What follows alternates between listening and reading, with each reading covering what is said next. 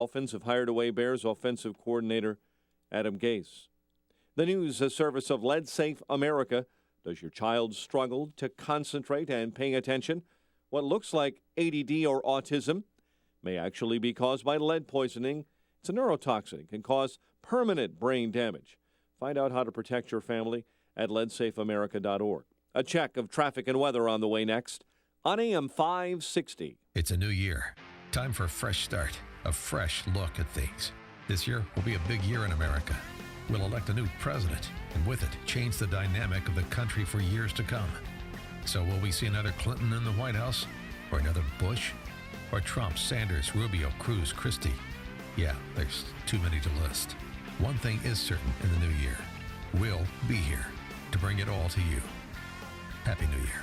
From AM 560, The Answer. Here's Dr. Howard, formulator of Balance of Nature, an all-natural, 100% organic fruit and vegetable supplement. Did you know 40% of all cancer could be prevented? That's a fact. Along with maintaining appropriate body weight and regular exercise, the American Institute for Cancer Research and the USDA confirm that eating 9 to 11 servings of fruits and vegetables every day is the key. Now ask yourself, am I at risk? How many servings of fruits and vegetables did I eat today? Balance of Nature has solved this problem and provides an easy and affordable way to consume over 10 servings of 31 different whole fruits and vegetables every day. Get real today with Balance of Nature's fruits and veggies. Call toll-free 800-2468-751. That's 800-2468-751. Or go online to balanceofnature.com and be sure to enter promo code Chicgao. 5:07. Let's get an update on the roads this morning in our ChicagoRadioDeals.com traffic center. Warming up everyone's car this morning. Here's Jim Telemonte. Good morning, Jim. Good morning, Mike. Things are looking pretty good on the expressways and tollways right now, but there are a few crashes and there are some issues on the rails. Inbound CTA Brown Line trains are standing at Southport. There's a mechanical problem there. On the South Shore Line, westbound train 102, running about 15 to 20 minutes late due to what's called a temporary track condition. There's a crash on the northwest side of Chicago reported on Armitage at Humboldt Boulevard. There's a crash in Crystal Lake, a rollover 176 west of 14. And elsewhere right now, things look pretty good on most of the expressways and tollways. Just had on westbound I-80 a report of a truck with a brake fire. The westbound side of 80 near Manuka Road. Traffic is a service of Lead Safe America. Do you live in an historic home? Are you renovating? Your children could be at risk of lead poisoning. It takes just a microscopic amount of lead dust to poison a child. Learn more at leadsafeamerica.org. Traffic answers when you need them most. I'm Jim Talamonte on AM 560, The Answer. Chicago's Morning Answer starts next. Your official Chicagoland weather forecast from the aircomfort.com Weather Center, aircomfort.com. 80 years of quality mechanical solutions for your business. Here's meteorologist Kevin Snyder. Today, cold with sun, followed by increasing clouds. A little accumulation of snow late in the afternoon with a high 22. Breezy and quite cold tonight with a flurry or heavier squall accumulating a coating to an inch, low 8. I'm Kevin Snyder on AM 560, The Answer. Just updated the temperatures. 0 at O'Hare right now, 2 above along the lakefront, 2 above at Midway, and -3 this morning in Aurora. Your next news update is at 5:30. Chicago's Morning Answer with Dan and Amy starts now on AM 560, The Answer. This hourly segment is brought to you by the Home Building and Remodeling Expo, January 16th and 17th at the Lake County Fairgrounds in Grays Lake. Good morning. Welcome to your Monday morning briefing. Here's what you need to know to start your day. Lady Luck keeping it all to herself. No winning ticket. The Powerball jackpot now reaching the stratosphere. $1.3 billion. I mean, your first divorce was ugly. Number one, it's fine. All over the but tabloid. You know what? I wasn't the president of the United States, and I wasn't dealing in the Oval Office, all right? A big difference. I wasn't the president. If he wants to engage in personal attacks from the past, that's his prerogative. So be it. This is Chicago's Morning Answer with Dan Proft and Amy Jacobson on AM 560, The Answer.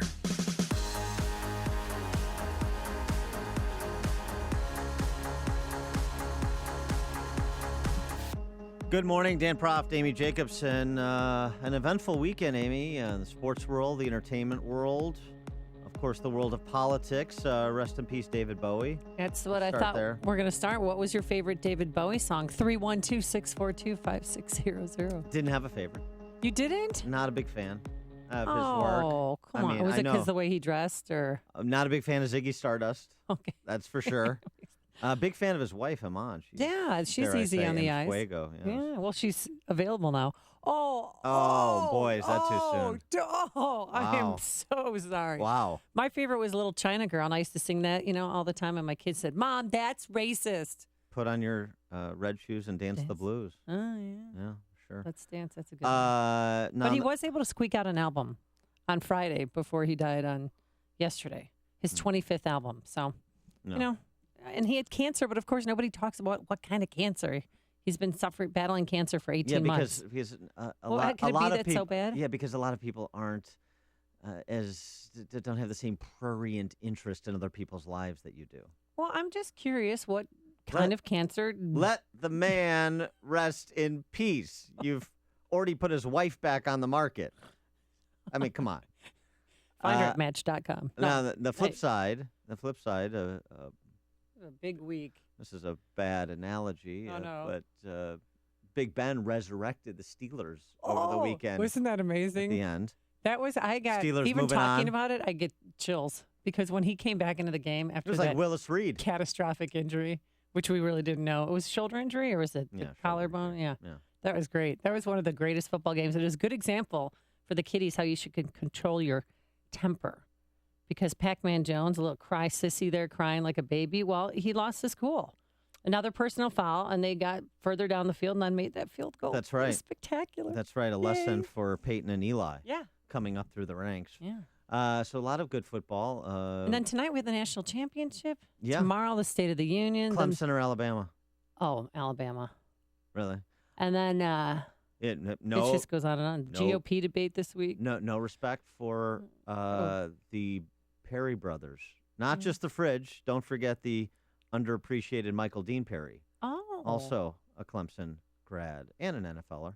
No respect for the Perry brothers. No respect for Horace Grant's alma mater. I'm not looking at the statistics. It's just gut reaction. I think Alabama's going to win. Yeah. No, I probably will side with Alabama, too, just out of respect for the SEC's illegal recruiting, of which Alabama does the best job. Good, yeah. Nick Saban, he's mastered it. And then just quickly, kind of going around the horn, Powerball finally at a jackpot level that interests me.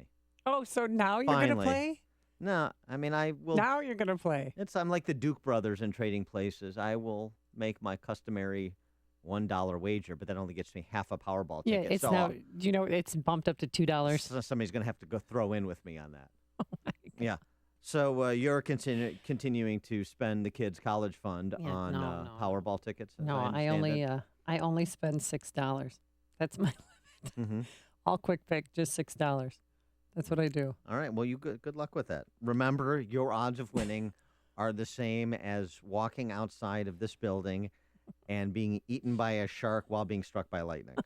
So just keep that in mind. One-two punch, boom, boom. When you decide how much you want to spend on Powerball. But over the weekend as well, the world of politics, a lot of action between Hillary and Donald Trump, and also some new polling out. Oh, yeah. Not only the polling in the GOP race is fairly static. It's the same kind of. Ted Cruz 28, Donald Trump 24, then Marco Rubio, Ben Carson. That's in Iowa. Yeah.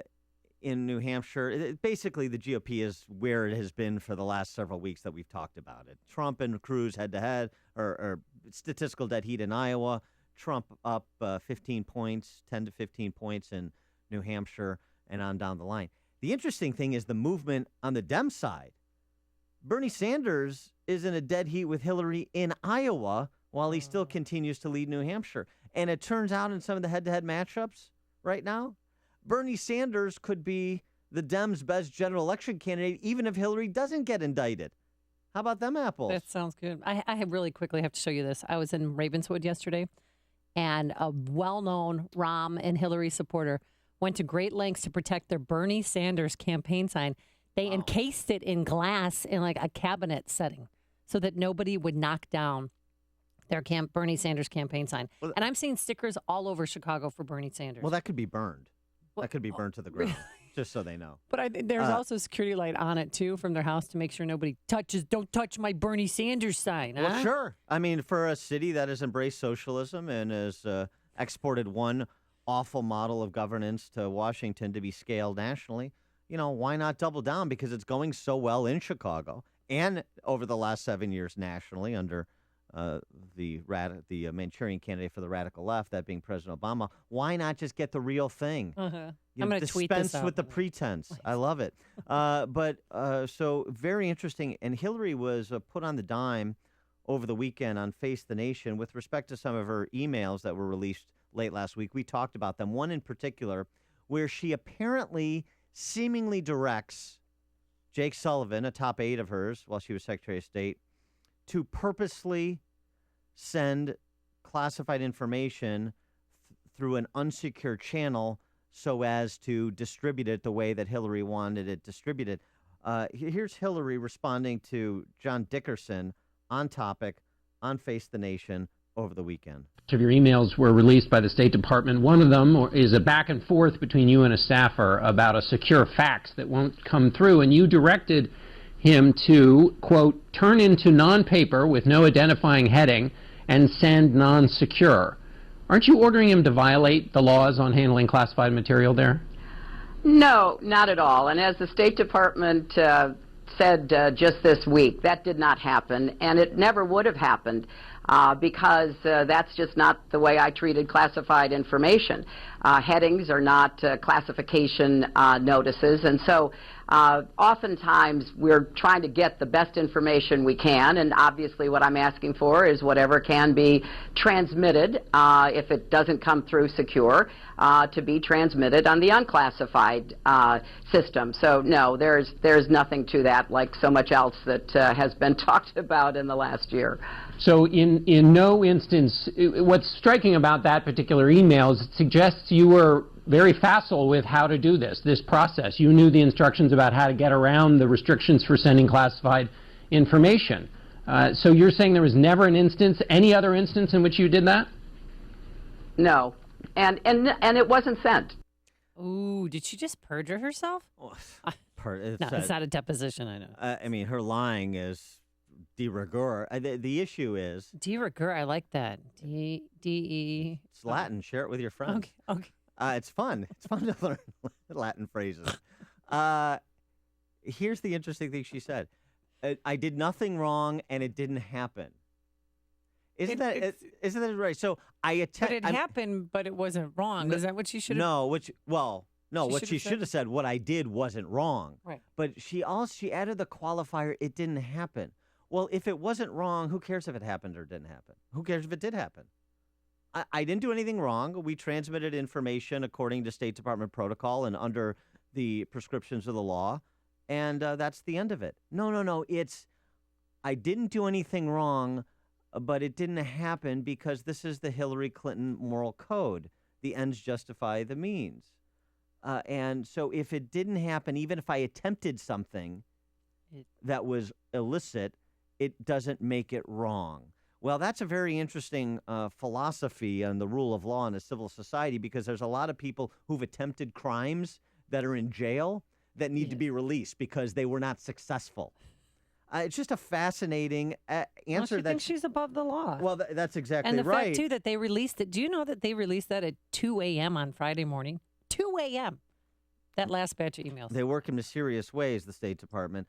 And two, the bubble that she lives in, it's a perfect segue to what Bob Woodward had to say on topic on Chris Wallace's program yesterday. Bob Woodward, why is this important? Well, because here you have the Secretary of State in 2011 saying, let's subvert the rules, which say you've got to send some, presumably, I mean, it's very clear from the earlier emails that this was a security issue.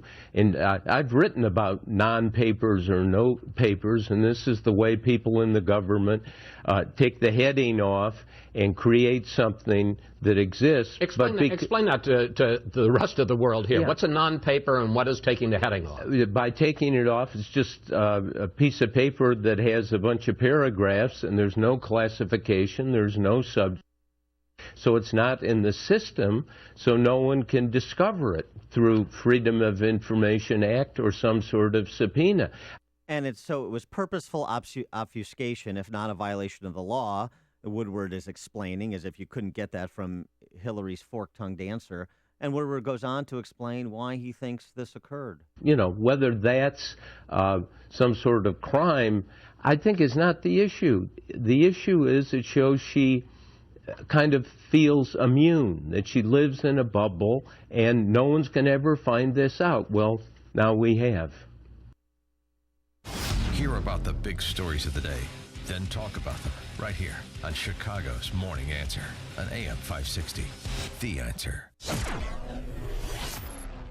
Oh, the Arctic blast has set in. -3 right now if you factor in the wind chill, going up to a high today of 21 degrees. Sunshine in the morning, giving ways to cloud. And then the snow begins late this afternoon, anywhere from 1 to 3 inches. Tonight, a low of 8 degrees. And tomorrow, mostly cloudy, breezy, even colder, a high of 12. Ouch. Better news on the roadways. Here's Jim Telemonte. Good morning, Dan. Congrats to your Steelers. I-80 westbound near Manuka Road. We have a report of a truck with a brake fire. No word on any lane closures. Traffic volume remains light there. It's a little heavy now on the inbound Bishop 4, Cottage Grove to the merge. Just a 1 or 2 minute delay. Rollover crash in Crystal Lake, 176 west of 14. Crash reported at Humboldt Park, Armitage at Humboldt Boulevard.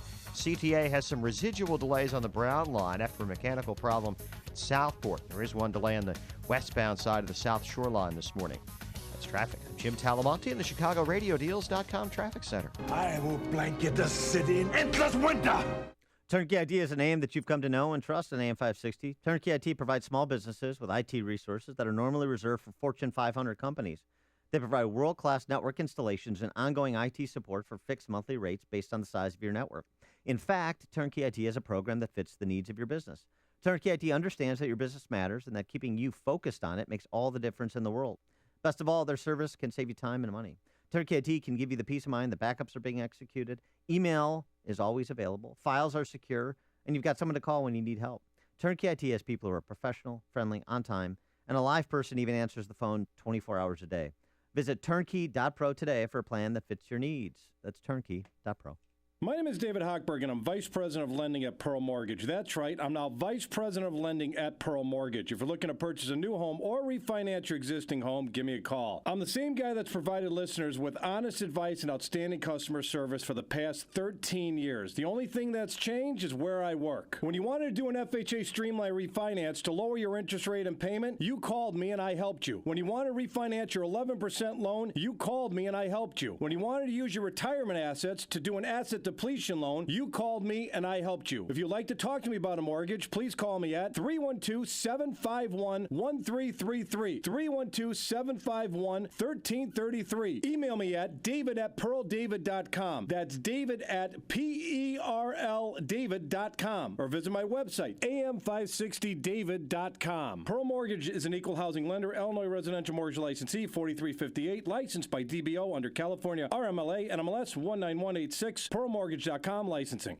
The Home Building and Remodeling Expo that Bob Vila promotes is coming to the Lake County Fairgrounds this weekend, January 16th and 17th. If you're looking to remodel your kitchen, bathroom, basement, or maybe get a new roof, flooring, windows, or insulation, then this is the event for you. At this two-day expo, you'll meet local and national contractors displaying their products and services, get fresh ideas, set up estimates, and talk directly with contractors, many of which are offering huge discounts. Maybe you need a new furnace or just a handyman. You'll find everything everything you need under one roof. Increase the value of your home and impress your friends and family by getting the hottest updates. Special announcement. Design expert Callie Edwards of HGTV's Design on a Dime will be presenting both Saturday and Sunday from 12 to 1 p.m. and giving away cash and prizes. Remember the Home Building and Remodeling Expo this weekend, January 16th and 17th at the Lake County Fairgrounds in Grays Lake. Get more information at homeshowevent.com. That's homeshowevent.com.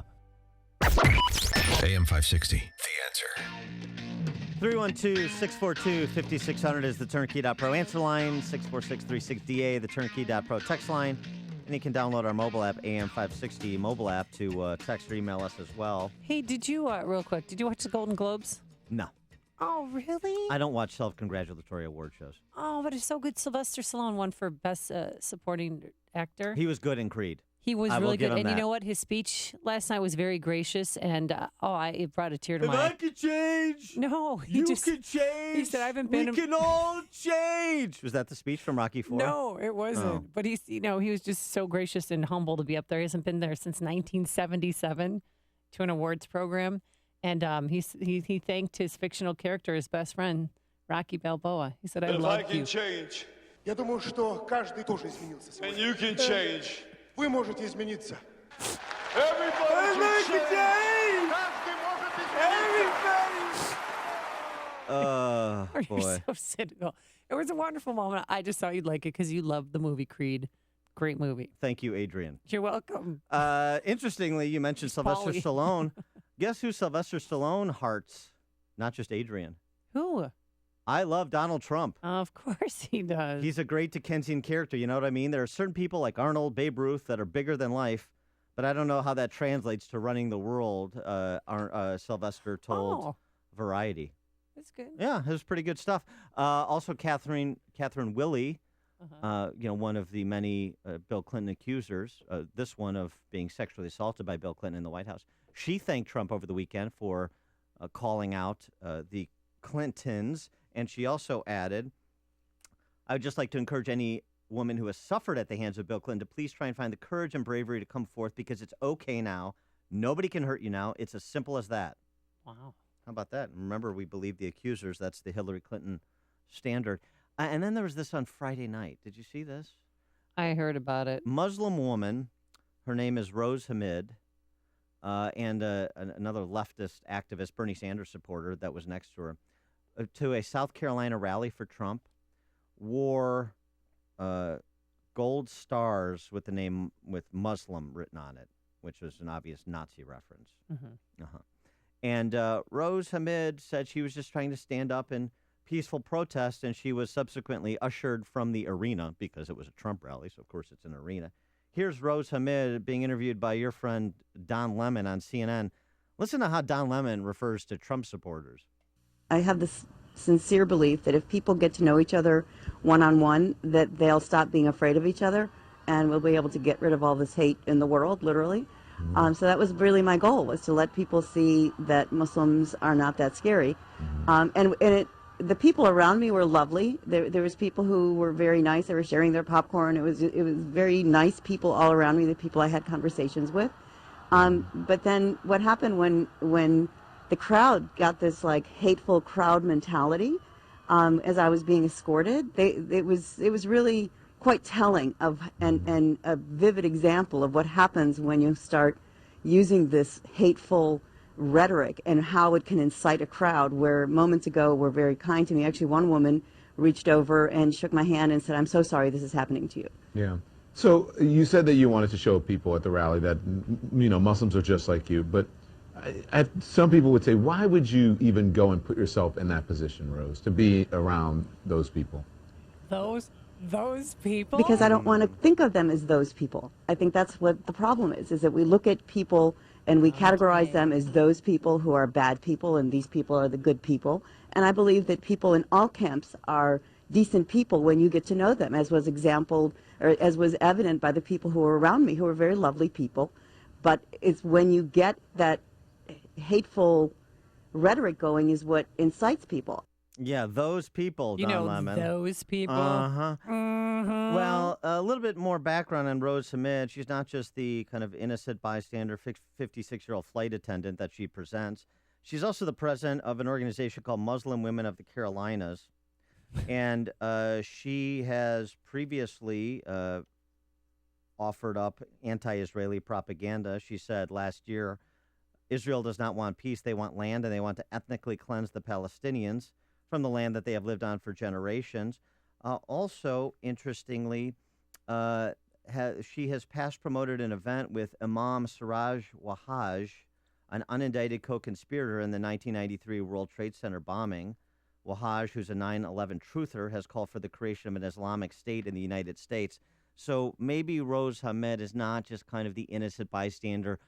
I just want to introduce you to a Muslim, peaceful protester that she wants to present herself to be, and that, of course, the media wants to report her as being because it's an opportunity to go after Trump. Could you imagine if Rocky Balboa had gotten halfway up those art museum stairs and said, well, I guess that's about far enough?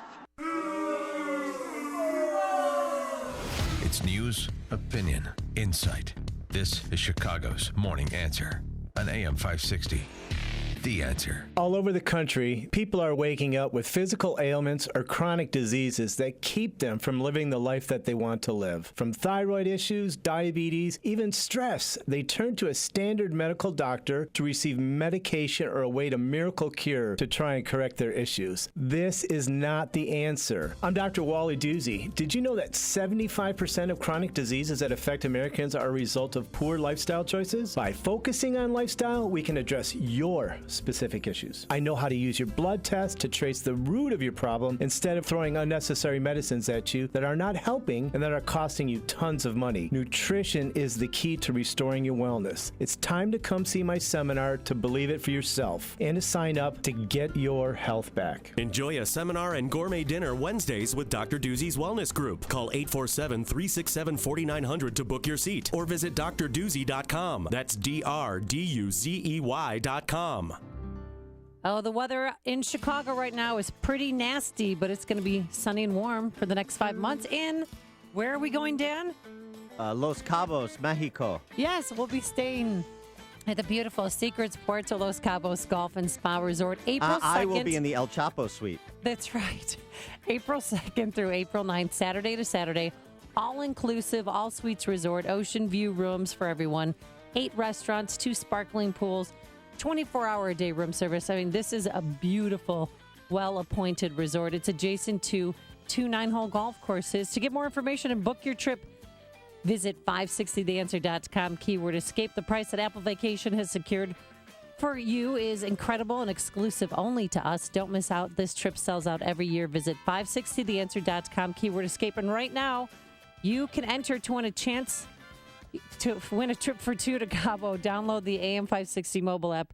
You can register your chance to win that trip simply by downloading the AM560 mobile app and click on the Enter to Win banner to register. The contest ends January 29th at 9 a.m.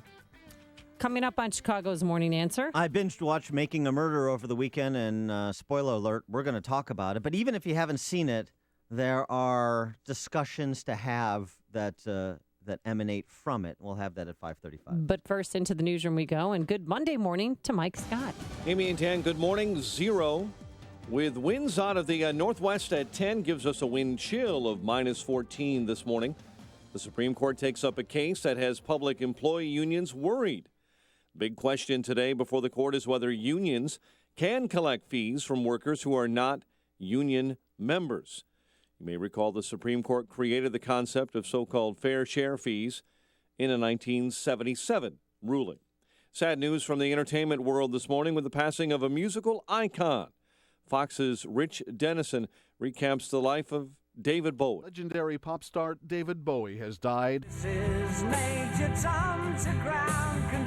Representatives of the star posted on his official website and social media accounts that the entertainer died peacefully Sunday, surrounded by his family after an 18-month battle with cancer. Bowie's career spanned 4 decades. He was born David Jones in London on January 8, 1947, changing his name in 1966 after the Monkees' Davy Jones achieved stardom. Bowie turned 69 on Friday. Rich Dennison, Fox News. Philadelphia investigators are working to learn whether the man accused of shooting a police officer had ties to a group with more radical beliefs. Edward Archer is facing attempted murder and other charges in the serious wounding of Officer Jesse Hartnett. Another trial begins in Baltimore today in the case of Freddie Gray, a young black man who died in April, a week after he broke his neck in police custody. Van driver Cesar Goodson, who was with Gray on his 45-minute trip from the site of his arrest to the Western District Police Station, is charged with second-degree murder. $1.3 billion. That's how much the Powerball jackpot has swelled. Might be one of the biggest jackpots in the world. The 73rd Annual Golden Globe Awards a wrap. The Revenant took home Best Motion Picture Drama. Jennifer Lawrence winning an award for Best Performance by an Actress in a Motion Picture, Musical, or Comedy for her role in Joy. Chicago faces his first major cold snap of the winter. Frigid temps will include single digits. They're expected to last until the middle of the week, and there is a hazardous weather outlook on the way for northwest Indiana and southwest lower Michigan with snow and blowing snow. 3 Chicago men are expected in court after they were accused of breaking into a Northwest Side home over the weekend and attacking a person inside. Chicago Mayor Rahm Emanuel has caved into pressure and finally called for an outside review after initially saying it wasn't necessary to include the law department in a Justice Department probe of Chicago police. So, Dan Webb has been hired to review practices and standards of the Federal Civil Rights Litigation Division.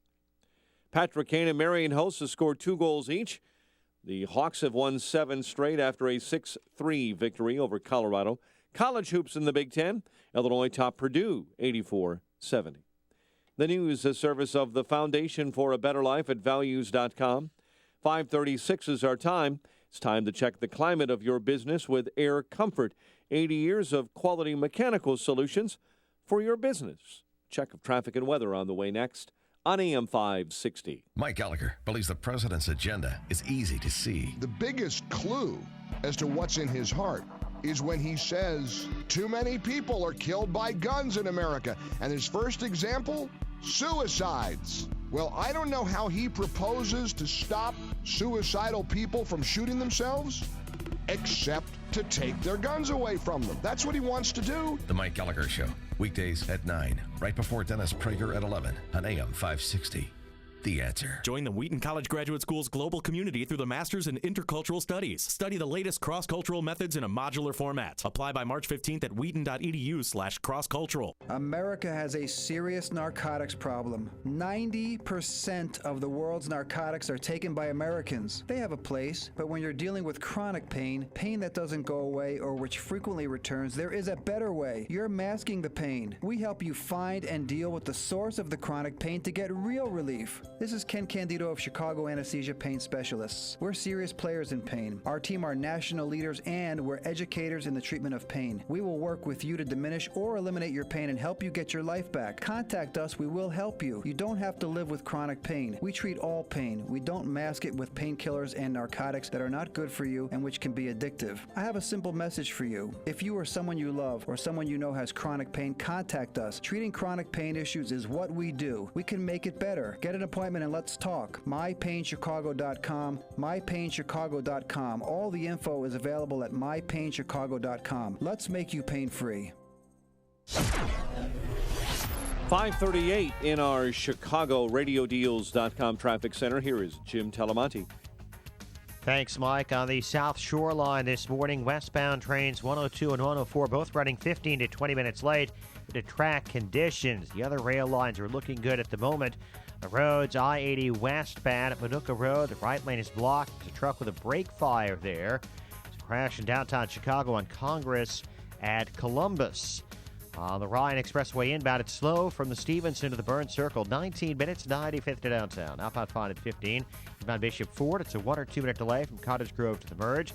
The other expressways and tollways are getting heavier, but they don't have significant delays yet. Traffic is a service of the Foundation for a Better Life. Mr. Rogers passed along friendship, hoping we would too. friendship. Pass it on. From the Foundation for a Better Life at values.com. Traffic answers when you need them most. I'm Jim Talamonte, AM 560, The Answer. Chicago's Morning Answer continues next. Your official Chicagoland weather forecast. From the AirComfort.com Weather Center, Air Comfort, 80 years of quality mechanical solutions for your business. Not quite as cold today. Sun gives way to clouds. Snow begins later this afternoon, just in time for the afternoon rush, with a high of 21. One above at O'Hare. Next news at 6. Chicago's Morning Answer with Dan and Amy continues next on AM 560, The Answer. This hourly segment is brought to you by Illinois Rising, hosted by Dan Proft and the Illinois Policy Institute. Sunday afternoons at 3 on AM 560, The Answer. You want more than just the headlines? Find out what's going on and what it means with me, Dennis Prager, this morning at 11, right here on AM 560, The Answer. I'll tell you why that's impressive. That's why David Stripling's the best in the business. He's got the theme music to Making a Murder queued up just like that. So, Amy, you directed me last week to watch Making a Murder, and I watched one episode per your direction, and I was hooked. You plowed through the whole 9 hours over the weekend? I did, because I live a solitary life, so I got nothing else to do. Well, I was so sad and just obsessed with this story that I rewatched episodes because I'm of the mindset if they didn't do it, then who did? So, spoiler alerts, yes, notifications if you haven't watched it and you're interested to watch it or you're halfway through it or whatever. I want to talk about it a little bit because you have a lot of people opining on it. And from the conservative perspective, two of our friends over at the Federalist, included David Harsanyi, whose work I normally like, were pretty vicious in their review of Making a Murder, both from a quality of television, documentary, Ebert-style perspective, as well as in terms of the subject matter that was presented. David Harsanyi, writing in The Federalist, Stephen Avery is guilty as hell. Wow. I don't... Based on what? I mean, did he support that article with any facts? Well, he did. I mean, he defers to the jury. Remember, this is 10 hours, which is exceedingly long for a documentary, but it represents 600 hours of trials between the Stephen Avery trial and the Brendan Massey trial. And they chose 4 hours of the 600 hours to show us their side of the story. But I don't think they did a great job showing the other side of the story, the prosecutor's side of the story. Well, this is one of the points that Harsanyi makes, and this has been part of what the criticism is, that there were portions of the physical evidence that were left out of what was shown in the documentary. And without getting into the details, things like not only were there bullets found in Stephen Avery's garage, but his DNA, the sweat from his DNA was found under the hood of her RAV4. Well, that's outside, but in the garage where the murder supposedly happened, there was not only was a bullet found in the garage linked to Hallbach's DNA, who's the victim, but it was forensically tied to Avery's gun as well. For example, the car key that was found in his residence Avery's residence had DNA sweat on it as well. And just to take a step back for a second, this happened in Montauk County, Wisconsin. I don't even really remember this case. It's I remember when he was released, but it's so sick because timing's everything. They released him on the second anniversary of September 11th. They chose that day because everybody's attention was to the grieving Americans, how we survived this terrorist attack, and to respect the victims' family members. They chose that day, and that's why they got a lot less. That's why they got a lot less media attention. Well, trust me. But I remember seeing it. But let's just give the quick thumbnail on this. Stephen Avery, he's part of this family that owns this auto salvage yard. Not particularly a liked family, at least according to the documentary, in the community. Not educated, not particularly well. A lot of pejoratives directed the Avery family's way. He's convicted of a rape that he didn't commit. He spends 18 years in jail, ultimately exonerated when DNA testing becomes available, and they go back and look. And there were a lot of questions about local police railroading him on that rape charge because they didn't like him and they didn't like the family. Spends 18 years in jail, exonerated, gets out. Shortly thereafter, he is charged with murder and disappearance of a young woman who worked for Auto Trader magazine, who had come at least to one of her stops in that community to the auto salvage yard to take pictures of cars they wanted to sell in Auto Trader. That's one piece of it. And then later her car was found on that property. Well, right. But before we get into all that piece of it, then his nephew, one of his nephews, Brendan Massey. Dassey. Brendan Dassey? Dassey. Yeah. So he is learning disabled.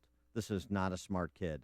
16 years old at the time, and he implicates his uncle, Stephen Avery, in the murder of this woman, Teresa Halbach, who had been on the property. But the video confessions that Brendan gives clearly indicate suggestive interrogation by the investigators, and he changes his story umpteen times, so much so that the state decides not to even use Brendan as a witness against his uncle in his uncle's trial, Avery's trial, and then ultimately subsequently convicts Brendan as well. But when they questioned him too, in a different trial, they didn't ask for permission from his parents. They didn't get him an attorney, and it's 4 hours of hell watching it. The raw of it is online now. You can watch them when they yanked him out of history class and questioned him at school. And he said, give him a dog. It's like treating a dog. Now, if you say this, Brendan, we'll give you a sandwich.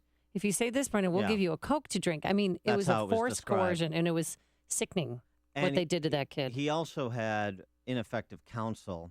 His initial public defender, this guy named Len Kaczynski, not only was in cahoots with the prosecution, in the bag with the prosecution against his client, so was the investigator that he hired, which coerced yet another confession out of Brendan. Len Kaczynski, and that was ultimately found to be the case in terms of Kaczynski's ineffective representation when they appealed Brendan's conviction. But Kaczynski should be disbarred. Or possibly in jail. He was an embarrassment. That investigator he hired should never work again. They're both a disgrace. But they were so disgraces to their professions. So happy to be on camera, so they were so happy to get media attention. And even Ken Kratz, the prosecutor, special prosecutor assigned and now to the former case. prosecutor. Yeah, because of the sexting scandal, because, everyone likes to hit on domestic violence victims. But, I mean, all of them were so just gleeful and happy to be on TV, like, oh, I'm getting attention. So they even smiled sometimes during press conferences. They're all a disgrace. But part of the issues that rise above the Avery and Dassey cases have everything to do with police and the system and education and resources of a suspect. I thought one of Avery's defense attorneys, Dean Strang, was kind of the most philosophical, the most introspective of anybody that was profiled in that documentary. And he offered some observations to this effect. And here's the thing, especially for conservatives. So it's you leave it to the jury, and this is the system, and this is the result of the system produced, so that's the end of the story. It's not the end of the story. It's not the end of the story. And I think we need to remember to have a little humility about systems that are run by fallible human beings like anything else, and be legitimately suspect, legitimately skeptical of human beings with this kind of power, prosecutorial power, police power, and this kind of de facto goodwill as a matter of course, because you can do this is possible. And I've been having these exchanges with conservatives on Facebook and social media. This is possible. This is not of two minds. It is possible to, as a matter of course, respect the difficult job that police do, that prosecutors do, that public defenders do, that judges do, and to respect the system and still look with a jaundiced eye at results that don't square up and offer questions, particularly when you have, for example, in the Avery case, the Avery murder case, the one excused juror at the end of the trial who heard all the evidence that we didn't hear. The one excused juror, he had to be excused for a family emergency. He doesn't think. No, and he said the first vote taken was 7 against him and 4 found him guilty. And he said there are 2 bullies. 7-3. 7-3. The bullies, 2 bullies on that were the jurors. They said, no, he's guilty. He's guilty. Well, I'm not budging. There's also this People magazine story. One of the jurors, and this juror references another juror, said they feared for their personal safety. Yeah, and that's why they voted to convict. Mm-hmm. The verdicts in Stephen's trial were a compromise. The jurors, according to this juror, explicitly discussed, if you vote guilty on this count, I'll vote not guilty on this count, and that's what the jury came back. They convicted on murder. They acquitted on defiling of a corpse, a body. Yeah. They believe that if there were a split verdict like this, that would send a message to the appellate courts and that Stephen would get a new trial. Well, that hasn't happened, and he's exhausted his appeals. But we have new blood. Kathleen Zellner, excellent defense attorney. She's gotten 17 wrongfully convicted men, 2 of them off of death row, the others out of prison. She's now taking on the Stephen Avery case. Well, both Avery and Dassey have exhausted their appeals at the state level. The Supreme Court has declined to hear their petitions. But that doesn't mean that Governor Scott Walker can't get involved. Thank you. And You're review friends with this him. case. I want you to call him. And review this case and at least consider commuting the sentences, particularly of Dassey.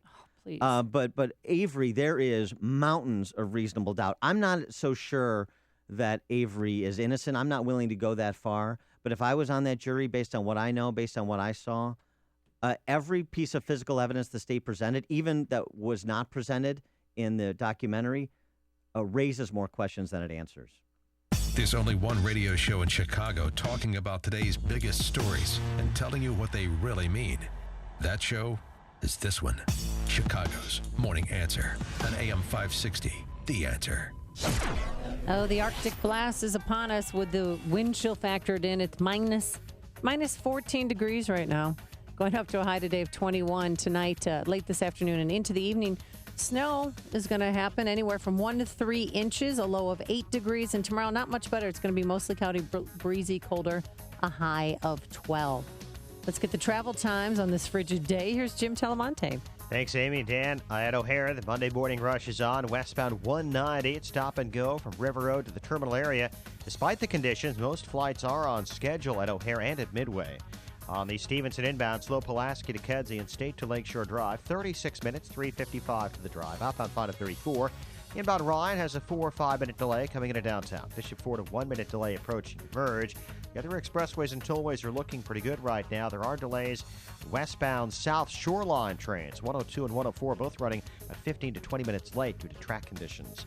Jim Talamonte, ChicagoRadioDeals.com, Traffic Center. The most recent U.S. Supreme Court decision on the Affordable Care Act made one thing certain. We will all have to deal with this ever-changing law, at least until 2017. If you're tired of calling an 800 number to help you navigate Obamacare, call expert C. Stephen Tucker from HealthInsuranceMentors.com. He's someone I know and trust. He's a 20-year licensed broker who's been educating you on the Affordable Care Act for the last 5 years. Thanks, Joe. If you have a pre-existing condition, a canceled plan, or your premium increased, now's the time to get covered. 2016 open enrollment begins on November 1st and ends on January 31st. During this 90-day window, you cannot be denied coverage. Depending on your income, you may find a more affordable plan. The new healthcare law is very complicated and you do need guidance. It costs you nothing to use a broker, so why not tap into my expertise? Thanks, Steve. Hey, how can our listeners get in touch with you? They can visit healthinsurancementors.com or call me directly at 630-674-1551. That's 630-674-1551. What would an extra $250 a month mean to you? For some, it's a little financial breathing room. For others, it's a car payment, a home repair, or help with college tuition. Hi, I'm Jay Farner, president of Quicken Loans, and I've got some great news if you're looking to save money on your mortgage. All it takes is a simple phone call to Quicken Loans at 800-QUICKEN to see if you qualify for the government's Home Affordable Refinance Program, or HARP. Folks who refinance with HARP can save an average of $250 a month. That's $3,000 a year. Our home loan experts fully understand the HARP guidelines, and they'll walk you through our streamlined process. And for 6 years in a row now, J.D. Power has ranked Quicken Loans highest in the nation in customer satisfaction. And for the second year in a row, they've also ranked us highest in mortgage servicing. Call 800-QUICKEN or visit QuickenLoans.com. Visit jdpower.com for award information. Call for cost information and conditions. Equal housing lender. License in all 50 states. NMLSConsumerAccess.org. Number 3030. This is Dan Proft with an Upstream idea, brought to you in part by the Illinois Policy Institute. 97. That's the percentage of Chicago Teachers Union members who voted yes in a recent mock vote. Yes, they voted. They are prepared to go out on strike for the second time in 4 years. The annual average CPS teacher salary is just under $80,000. And that's before you include their health insurance benefits and guaranteed 7-figure pension. The bankrupt, junk-rated Chicago Public Schools spend more than $15,000 annually per pupil, and yet 75% of 4th and 8th graders are neither proficient in reading nor math. This in a system of nearly 400,000 students. So who's the bad guy here? Is it the teachers union or the mayor's office? Yes, there are no white hats in the story of central planners from City Hall fighting with the central planners from the teachers union over who gets to be the lead central planner at CPS. If the teachers strike, they deserve to be unlocked from their jobs. CPS students deserve access to schools that will give them the opportunity to earn an education that sets them on a course for success in life. The only way that happens is if the adults inside CPS, the parents, and the adults outside CPS, state political leaders, change the flow of money away from central planners and to families so that they may make the same choices for their children that Tiny Dancer did for his kids matriculating at the University of Chicago Lab School. For more ideas like this, visit upstream-ideas.com. I'm Dan Proft. AM 560, The Answer. And we're litigating this case. We're talking about making a murder and the justice system more generally. It's a miscarriage of justice. And honestly, at one point in time, I almost threw my iPad against the wall. Kevin in Libertyville, you're on Chicago's Morning Answer. Very well spoken discussion. Dan, I'd like to ask you, what would be the name of the movie that's ultimately going to be made about the Rahm Emanuel 16 shots in the back to cover up the Anita Alvarez, etc.? While you were binge watching, did you connect the two in any way? Oh, that's a good question, Kevin. Thanks for the call. Appreciate it. It's not the good wife. It's the bad wife. I'll start with 13 months, because 13 months from the Laquan McDonald shooting to the release of that videotape. So maybe start there. Similar to 13 Hours, a new movie on Benghazi that's coming out. But we'll noodle on documentary titles for Chicago, particularly Rahm's tenure. Good question, Kevin. I own that. Before you see it on TV, share it on Facebook, or read about it in the paper. Hear it here first. This is Chicago's Morning Answer on AM 560. The Answer. Hey, do you know my friend Laz Coulchar from Automated Systems, who sponsored and spoke at Freedom Summit and wowed the crowd with his story of escaping communism, coming to the U.S. and building a successful software and systems integration company? Here's Laz Coulchar to explain. Thanks, Joe. I built my company to deliver solutions for industry's toughest automation challenges by giving clients customized solutions to make production lines, facilities, and plants run with less downtime, more speed, and fewer rejects. Our systems provide reliability and deep insight into our clients' manufacturing operations for companies of all sizes, from Fortune 500 life science to successful startups. Thanks, Laz. If you even suspect that Automated Systems could benefit your company, then call him. There's no obligation. Call Laz at Automated Systems at 844-HIRE-ASI or visit automatedsys.com. That's 844-HIRE-ASI. You did it. That's right. Because of your generosity in support of our annual Feed the Children campaign, we were able to reach our goal of feeding over 18,000 children in Chicago this holiday season. Real families with real needs that you help to meet. And we especially want to thank our many business benefactors who've stepped up in a huge way. When you hear their advertisements on this station in the coming months, we encourage you to support them as a way of saying thanks for their generosity. And just because we met our goal in 2015, that does not mean that the need has gone away. Hunger is still a real challenge for thousands of families and children in our area. So please continue to support Feed the Children with a tax-deductible gift of any amount at any time. Just go to feedthechildren.org. And thanks again from all of us here at AM 560, The Answer. For the best price on winter travel, book now during the Apple Vacations Great Winter Event. Apple Vacations offers incredible beach values along with everything you're looking for in a vacation. Round-trip airfare, deluxe accommodations, all meals, drinks, entertainment, and so much more. Hurry, reserve your place in the sun by January 28th and save hundreds. Leave your stress behind in Los Cabos. 7 nights at Royal Solaris Los Cabos all-inclusive resort and spa start from only $12.99. Or make it a full week at Rio Palace Las Americas starting from just $13.99. Both trips include round-trip nonstop air, resort transfers, all meals, drinks, and taxes. Call Traveloni at 312-334-7876. That's Traveloni, 312-334-7876, or visit Traveloni.com. Prices per person based on double occupancy for select departures starting February 1st, including charter air on Frontier or extra airways from O'Hare, and taxes and fees including September 11 security fee. See applevacations.com for baggage charges. Prices subject to availability and change. Restrictions apply. PC 14064-15094. Coming up on Chicago's Morning Answer.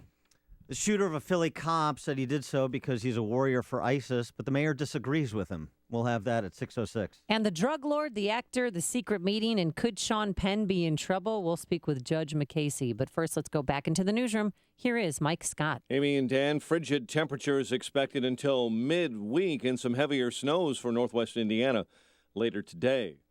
AFSCME says the governor has declared a contract impasse. We'll develop that story for you as the Dolphins name Adam Gase their new head coach and the Blackhawks double up the Avs. A high of 21 later today. WIND Chicago News Time, 6 o'clock. Fox News Radio. I'm Dave Anthony. A rock legend is gone. This is Major Tom to ground control. David Bowie has died. After a long, influential career full of changes, Fox's Simon Owen is live in London. David Bowie's death from cancer announced on his Facebook page early morning London time, leaving many fans hoping it was a hoax. But Bowie's son confirming the news, saying, quote, very sad and sorry to say it's true. A statement says Bowie died peacefully surrounded by family, saying he'd fought cancer for 18 months. He only released an album last Friday, with one song called Lazarus opening with the line, look up here, I'm in heaven. Bowie's longtime producer, American Tony Visconti, calling the record Bowie's parting gift to the world. Dave? Simon, a second Baltimore police officer, goes on trial today for the death of Freddie Gray. The first officer trial was a mistrial. Hillary Clinton may be the Democratic frontrunner nationally, but new polls show Bernie Sanders neck and neck with her in New Hampshire and Iowa, trailing her in an NBC poll by just 3 points 3 weeks before the caucuses. I think any objective look at our campaigns would suggest we have the energy, we can drive a large voter turnout. Bernie Sanders on NBC in the Republican race. I would love to win Iowa. We'll see what happens. Donald Trump trails Ted Cruz 28-24 in Iowa in the NBC poll. Trump keeps questioning Cruz's eligibility over being born in Canada. Cruz says he is a natural-born citizen. At the Golden Globes, it was a night of surprises as the Hollywood Foreign Press awarded newcomers Mozart in the Jungle and Mr. Robot in TV, and in film, The Revenant took center stage, and The Martian followed, plus a standing ovation for Sly Stallone as he humbly accepted his Globe for Creed. Fox's Michelle Polino, Leonardo DiCaprio, and Matt Damon won Best Actor for their Golden Globe-winning movies. Jennifer Lawrence and Brie Larson were Best Actresses. This is Fox News Radio. Fair and balanced. One above at 6:02 on AM 560, The Answer. Good morning. I'm Mike Scott. A big cold snap for us. First of the winter. Temperatures should be moderating later on in the week. There is a hazardous weather outlook for portions of northern Indiana and southwest lower Michigan. Today and tonight with snow and blowing snow, lake effect bands developing. Chicago police say they continue to investigate this morning a deadly robbery attempt on the south side. Police believe last night William Larson and Keyshawn Marzette tried to rob the Z&S Food and Liquors. A store employee shot and killed the two. The Daily Southtown reports jury selection begins today in the case of an Ohio woman accused in the stabbing death of a local Catholic high school teacher in his suburban Chicago home. 22-year-old Alicia Walker of Akron is charged with murder. Her attorney, Patrick O'Byrne, says she simply acted in self-defense. 61-year-old Al Filan was found dead in his home in Orland Park in January of 2014. He had been the head of the Business Studies Department at Brother Rice High School. Prosecutors say Walker went to Filan's home after he solicited her for sex on a website used for prostitution. An impasse is allegedly being declared by the Rauner administration in contract talks with the state's largest public employee union. Officials with AFSCME said negotiators representing the Illinois governor are no longer talking after a bargaining session finished and failed. Illinois House members will not meet at the Capitol this week at all. A memo sent from House Speaker Mike Madigan indicates the two-day session has been wiped off the books. The state representatives then are not due back until later this month at the governor's State of the State address. However, the Illinois Senate will meet in session on Wednesday. Chicago sports. Patrick Kane and Marion Hossa scored 2 goals apiece. Winning streak at 7 as the Blackhawks beat Colorado 6-3. NFL, Packers ran for 2 scores in a 35-18 win at Minnesota. Seahawks pull out a 10-9 playoff win at Minnesota. And the Dolphins hire away our offensive coordinator. Former Bear Adam Gase will replace the fired Joe Philbin. And how about this for Jordan Spieth?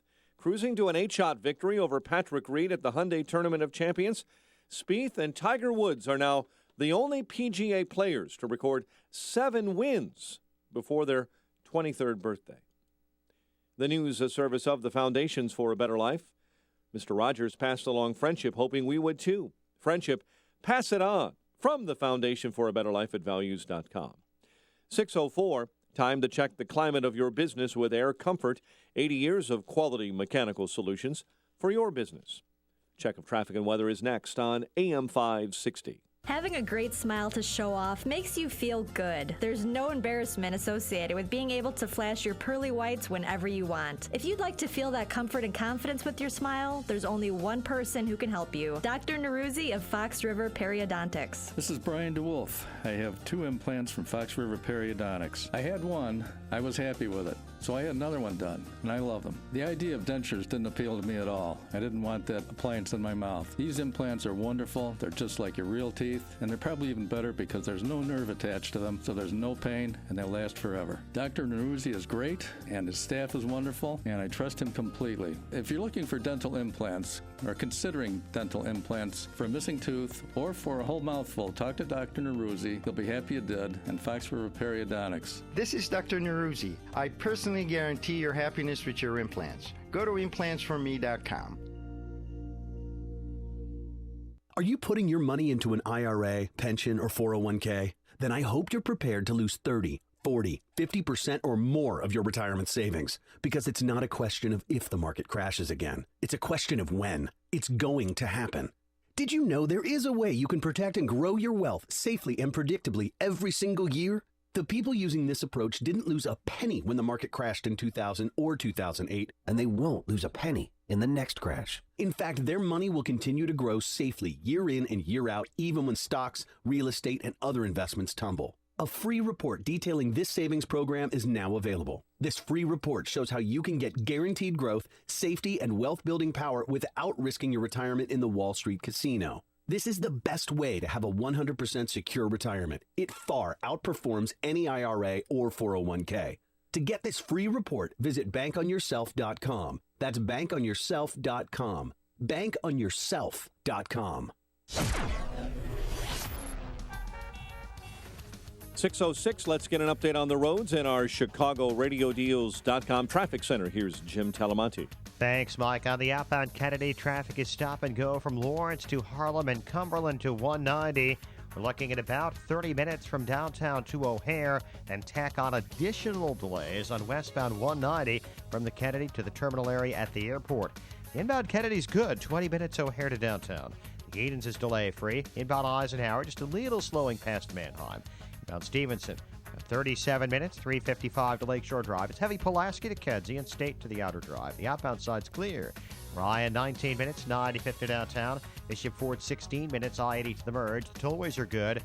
The rails have some issues. Metro now has a cancellation on the BNSF line, another the Heritage Corridor line due to mechanical failures. There are delays up to 20 minutes on the westbound South Shore line. Traffic service of Boys and Girls Club of America. It's 3 p.m. School's out for America's kids. When school's out, clubs are in. Time to support the Boys and Girls Clubs. GreatFutures.org. Traffic answers when you need them most. I'm Jim Talamonte on AM 560. The Answer. Chicago's Morning Answer continues next. Your official Chicagoland weather forecast from the AirComfort.com Weather Center. Air Comfort, 80 years of quality mechanical solutions for your business.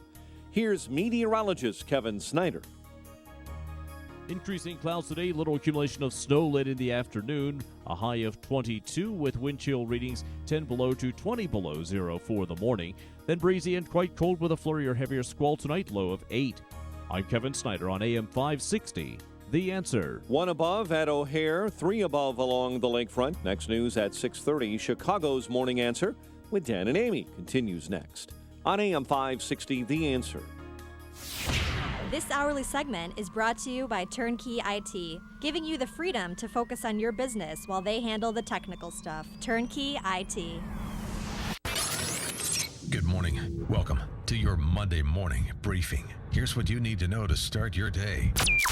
Lady Luck keeping it all to herself. No winning ticket. The Powerball jackpot now reaching the stratosphere. $1.3 billion. I mean, your first divorce was ugly. Number one, it's fine. All over the tabloid. You know what? I wasn't the president of the United States, and I wasn't dealing in the Oval Office, all right?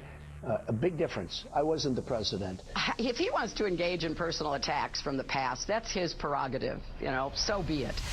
This is Chicago's Morning Answer with Dan Proft and Amy Jacobson on AM 560. The Answer.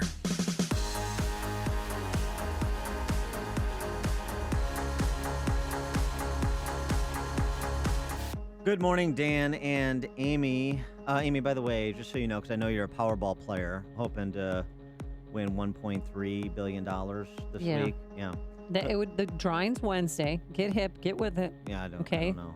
So you have until Tuesday or Wednesday at 10 o'clock at night to purchase your. Now, if you do the math, there are roughly 300 million possible combinations.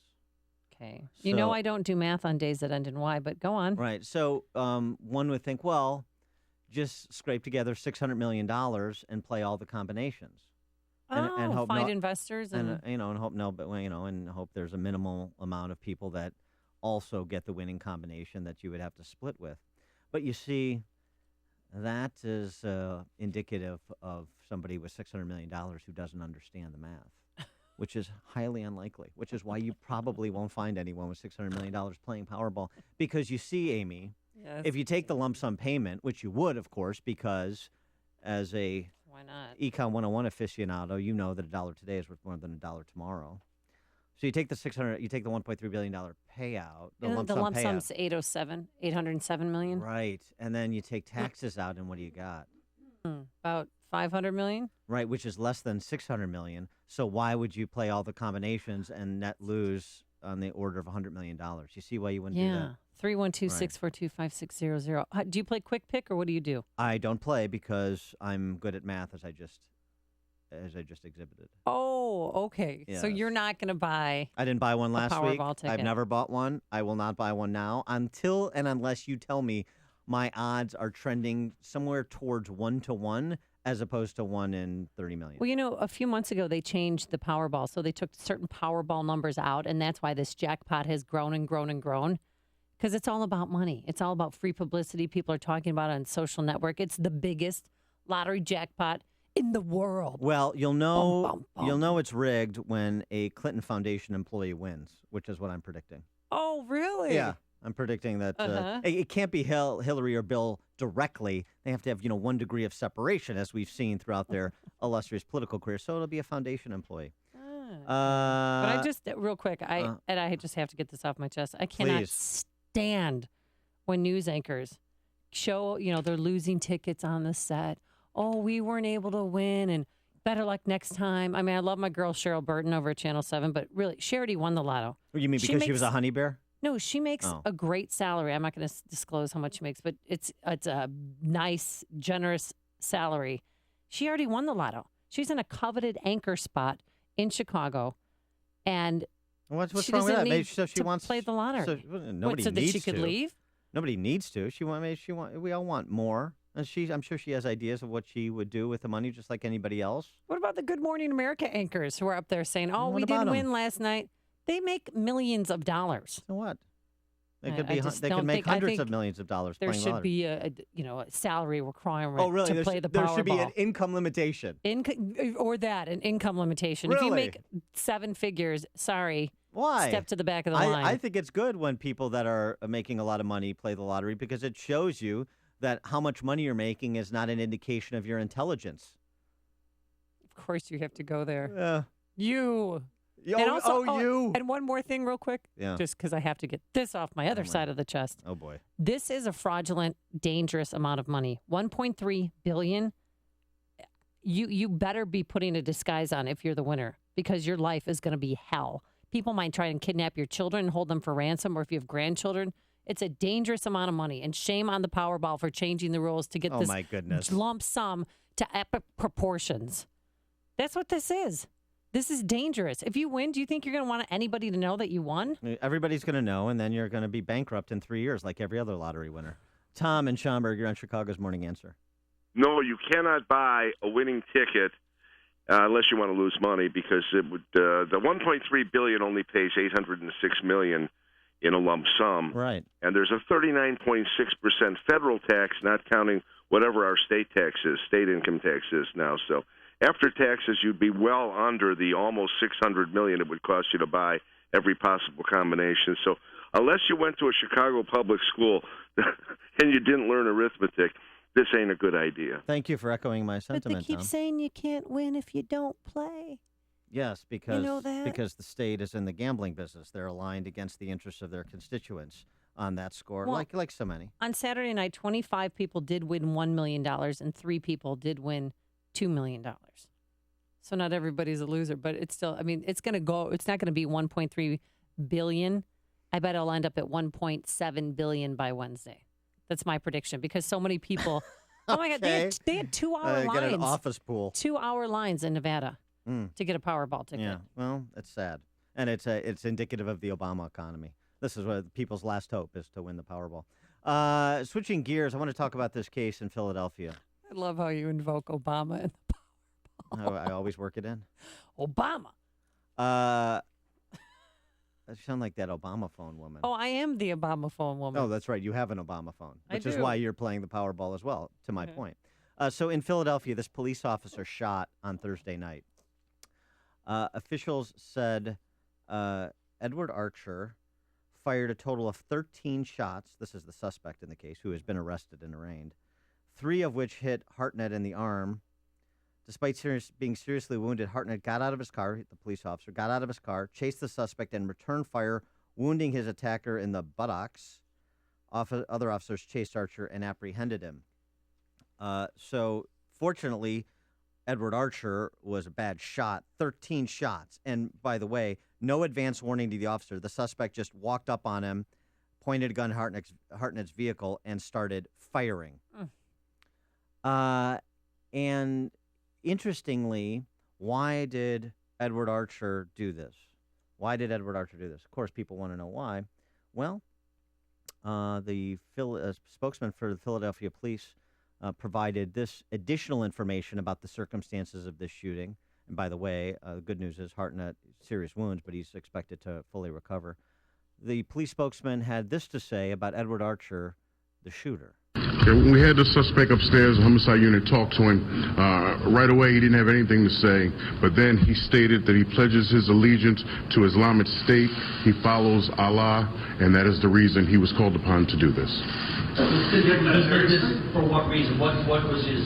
That he just kept on echoing those sentiments, and he wouldn't give us anything more than that.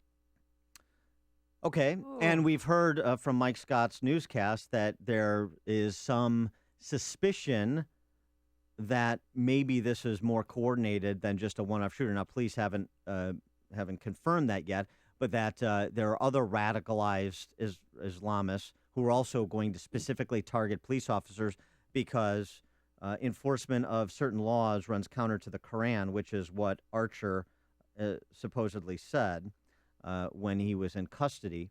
Now, that backdrop, with what happened, what the police said happened, what they heard Mr. Archer say, what he subsequently said while in custody, and now listen to Philadelphia Mayor Jim Kenney talk about the shooting. In no way, shape, or form does anyone in this room believe that Islam or the teaching of Islam has anything to do with what you've seen on that screen. That is abhorrent. It's terrible, and it does not represent the religion in any way, shape, or form, or any of its teachings.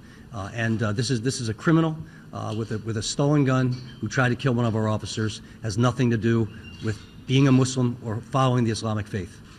is this man's head buried under the sand? I mean, why deny it? Nice pun. But why? Why deny the obvious? What was happened? I mean, I trust the Philadelphia police. They know exactly what happened. He said he was saying he did it in the name of Islam repeatedly.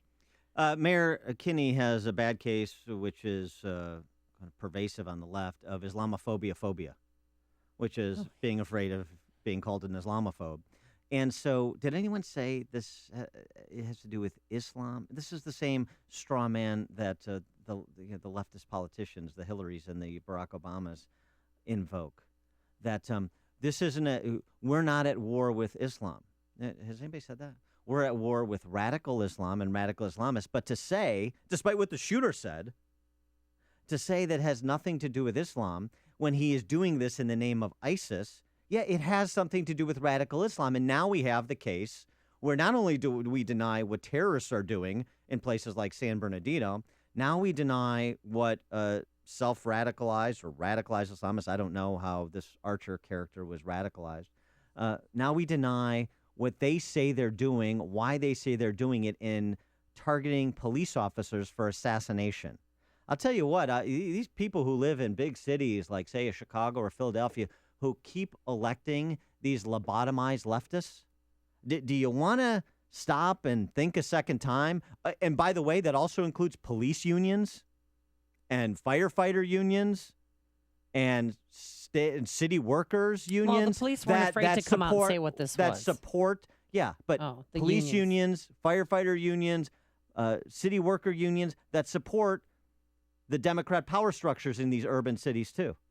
Well, he pledged his allegiance to ISIS. This is a shooter. He targeted the officer because police defend laws that are contrary to the Quran. What more does the mayor need? And also, if you take a look at his travel past, according to ABC News, he took 2 recent trips to the Middle East, one to Saudi Arabia and one to Egypt, but he was not on a terror watch list. Lisa on the north side. Hi, Lisa. Hi.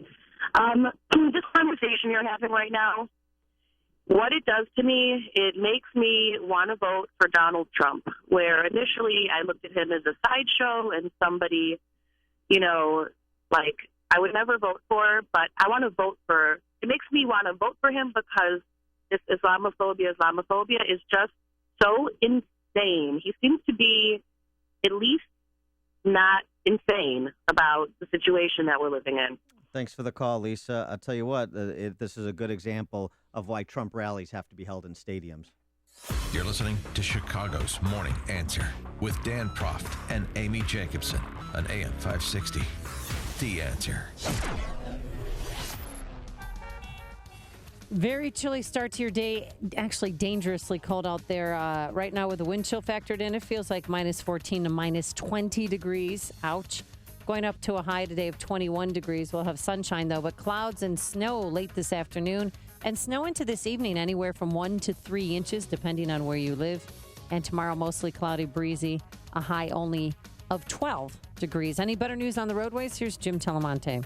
Not so much on the outbound Kennedy, Amy and Dan. It's slow going from Montrose to Harlem and then Cumberland to 190. There's a stalled taxi at Harlem on the right side, and then it's the O'Hare Rush this morning. It's about 35 minutes downtown to O'Hare with additional delays on westbound 190.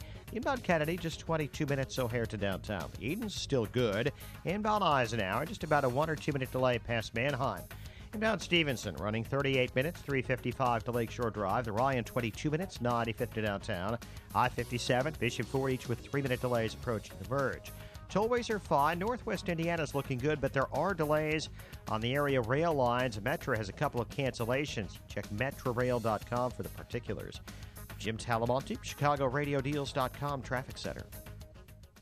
Everywhere you go, the threat looms. It follows you no matter what you do. The longer you avoid the IRS, the financial difficulties you're going through, the faster they will begin to close in on you.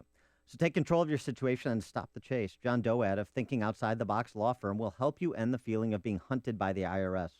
If you've avoided taxes or could benefit from the life-saving assistance of bankruptcy, it's time you call John Doad. This is an attorney who is willing to take on the federal government on your behalf. He's worked to discharge thousands of dollars in penalties, and he can help you settle your debts once and for all. Call 888-777-4193. Stop being hunted down by the IRS. Let John Doad of Thinking Outside the Box Law Firm deal with the IRS personally. His proven system works. Call John today for your own relief plan, 888-777-4193, or visit him online at thinkingoutsidetheboxlaw.com. That's thinkingoutsidetheboxlaw.com. I'm amazed. I want to say thank you to Balance of Nature. You guys are awesome. God bless you.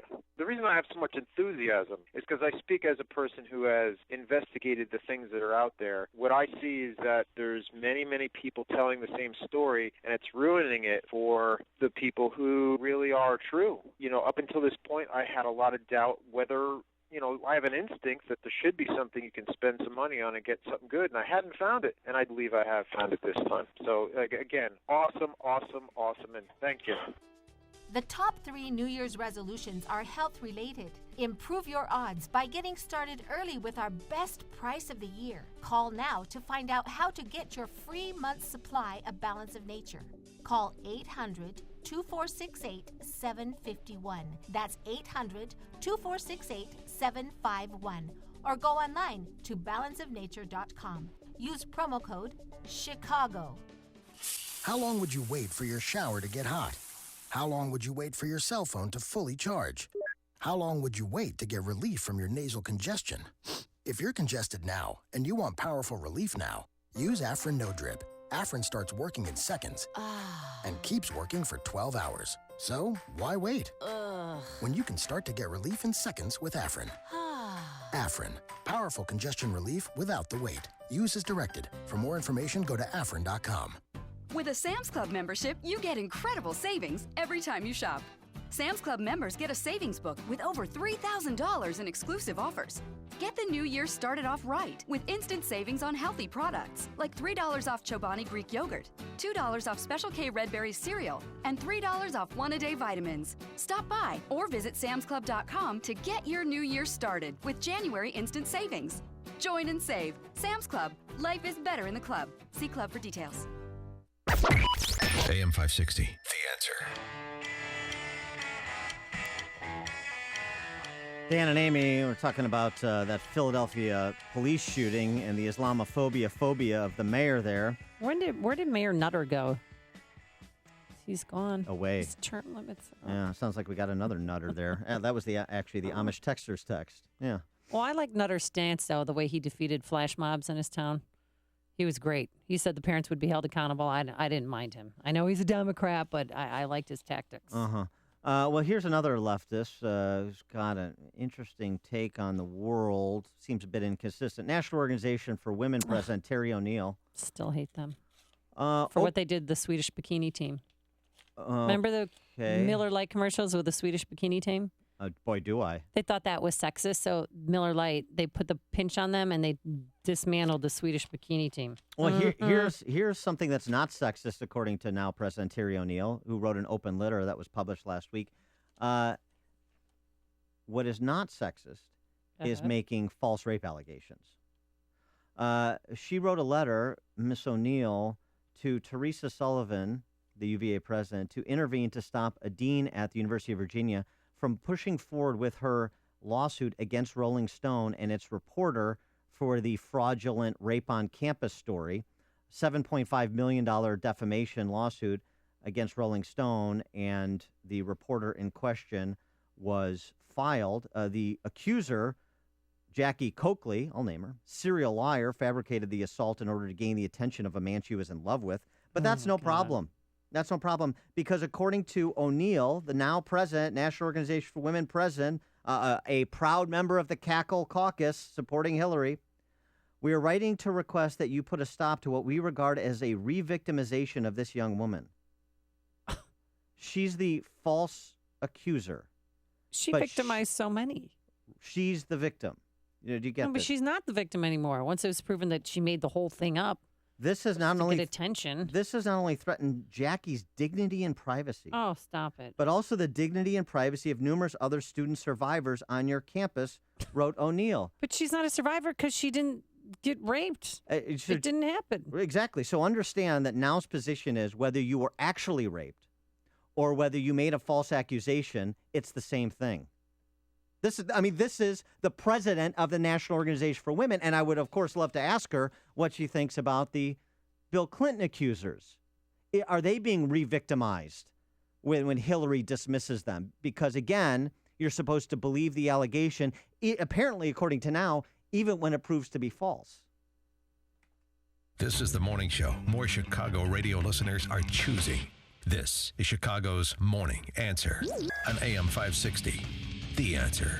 Hi, my name is Ed Bryant. You may have heard Dan Proft talk about me as Pastor Ed Bryant at thegunsafetyguy.com. I teach gun safety and defense classes, but they can't save us from our own mortality. So as a pastor, I teach the class that means the most to me and makes everything else look trivial. I'm talking about my class on basic biblical Christianity. We take a subject-by-subject tour of the Bible and examine such questions as, is there a God and how do we know? And what distinguishes Christianity from other faiths and from just being spiritual? And the main question, how can this Jesus born in Bethlehem really deal with our mortality?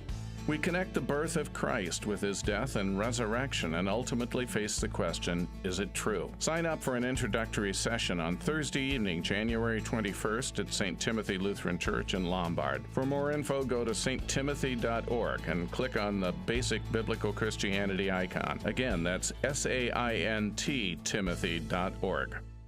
On AM 560 The Answer, we talk about the important issues that affect your world. Things like the economy, education, and foreign policy. There's always so much going on in the news that we don't always have the time to drill down and talk about the big ideas behind the big issues. That's where Upstream Ideas comes in. Upstream Ideas, online at upstream-ideas.com, in partnership with the Illinois Policy Institute, provides the kind of information that informs the policy discussions happening here on AM 560. At Upstream Ideas, you'll broaden the debate, move beyond partisan assumptions, and challenge accepted orthodoxies. In other words, Upstream Ideas goes against the current and thinks upstream. Go online now to upstream-ideas.com. That's upstream-ideas.com. You'll be armed with new information and fresh perspectives to spur you on to make the state of Illinois and the United States of America a bit more free, a bit more just, and a bit more civilized. Upstream-ideas.com. AM 560, The Answer. Too soon. No, it's a tribute. I don't know if you're just waking up. David Bowie has passed away after an 18-month battle with cancer. He was 69 years old. And his last album was released on Friday. Are you going to buy it? No. Okay. Coming up on Chicago's Morning Answer. Sean Penn, El Chapo, Rolling Stone. The question, 3 enterprises that have the same moral compass. We'll talk about the Rolling Stone interview that Sean Penn did for Rolling Stone with El Chapo prior to his capture, with former U.S. Attorney General Michael Mukasey at 6:36. And Say It Ain't So, a cat cafe that's out of cats? We'll explain. But first, into the newsroom we go. Good morning, meow, to Mike Scott. Amy and Dan, good morning. 2 above. The second Baltimore police officer goes on trial today in the death of Freddie Gray. Police van driver Cesar Goodson was with Gray for the entire 45-minute trip from the site of his arrest in April to the Western District Police Station in Baltimore, where Gray arrived critically hurt and unresponsive.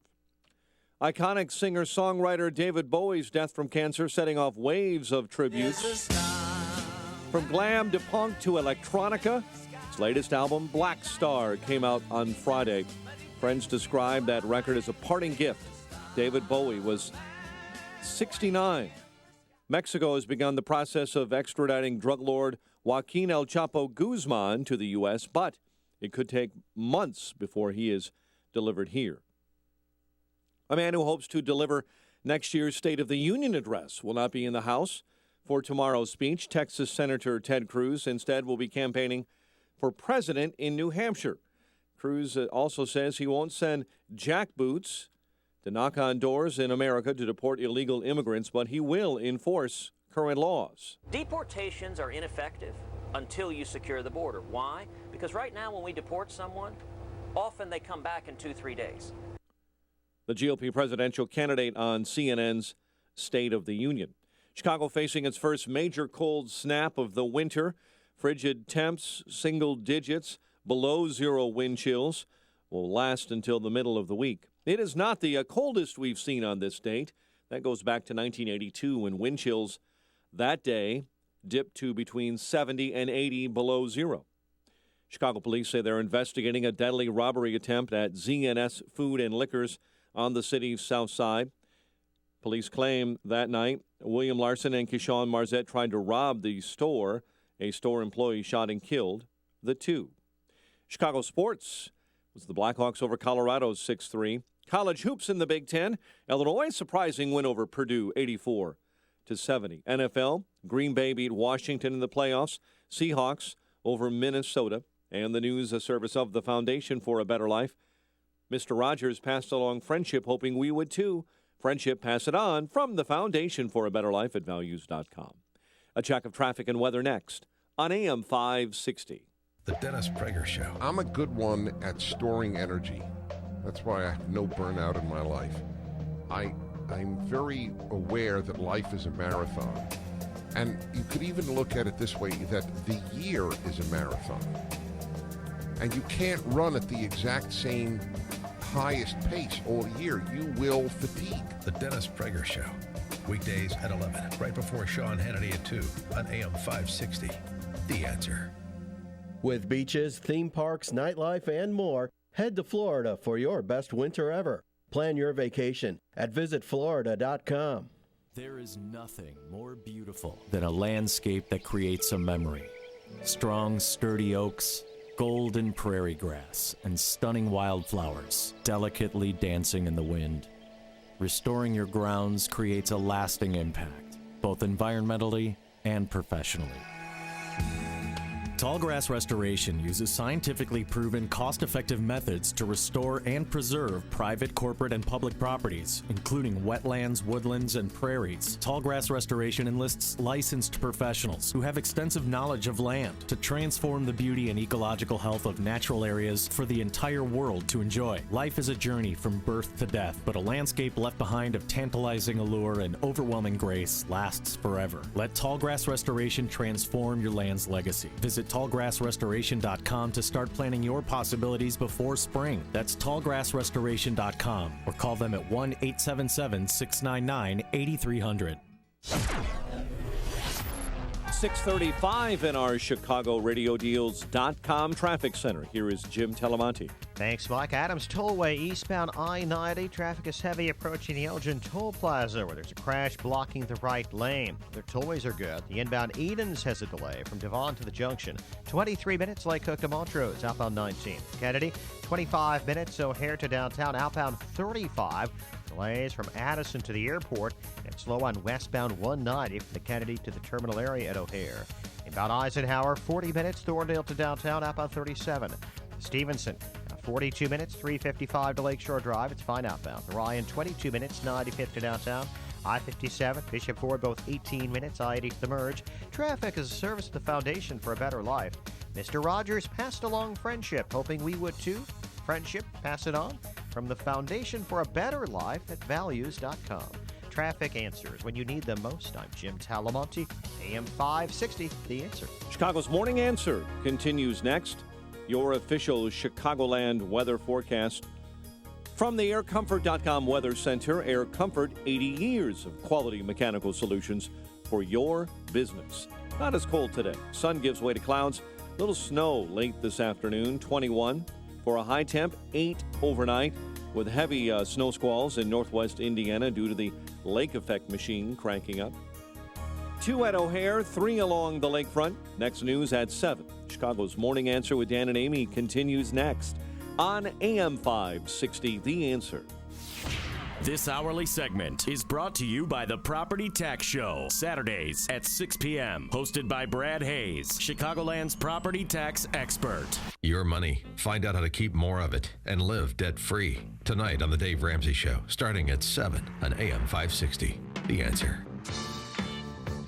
Dan and Amy, Amy, I got a question for you. As a former television reporter yourself, would you have gone into the sewers through which El Chapo tried to escape to report live from there to give viewers a real sense of what he went through, a la Andy Dufresne and Shawshank, to try and escape authorities? Heck yeah.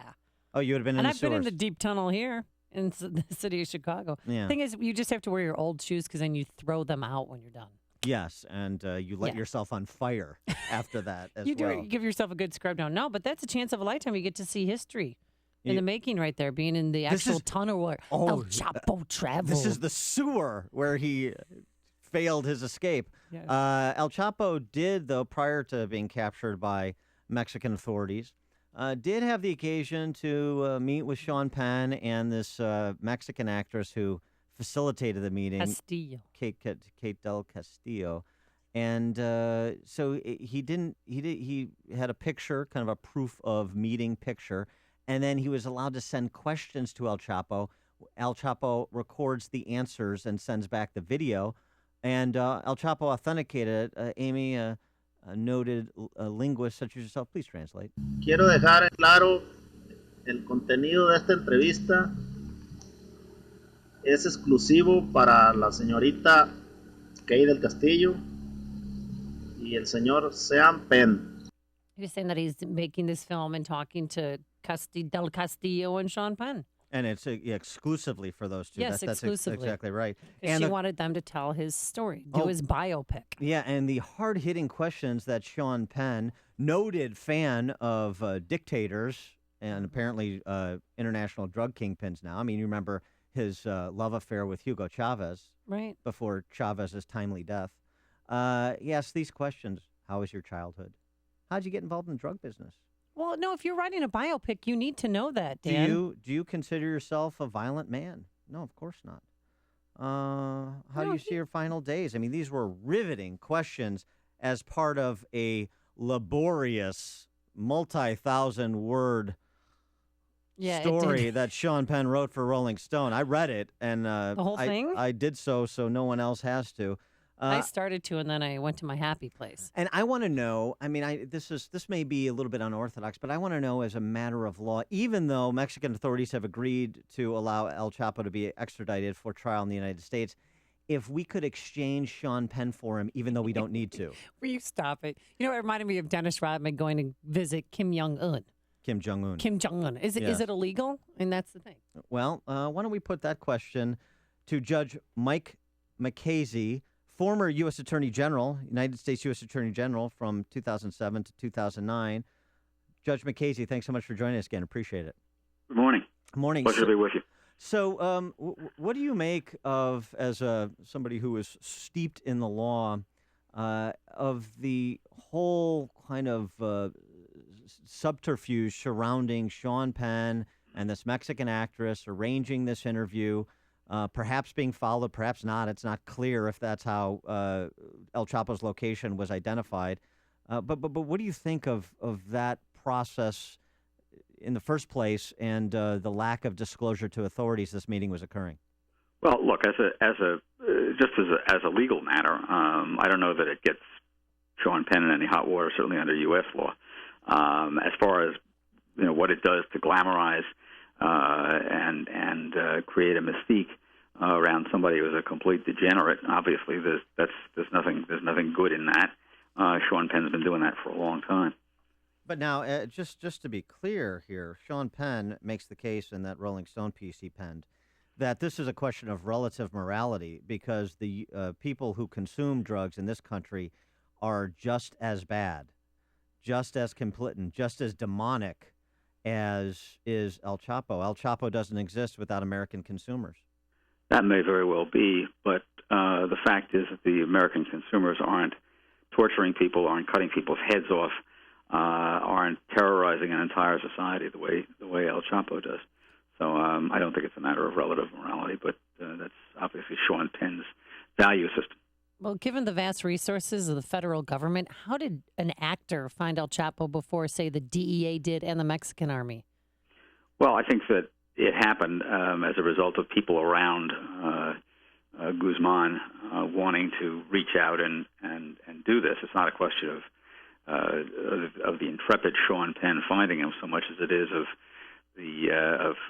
El Chapo and Sean Penn finding one another. And it's easy to see how people who have similar points of view can easily find one another. Yes. Even in a Mexican jungle. Sure. Birds of a feather, as we say. Exactly. Yeah, Exactly. Birds of a feather find one another. It's just so true. So on the legal matter of extraditing El Chapo to the United States, I assume this is in part because of the havoc he has wrought worldwide, but in the United States as well. And in addition to that, the maybe lack of confidence in Mexican authorities keeping this guy in prison since he's escaped twice? Well, we've wanted to get him for a long time, and obviously this poses an exquisite problem for the Mexicans because it's a point of pride with them. But I think at this point they're much better rid of him. And if that's true, then they're much better to do it quickly so that the cartels don't have time to build pressure to try to counteract it. But where will he go? I mean, Congressman Chuck Schumer came out over the weekend and said, we want him brought back to Brooklyn. We want him tried here because some of the heroin that he was pushing killed a number of kids there in New York. The question is whether the charges that are the subject of the extradition request are the charges in Brooklyn. If they are, then that's where he will be brought. Now, let me ask you a larger question. Since you were a former Attorney General of the United States, you're a judge.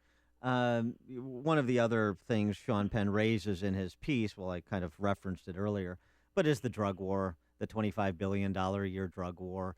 And with the march towards legalization of marijuana in states like Washington State and Colorado, medical marijuana in states like Illinois, there's this debate keeps rearing its head in terms of should we move towards decriminalization even beyond marijuana? Has the drug war created more problems than it's solved? How do you respond to that? I think that if we surrender in the drug war, we're going to find ourselves with a society of people who are dependent on drugs. And it's not a question of whether you decriminalize and then all these people go get jobs at IBM. You're going to have a whole strung-out bunch of people, even if you legalize, especially if you legalize. I think it becomes a lot more prevalent, and I think legalization is the wrong route. Do you think Sean Penn is going to have to testify against El Chapo when it does go to trial, or will he, plead that he's protected by the First Amendment because he was on a journalistic assignment for Rolling Stone? You mean testify as a character witness for El Chapo, right? No, testify against him. Is that I don't possible? think. I seriously doubt that the prosecutors would call Sean Penn as a witness for any purpose. All it would do is divert people and add to the kind of carnival atmosphere around the trial. Whether El Chapo will call him as a character witness is something else again, I suppose. Well, you know what? That is a possibility, I guess. Sure. I mean, Sean Penn never runs out of soapboxes for tyrannical types. El Chapo got caught because he was communicating and texting, I heard, back and forth with Sean Penn, and that's how. Well, no, there was actually. Tell me if I'm wrong. One of the reports showed that Mexican authorities tracked a cell phone of one of El Chapo's, security guards, quote unquote. That's at least what I heard. I want to switch gears, Judge Mukasey. Hillary Clinton, more classified emails released last week. She was on the Sunday talk shows yet again defending, in particular, an email she sent to Jake Sullivan, one of her top aides while she was the Secretary of State, that seemed to direct him to subvert the protocols for transmitting classified information. And you had one former U.S. attorney appointed by Reagan last week suggest that he believes it's possible that this is going to be wrapped up within the next 60 days, first of all, and secondly, that she could be indicted. What's your take? I agree with both of those statements. I think that at some point the Bureau is going to make its recommendation, and that there are already facts in the record that indicate that charges may very well be appropriate. So I don't think that either one of those things is an unreasonable statement. And if she is indicted, would you petition to be a special prosecutor just for the fun of it? No. Okay. But I would be an interested spectator. I'll tell you that. I'll give you a lot of material to write about. All right. He is Judge Michael Mukasey. He's the former Attorney General of the United States. Judge Mukasey, thanks as always for joining us. Appreciate your time. Good to be with you. And he joined us on our Turnkey.Pro answer line. The stories you need to know to start your day. This is Chicago's Morning Answer on AM 560. The Answer. Quite the serious guy. Okay. What's serious, no though? legal humor with Judge Mukasey. No, not going to fly in this court of law. No. What's also a serious situation is the weather. It's -1 right now, but when you factor in the wind chill, it's anywhere from 14 to 20 below zero. So please, obviously, bundle up. We're going to have some sunshine, but clouds by this afternoon, and then snow kicks in late this afternoon into this evening. We'll have a flurry or heavier squalls, accumulations of 1 to 3 inches, a low of 8 degrees. Then tomorrow, Tuesday, not much better. It'll be mostly cloudy, no snow, but the cold will still be here. It's a breezy, a high, if we're lucky, of just 12 degrees. Let's get the travel times and see how the outbound Kennedy is doing. It had some traffic tie-ups earlier. Here's Jim Telemonte. It's tied up a bit, but it's not too bad. Generally speaking, Amy, for a Monday morning, the delays are between Diversey and O'Hare. It's about 38 minutes from downtown to the airport. Inbound now 30. Edens runs 26 minutes. Lake Hook to Montrose. Outbound fine at 19. On Chicago's north side, well, it's tough firefighting weather. That's what's going on in Rogers Park. There's a multi-alarm apartment building fire. The 1700 block of West Estes. Estes is closed there. That's near Paulina. Inbound Eisenhower's now 44 minutes, Thorndale to downtown. Outbound, it's 37. Stevenson, 42 minutes, 355 to Lakeshore Drive. It's fine outbound. The Ryan, 22 minutes, 95 to downtown. I-57, Bishop Ford, both 22 minutes, 580 to the merge. Eastbound Adams Tollway slope. The Elgin Toll Plaza to be 431. The truck crash in the right lane. Jim Talamonte, ChicagoRadioDeals.com Traffic Center.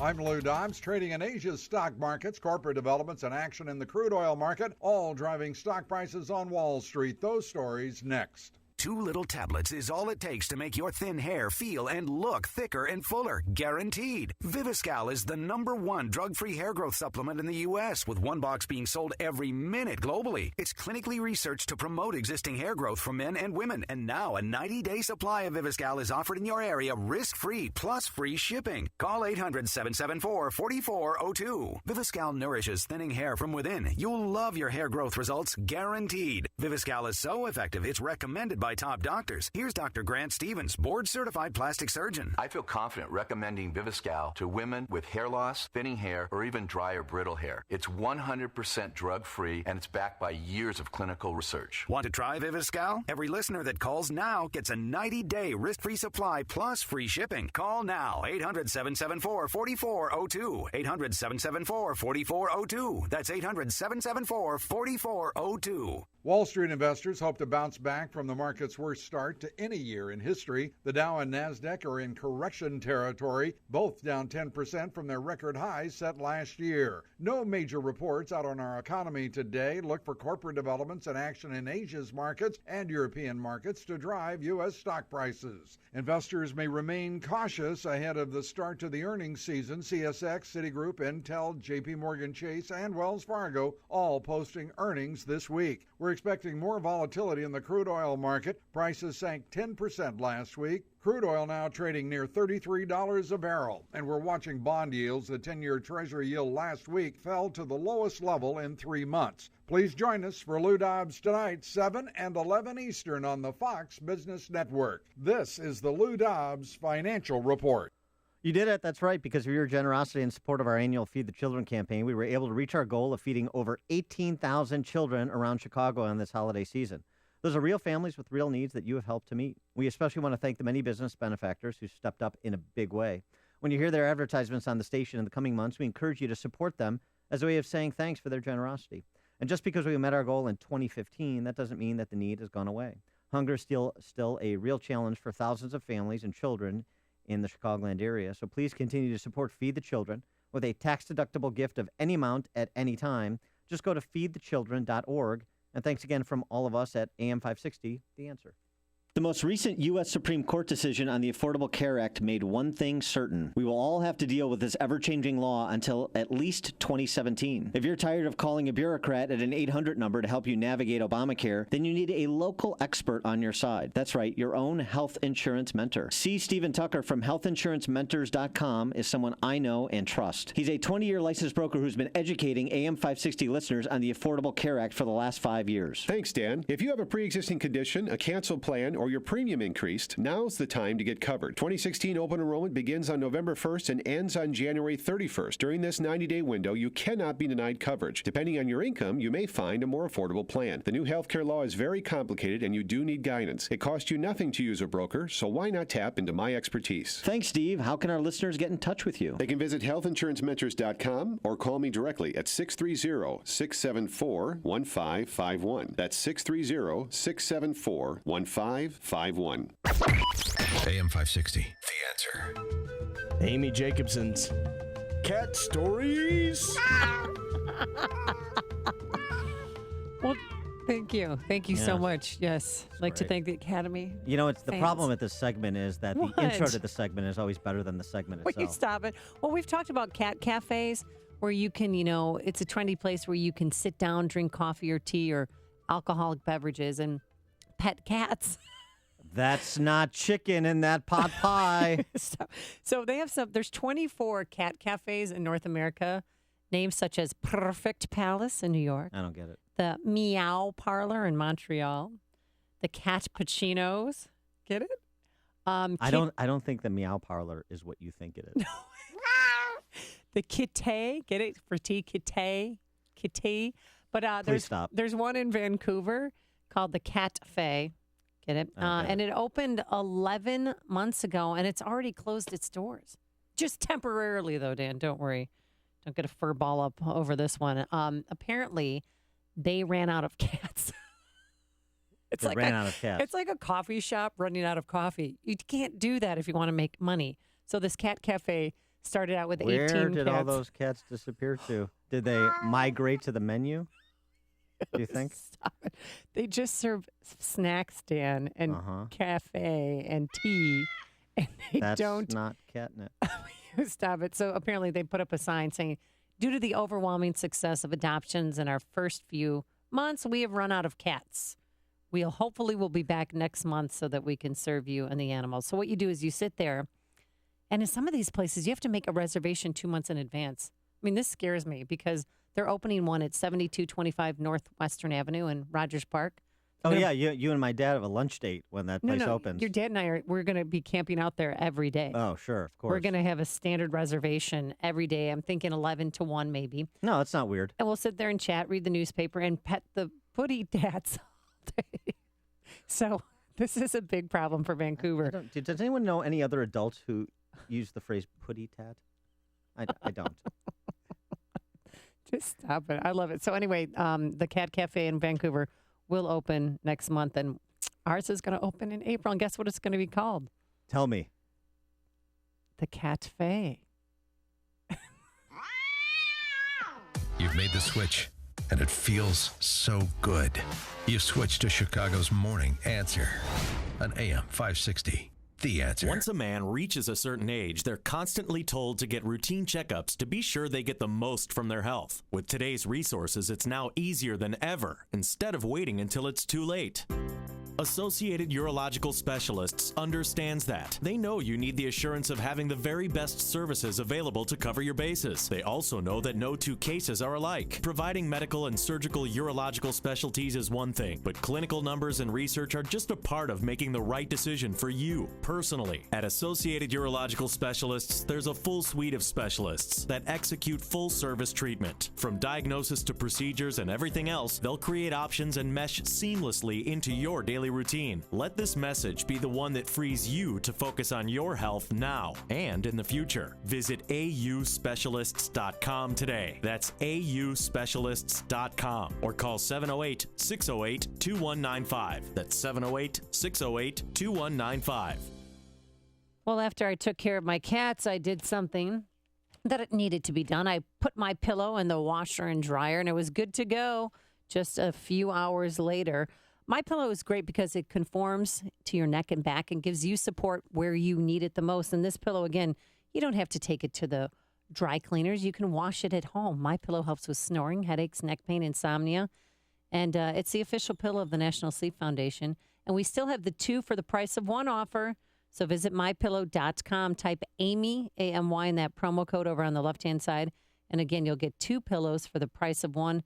A great night's sleep is so important. You help wake up feeling energized and refreshed and it is the perfect pillow. MyPillow.com, promo code Amy, or call 800-489-0201 or online at MyPillow.com, promo code Amy. One of the first things you do when you know friends and family are coming over is panic. You need to clean up because your guests will remember if your home isn't tidy. So when it comes to your office space, the same holds true. You don't want your clients and customers to remember you for the wrong reasons. But who has the energy to maintain that great impression? Image One does. Image One is the difference maker when it comes to making that positive and lasting impression. The Image One team are your trained and certified cleaning impression experts for retail establishments, office and office buildings, schools, health care facilities, auto dealerships, and manufacturing. Image One is upgrading impressions all over Chicagoland. Call now for your impression evaluation with Image One, 630-616-1010. That's 630-616-1010 or online at imageonechicago.com. As the saying goes, you only get one chance to make that first impression. Make sure your impression is an Image One impression. Image One, 630-616-1010. Franchise opportunities are available. imageonechicago.com.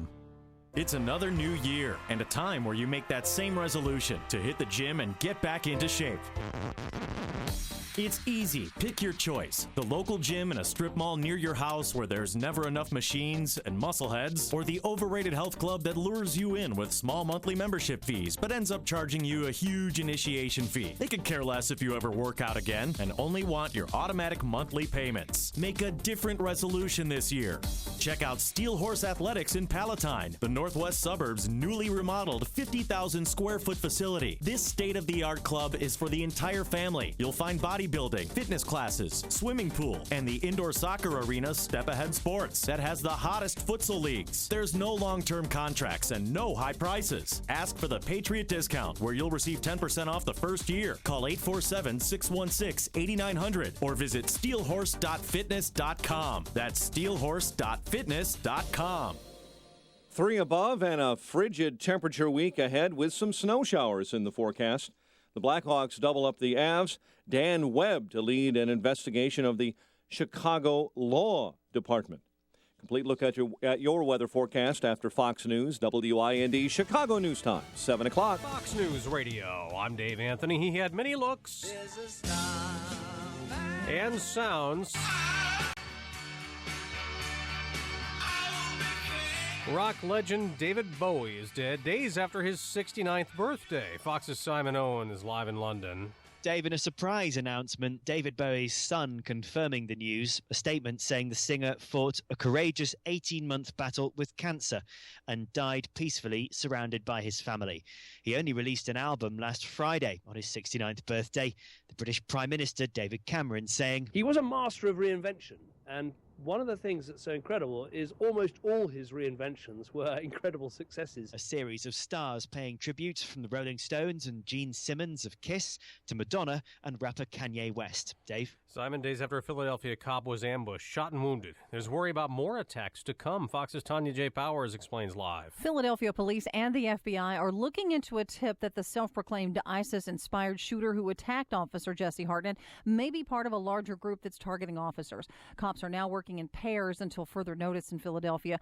Edward Archer is charged with aggravated assault of a law enforcement officer, and several firearms charges, and is being held without bail. He confessed to the attack, pledging his allegiance to ISIS. Dave?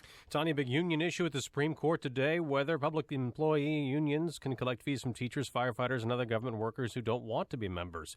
Leonardo DiCaprio and his movie The Revenant, maybe Oscar favorites after both won Golden Globes last night on NBC. Wow, that meant a lot. Thank you so much. Matt Damon and The Martian also both won for Best Comedy or Musical Film. Jennifer Lawrence and Brie Larson won Best Actresses. Ever heard of Mozart in the Jungle? It's an Amazon show, and it won a Golden Globe for Best TV Comedy. So did lead actor Gael Garcia Bernal. Mr. Robot got Best TV Drama. Fox News Radio. Fair and balanced. Partly cloudy, 3 above. Good morning. I'm Mike Scott on AM 560, The Answer. It is 7:02, and Chicago facing off against its first cold snap of the new year and the winter. Temperatures in the single digits this morning. A hazardous weather outlook has been posted for parts of northern Indiana and southwest lower Michigan. Today and tonight, snow and blowing snow with accumulations from the lake effect snow machine, 4 inches or better in spots. A man being held on $1 million bond after a woman's body was found in a suitcase on the south side. Arthur Kane has been charged with concealment of a death. Prosecutors say Kane told police he got scared when children noticed him carrying the suitcase, so he dropped it. 3 men are expected in a Chicago courtroom today. They were accused of breaking into a Northwest Side home and attacking a person inside. Tracy Tobridge, Lil Earl Taylor, and Eli Ruff are charged with felony home invasion. The break-in happened Saturday morning. The head of Chicago's law department says a former U.S. attorney will conduct an independent review of that division. Defend Chicago Police. Dan Webb has been hired to review practices and standards of the Federal Civil Rights Litigation Division. Illinois House members will not meet at the Capitol this week. A memo sent from Speaker Mike Madigan indicates the two-day session has been scrubbed. Meantime, the Illinois Senate is expected to meet on Wednesday to review new legislation. Chicago sports, Patrick Kane and Marion Hossa 2 goals each in a 6-3 Blackhawk win over Colorado. Big Ten hoops, Illinois a surprising win over Purdue 84-70. The news service of the Foundation for a Better Life. Deaf and blind, Helen Keller overcame her world of darkness. Foresight, pass it on from the Foundation for a Better Life at values.com. It's 7:03. Time to check the climate of your business with aircomfort.com. 80 years of quality mechanical solutions for your business. And a check of traffic and weather on the way next on AM 560.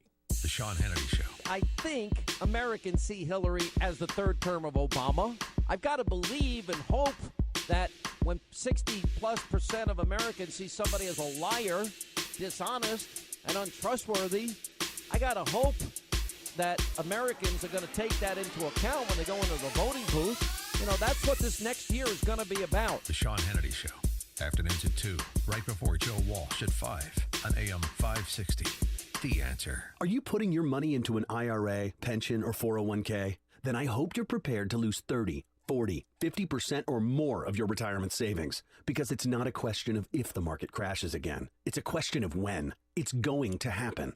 Did you know there is a way you can protect and grow your wealth safely and predictably every single year? The people using this approach didn't lose a penny when the market crashed in 2000 or 2008, and they won't lose a penny in the next crash. In fact, their money will continue to grow safely year in and year out, even when stocks, real estate, and other investments tumble. A free report detailing this savings program is now available. This free report shows how you can get guaranteed growth, safety, and wealth-building power without risking your retirement in the Wall Street casino. This is the best way to have a 100% secure retirement. It far outperforms any IRA or 401k. To get this free report, visit bankonyourself.com. That's bankonyourself.com. Bankonyourself.com. 7:05. Let's get an update on the roads in our ChicagoRadioDeals.com traffic center. Here is Jim Talamonte. Thanks, Mike. On Chicago's north side in Rogers Park, Estes is closed between Ashland and Paulina. There is a multi-alarm fire in an apartment building, 1700 block of West Estes. Eden's inbound. Delays start at 2E. 29 minutes, Lake Cook to Montrose, outbound 22. The Kennedy is 38 minutes either way between O'Hare and downtown. The Eisenhower, now 49 minutes, Thorndale to the post office, outbound 39. Stevenson, 44 minutes, 355 to Lakeshore Drive, outbound 34. Bryan, 22 minutes, 95th to downtown, I-57, 32 minutes, I-80 to the merge, Bishop Ford, 30. Lakeshore Drive still good. Northbound Tri-State slow, Reagan Tollway to 290. Eastbound Adams Tollway stop and go Randall to the 431. The truck crash in the right lane. Other tollways are good. No delays to report on I-80 or in northwest Indiana. Though the South Shoreline has mild delays this morning. Traffic answers when you need them most. I'm Jim Talamonte, AM 560. The Answer. Chicago's Morning Answer continues next. Your official Chicagoland weather forecast from the aircomfort.com weather center. Aircomfort.com, 80 years of quality mechanical solutions for your business. Here's meteorologist Kevin Snyder.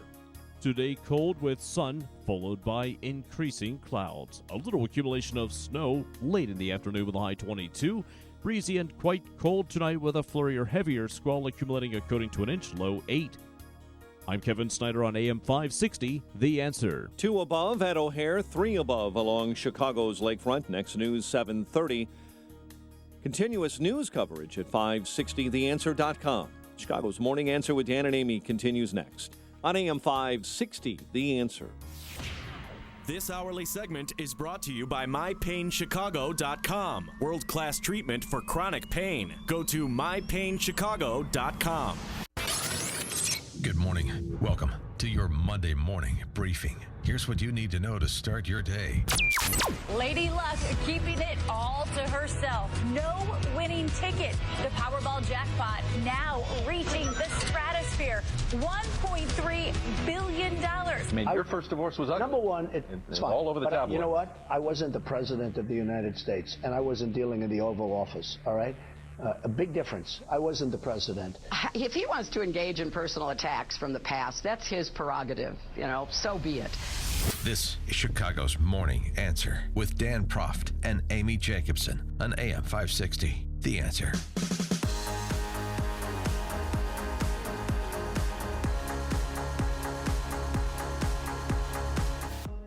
Good morning, Dan and Amy. Amy, I'll tell you what, I am looking forward to the national championship game tonight.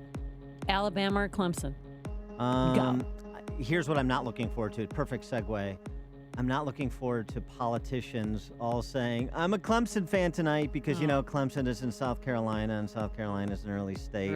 Like Carly Fiorina did. Even though I went to Stanford, I'm rooting for Iowa. Oh, that made me, there was such a misstep on her part. I know, and it cuts against her brand of being authentic, too. But it's just, the temptation to always pander. Politicians have to resist that. One who certainly resists that to some extent, or he does so in a very, very different way, like mainly by throwing people out of his rallies, is Donald Trump. A lot of controversy surrounding this Muslim woman named Rose Hamid, who was thrown out of Trump's rally on Friday night in South Carolina. She stood up with a left-wing protester, Bernie Sanders supporter, in peaceful protest during the rally, and she was wearing a yellow star with the word Muslim on it, which is clearly a Nazi Germany reference. Here's Rose Hamid describing what she did and how she was treated at the Trump rally. I have this sincere belief that if people get to know each other one-on-one, that they'll stop being afraid of each other, and we'll be able to get rid of all this hate in the world, literally. So that was really my goal, was to let people see that Muslims are not that scary. The people around me were lovely. There was people who were very nice. They were sharing their popcorn. It was very nice people all around me, the people I had conversations with. But then what happened when the crowd got this like hateful crowd mentality as I was being escorted, it was really quite telling of and a vivid example of what happens when you start using this hateful rhetoric and how it can incite a crowd where moments ago were very kind to me. Actually, one woman reached over and shook my hand and said, I'm so sorry this is happening to you. Yeah. So you said that you wanted to show people at the rally that, Muslims are just like you, but some people would say, why would you even go and put yourself in that position, Rose, to be around those people? Oh, Don Lemon. Those people. Oh, Don Lemon, those people. Boy, I tell you what, that's the kind of description that just fuels the Trump candidacy. And so does this. John Kasich, of all people, responding to what happened at Trump's rally at a forum in D.C. about the legacy of Jack Kemp. Listen to John Kasich, who's trying to make a play in New Hampshire. I saw a crowd booing this woman who was being escorted. That's not the spirit of Jack Kemp. I mean, we are people that can tolerate differences and respect people, and this was just nonsense, and that is not the Republican Party. Yeah, well, it turns out Rose Hamid is not this kind of innocent bystander, civic-minded, solely civic-minded individual, 56-year-old flight attendant that's been described by the Washington Press Corps and, of course, piled on by the likes of John Kasich. Ms. Hamid is the president of the Muslim Women of the Carolinas. This is from a Breitbart piece on her. Consistently promoted anti-Israeli propaganda and excused Palestinian jihadi terrorism as resistance. She wrote last year, or in 2014, Israel doesn't want peace, they want land, and they want to ethnically cleanse the Palestinians from land they have lived on for generations. Also, we find her Muslim Women of the Carolinas group has promoted past events such as one with Imam Siraj Wahhaj, an unindicted co-conspirator in the trial of the 1993 World Trade Center bombing. Wahhaj, who's a 9/11 truther, meaning he thinks the U.S. government was behind it, has called for the creation of an Islamic State in the United States. So maybe a little bit more to Miss Hamid's attendance to the Trump rally than at first meets the eye or at first reported by the Washington Press Corps. And so let's talk a little presidential politics against that backdrop, what's developed over the weekend, including some recent surveys that have been made public, with our friend Guy Benson, who's the political editor for townhall.com. Guy, thanks so much for joining us. Appreciate it. Hey, thanks for having me. So just on the Trump phenomena, since we were speaking about that rally and the controversy it created over the weekend in terms of news coverage and conversation, you think this has any impact on the trajectory of Trump's campaign, or is this just more that solidifies the quarter to third of the GOP primary electorate he enjoys right now? Yeah, I don't think it changes it at all. I mean, if this was the first person to get thrown out of a Trump rally under somewhat ugly circumstances, maybe we could debate it. But, I mean, this is routine now. I heard you guys talking about this woman and what happened, and I think it's an interesting story. But, I mean, it's sort of dog bites man at this point, right? So, Trump has these rallies of supporters. I guess he was screening out undecided voters in Vermont. He wanted only his actual, committed supporters in the room. Mm-hmm. And then someone gets up and starts to protest, and then Trump asks for them to be removed. People start yelling and booing, occasionally saying things that are worse than that. And, everyone sort of goes crazy in the media, and then we all move on to the next thing. So, I mean, it's par for the course. Yeah, so kicking her out, though, it's part of his campaign strategy. It's part of the way he rallies the troops because they love that. It's almost like the WWE SmackDown. Yeah, because it's so different than anything we've ever experienced. I think it started, and I could be wrong about this because there have been so many incidents in the Trump campaign, but do you guys remember, months ago now, when he threw Jorge Ramos, the Telemundo journalist, out? I think that was the first time that something like this really happened and got a lot of coverage. And I actually defended him on that one because I think Jorge Ramos, the way he had comported himself and tried to ask a question was going out of turn and filibustering and going on and on. I really didn't blame Trump in particular for that, but the media went nuts. Ramos, of course, is well-liked among people on the left and in certain elite circles. And I think a lot of people saw the incident and saw a video of it and said, oh, Trump is in the right. We need someone who's going to fight. We need someone who's not going to take the media lying down and just acquiesce all the time. Thank God he did this. And I think it worked for him, and he recognized that it worked for him. And I remember having conversations with people at the time saying, if you get, Black Lives Matter protesters or something like this at a rally, it might get painful to watch, and I think on occasion it has. But I think it goes to the Trump brand for better and for worse. I think that there is something to say. There is a hunger and a desire for someone who's really going to fight and not be cowering in the corner constantly on political correctness. On the other hand, I do think that there is a certain level of tribalism on steroids at play in some of these circumstances that I think you see when that mob mentality does get whipped up. And with this woman in South Carolina, this Muslim woman, the soundbite you played of her, she sounded like an eminently reasonable, nice woman. Right.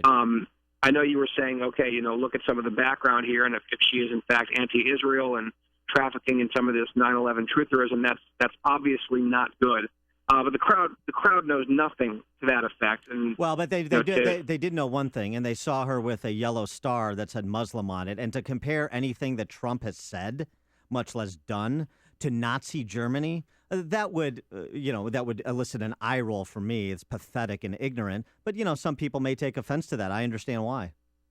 Sure. No, and I think that that's probably a bit much. I've been very critical of Trump with his comments about the Muslim registry and trying to ban all Muslim immigrants from entering, including tourists and businessmen, that sort of thing. I think it's totally impractical and possibly illegal. I think the Muslim registry thing, which initially was potentially going to include U.S. citizens, and he was sort of very coy about that and hard to pin down for more than a week. I can understand. I'm trying to put myself in her shoes for a moment. Let's say I am just a peaceable, non-activist Muslim person who feels like I'm being targeted. Sounds like she might be an activist, something other than that. But if I'm just a U.S. citizen and a Muslim, and I'm seeing how his rhetoric is resonating with a significant chunk of the electorate, showing up and being counted and trying to make a point in a vivid way, I can empathize with what she was trying to do. And I still think, I don't know the nature of what her disruption was. If you're going to disrupt a rally, you're going to be escorted away.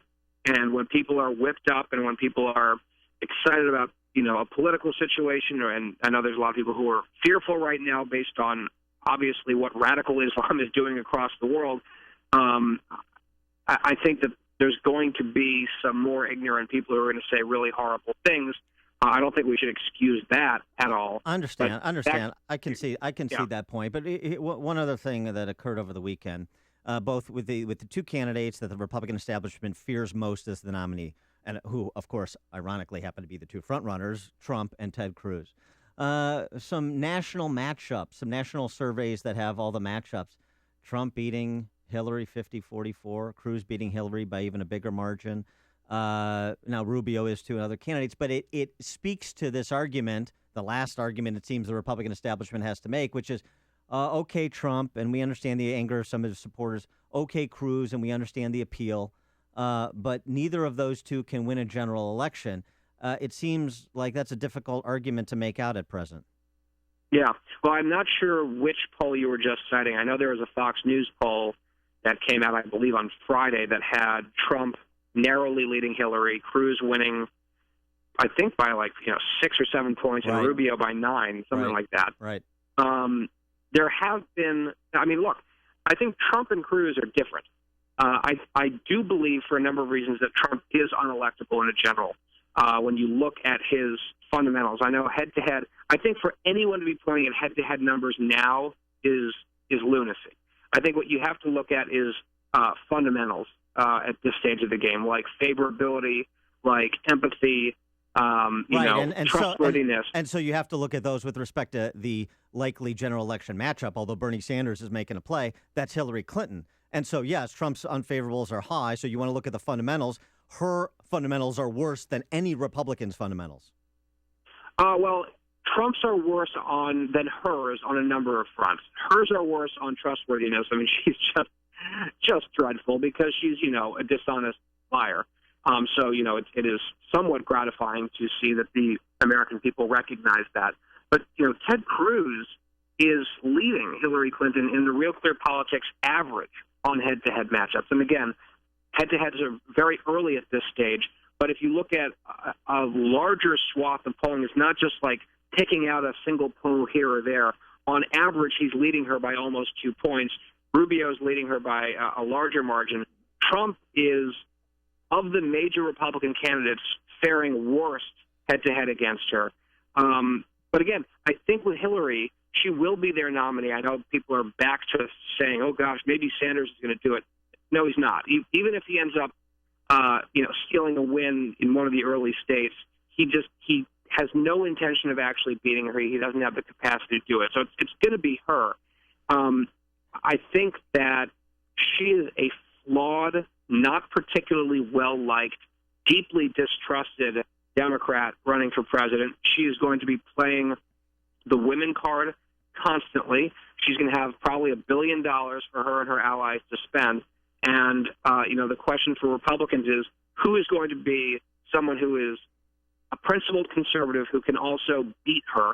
And I think that's the whole ballgame. That's the decision that primary voters have to make. All right, Guy Benson, political editor for townhall.com. Guy, thanks as always for joining us. Appreciate it. Sure thing. Happy Monday, guys. And he joined us on our turnkey.pro answer line. Hear about the big stories of the day, then talk about them right here on Chicago's Morning Answer on AM 560. The Answer. It's all right. And then there's Happy Tuesday and Happy Wednesday. Not happy in the weather department today. It's going to be brutally cold out there. Minus 14 to 20 wind chill factors. -1 your air temperature right now at O'Hare. Going up to a high, though, of 21 degrees. It'll start out sunny, but clouds are going to roll in here and some snow late this afternoon. Snow flurries to heavy squalls, anywhere from 1 to 3 inches overnight. And then tomorrow morning, mostly cloudy, breezy, but still we're in the deep freeze. A high only of 12 degrees. Any better news on the roadways? Here's Jim Telemonte. I mean, not if you're in Palos Hills, anywhere near 95th and LaGrange Road. That intersection is really a mess. The signals are flashing red there. It's backed up all around. In Rogers Park, Estes is closed between Ashland and Paulina due to a multi-alarm fire. Eden's is 30 minutes. Lake Cook to Montrose outbound 24. The Kennedy now 45 minutes. O'Hare to downtown outbound 36. The Eisenhower is 52 minutes from Thorndale to the Loop outbound 39. Stevenson 43 minutes 3:55 to Lakeshore Drive. The Ryan 22 minutes 95th to downtown. Bishop Ford now 38 minutes 80-94 to the Merge. Northbound Tri-State heavy Plainfield Road to the Hinsdale Oasis and from the Reagan Tollway to North Avenue. The Adams Tollway has delays. Randall to be 431 with a crash in the right lane. Jim Talamonte, ChicagoRadioDeals.com Traffic Center. Well, this brutally cold weather should inspire you to go with us to Los Cabos, Mexico. The Dan and Amy Show. We're heading to Los Cabos April 2nd through April 9th, Saturday to Saturday. We'll be staying at the beautiful Secrets Puerto Los Cabos Golf and Spa Resort. All-inclusive, adults only. It's worth noting, Mexico now El Chapo free. Yes, all suites have an ocean view. Oh, this resort opened in December of 2013. It has 8 restaurants, 4 bars, a cigar bar for Dan. It serves unlimited premium drinks, 24-hour-a-day room service. The resort has 2 sparkling pools and access to 3 miles of pristine beaches. Adjacent to the resort, within walking distance, right outside the door, 2 9-hole golf courses designed by Jack Nicklaus and Greg Norman. So join us in Cabo, get more information, and book your trip today by visiting 560theanswer.com, keyword escape. The price that Apple Vacations has secured for this trip is incredible and exclusive only to us, so don't miss out. This trip sells out every year. Visit 560theanswer.com, keyword escape. And here's how you can register to win a trip for 2 to Cabo. Download the AM560 The Answer mobile app. Click on the Enter to Win banner to register. Contest ends January 29th at 9 a.m. Buena suerte. My name is Dr. Howard. I've recommended Balance of Nature for over 15 years because of the excellent results I see in my patients. Balance of Nature doesn't make any claims of treating or curing any particular disease, but I think the results speak for themselves. When I started on this, I stopped my blood pressure and my cholesterol medicine. My blood pressure after a week since then has been normal, and my bad cholesterol dropped 27 points in 3 weeks, and my overall cholesterol dropped like 25 points. So I'm good. So I'm not taking anything.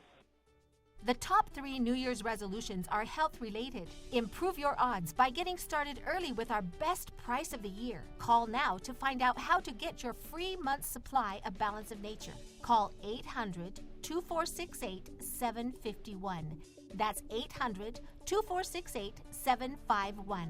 Or go online to balanceofnature.com. Use promo code Chicago. Are you or someone you know facing foreclosure, losing the family home? You'd be not alone. See, people, we are in the aftermath of what is being revealed to have been the greatest financial crime spree in history, perpetrated by the Wall Street investment banks smuggling and packaging mortgages, and continuing this day by the mortgage servicers that service those mortgages. I'm Lou Bridges. I have a law firm I put together. We defend foreclosure actions. We help people do strategic defaults, short sales, and modifications that include restructuring. Call us for a free consultation. We'll tell you what to look for in hiring a foreclosure defense attorney. We'll tell you some of your options. We'll give you a free consultation. But whatever you do, people, never give up the land. Fight for truth and justice. You do that, and I guarantee you'll never be alone. Call 224-513-1231 or visit FightIllinoisForeclosures.com. That's 224-513-1231 or FightIllinoisForeclosures.com. Get real answers from a real foreclosure defense law firm. AM 560, The Answer. Dan and Amy. Amy, I wonder if President Obama is still supporting his little buddy, Tiny Dancer. Well, on Friday, the Chicago Teachers Union came forward asking him to resign. The chorus is growing for people saying, get out of town, Tiny Dancer, or step down. But White House Chief of Staff Dennis McDonough, he was on Meet the Press. Meet the Press was really good on Sunday, by the way. They had Trump on. I doubt that. McDonough. No, it was really one of their better shows. And he was asked if President Obama still supports his tiny dancer friend, and kind of gave a bizarre answer. Listen. One of your predecessors as chief of staff is now the mayor of Chicago. The president endorsed him. The president campaigned for him. Does the president still have confidence in Rahm Emanuel as mayor? I just had a chance to be back in Chicago, actually. My in-laws live in Chicago, and I tell you, the city looks great. The opportunities there are boundless. And so I think what the president sees is a city and people of Chicago and a mayor of Chicago that continue to do very good work. So he's still confident in Rahm Emanuel to be able to do the job? The president is, and I'll tell you, I just saw it up close and personal. Oh, yeah. Suspension of disbelief is fun, Dennis McDonough. I just spoke with him up close and personal. I That's what mean- you said. I mean, what did he go through the want ads to believe that there's jobs opportunities in Chicago? Dennis, Streets are clean. It looks good. Dennis, you were in Nashville, not Chicago. You just were mistaken about the location. I don't know which Chicago he was. Well, I actually do know. It's the Chicago for the 1%. Yeah. I hate to borrow the rhetoric of the left, but it's appropriate since we're talking about the left. And that's the Chicago that Dennis McDonough is talking about. By the way, just as a little promo, he sat down with Greg Livingston, who's the founder and CEO of Coalition for New Chicago, leading the charge for the Rahm recall. A mayor who, by the way, enjoys about a 14% approval rating, Dennis McDonough. You may want to check in on that. Check out Upstream Ideas, upstream-ideas.com. This week's Against the Current with Greg Livingston from Coalition for a New Chicago.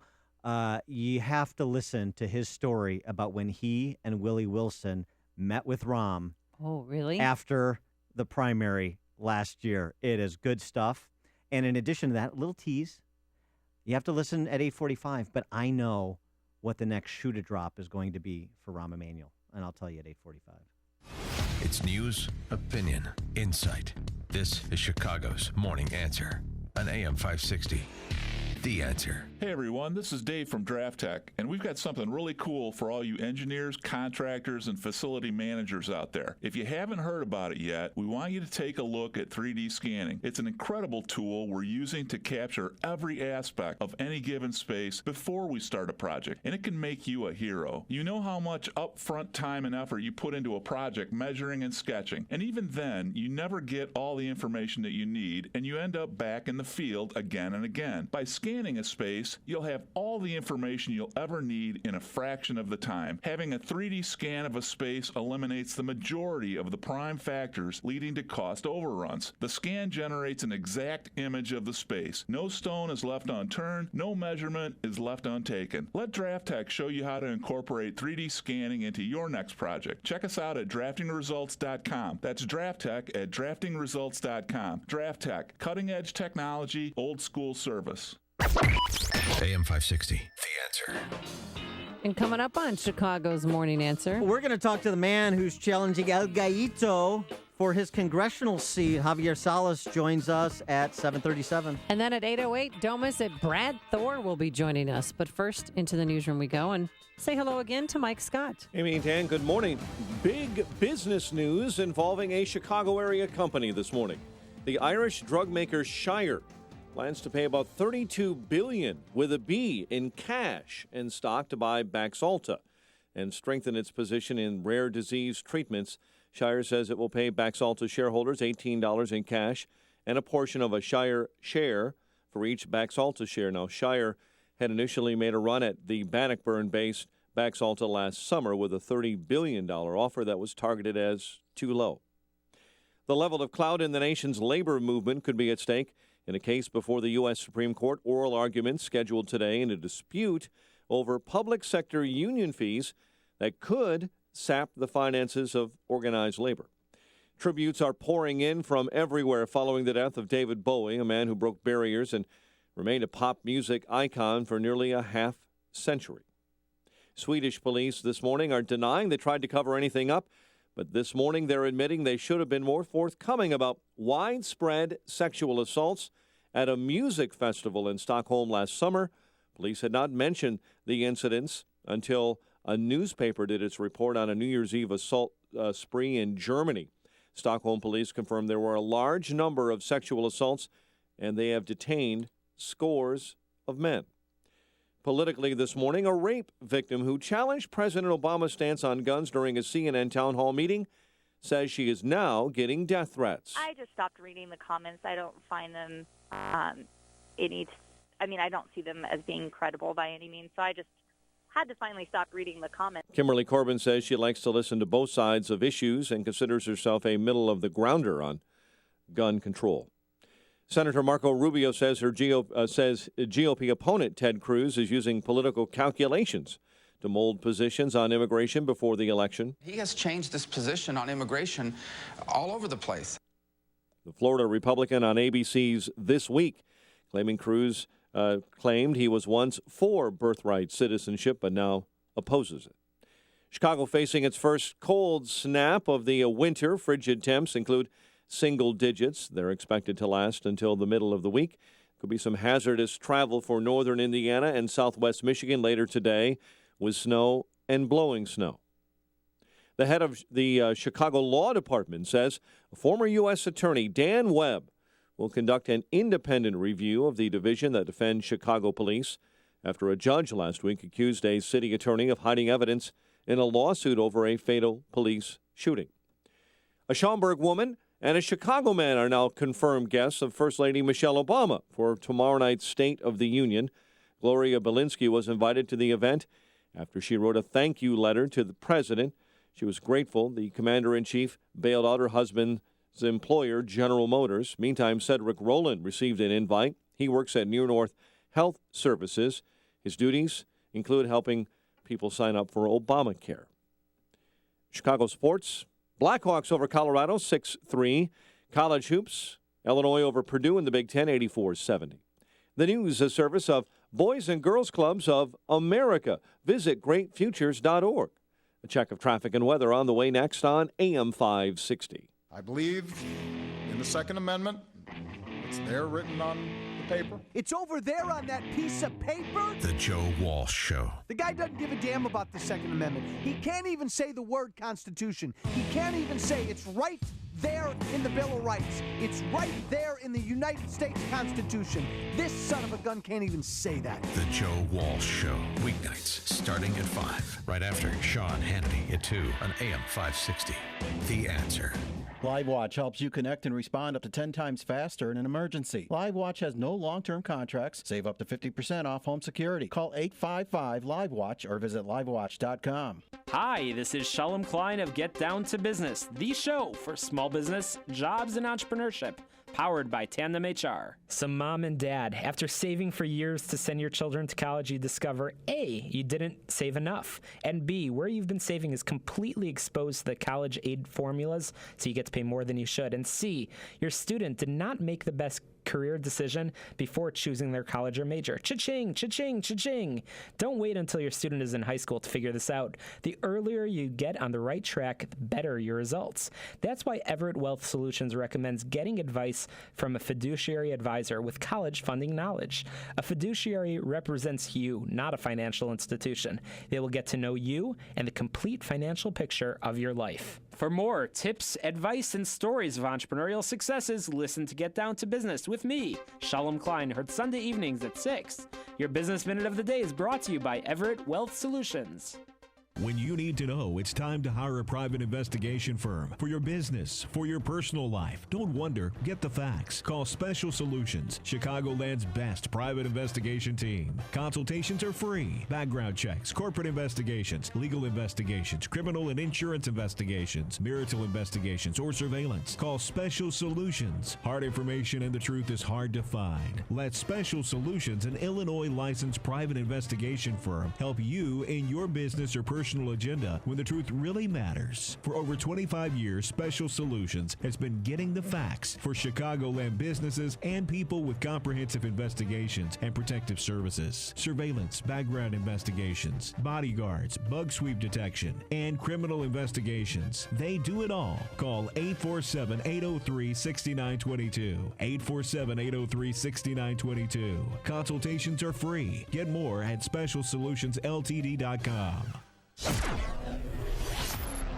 7:36 in our ChicagoRadioDeals.com traffic center. Let's get the very latest with Jim Talamonte. Like in Des Plaines, River Road is closed between Rand and Gulf. There's emergency track repairs going on there. Traffic is a mess in Palos Hills at 95th LaGrange Road due to traffic signal issues. Edens runs 30 minutes. Lake Cook to Montrose, outbound 24. The Kennedy, 45 minutes. O'Hare to downtown, outbound 36.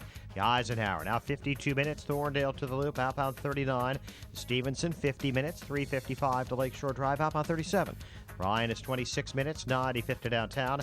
On Tri-State Slow Plainfield Road to the Hinsdale Oasis, the Reagan Toll at 290. Traffic is a service of Lead Safe America. More than 1 in 3 American kids has lead in their blood. No level of lead is safe. Lead poisoning causes learning disabilities and behavioral disorders.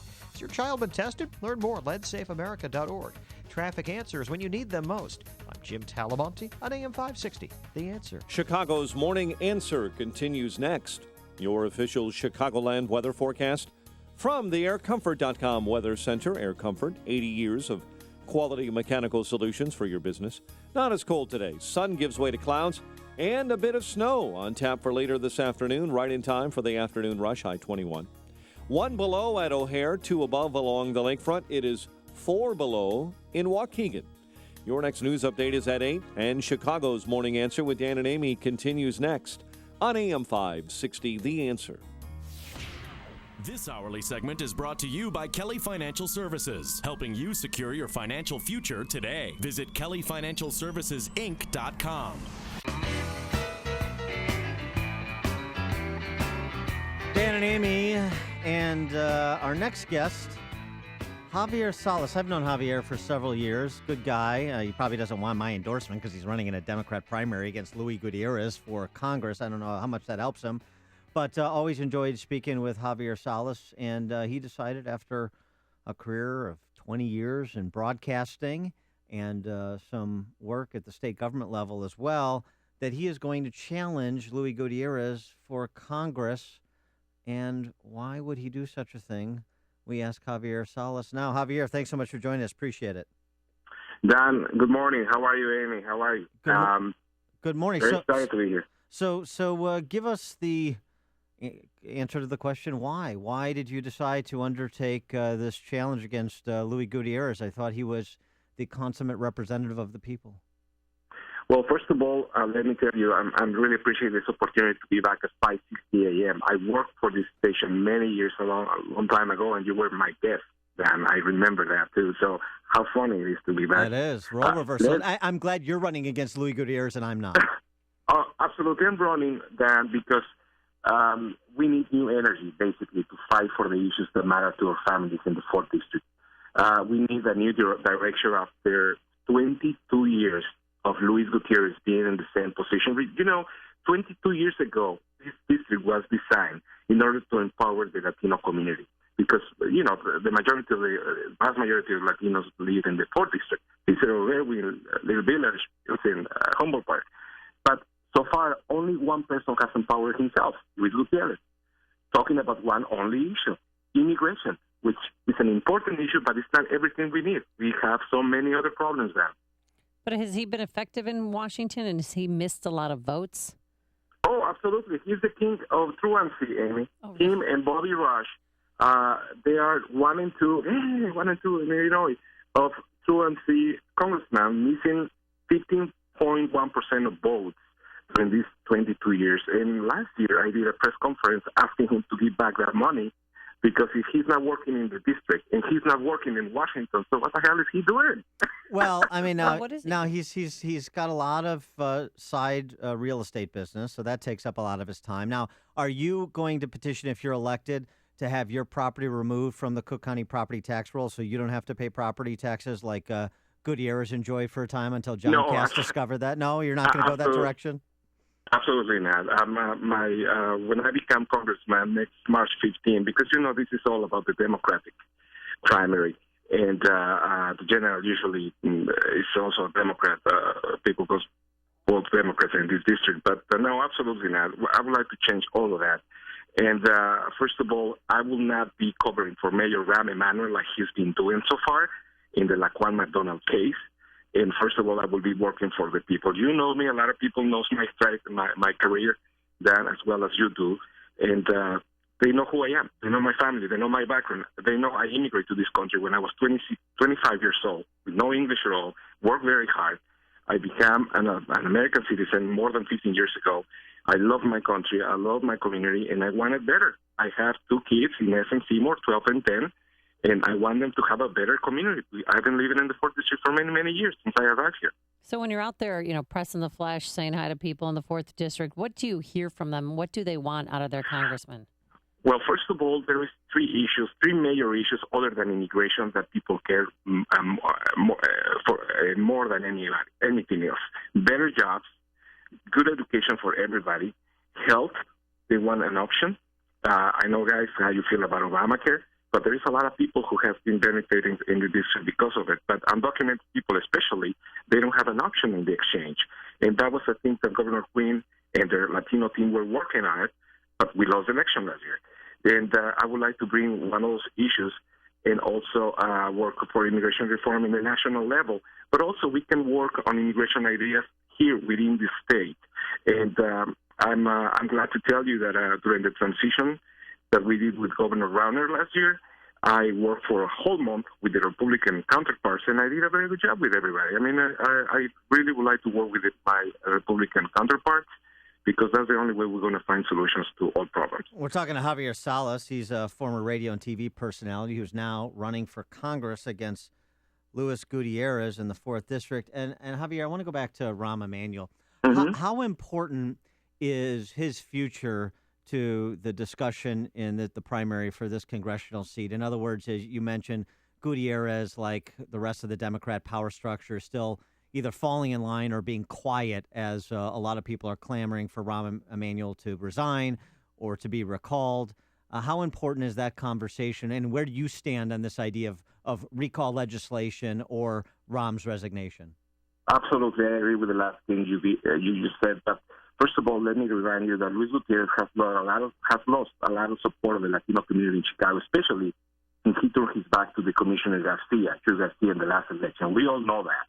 All right, and we remember, too, that Luis Gutierrez supported Rahm last year during the last election. He was basically his kosher during the election night. You remember he was the one who introduced him on the theater where they were.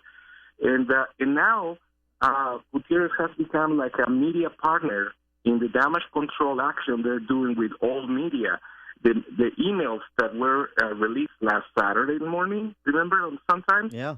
They not only tell us a lot of information on how Rahm was working on damage control, but a congressman, Luis Gutierrez, is part of this damage control idea. He's collaborating with Rahm. As maybe you remember that on December 7th, Gutierrez went out to the press to withdraw his support for Anita Alvarez. So I wrote a letter saying, how come you're not withdrawing your support from Rahm too? Why only Anita? So he never answered, but he was that afternoon at MSNBC speaking wonderful things about Rahm Emanuel trying to overhaul the whole police system in the city of Chicago. Now we know why, because they were in contact. They approached him, and they were afraid that he was going to do the same with Anita Alvarez. And him and Rahm, they're very good friends. And in a couple of days, as a matter of fact, let me tell you, I'm going to bring news about what else he has been doing for Rahm. But that's going to be until probably Thursday. Yeah, it's an interesting distinction, an important one. You mentioned access to quality schools for families in the 4th Congressional District that do not have them at present. I know this is largely a state and local issue, but it's something where, as a member of Congress, you have a platform to speak to the issue, if not to work at the local level to advance reforms. And I wonder if, against the backdrop of another possible Chicago Teachers Union strike, if you think that it's time to rethink how we do K-12 education in Chicago, the way that other big cities, Cleveland, to Milwaukee, have done so over the recent decades, and that is to make sure that children who don't come from privileged families have access to the same schools that Rahm gets to send his kids to. Right.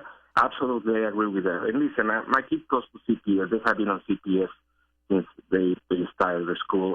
When I am your congressman, then I will also make sure that college education is affordable for those who want it.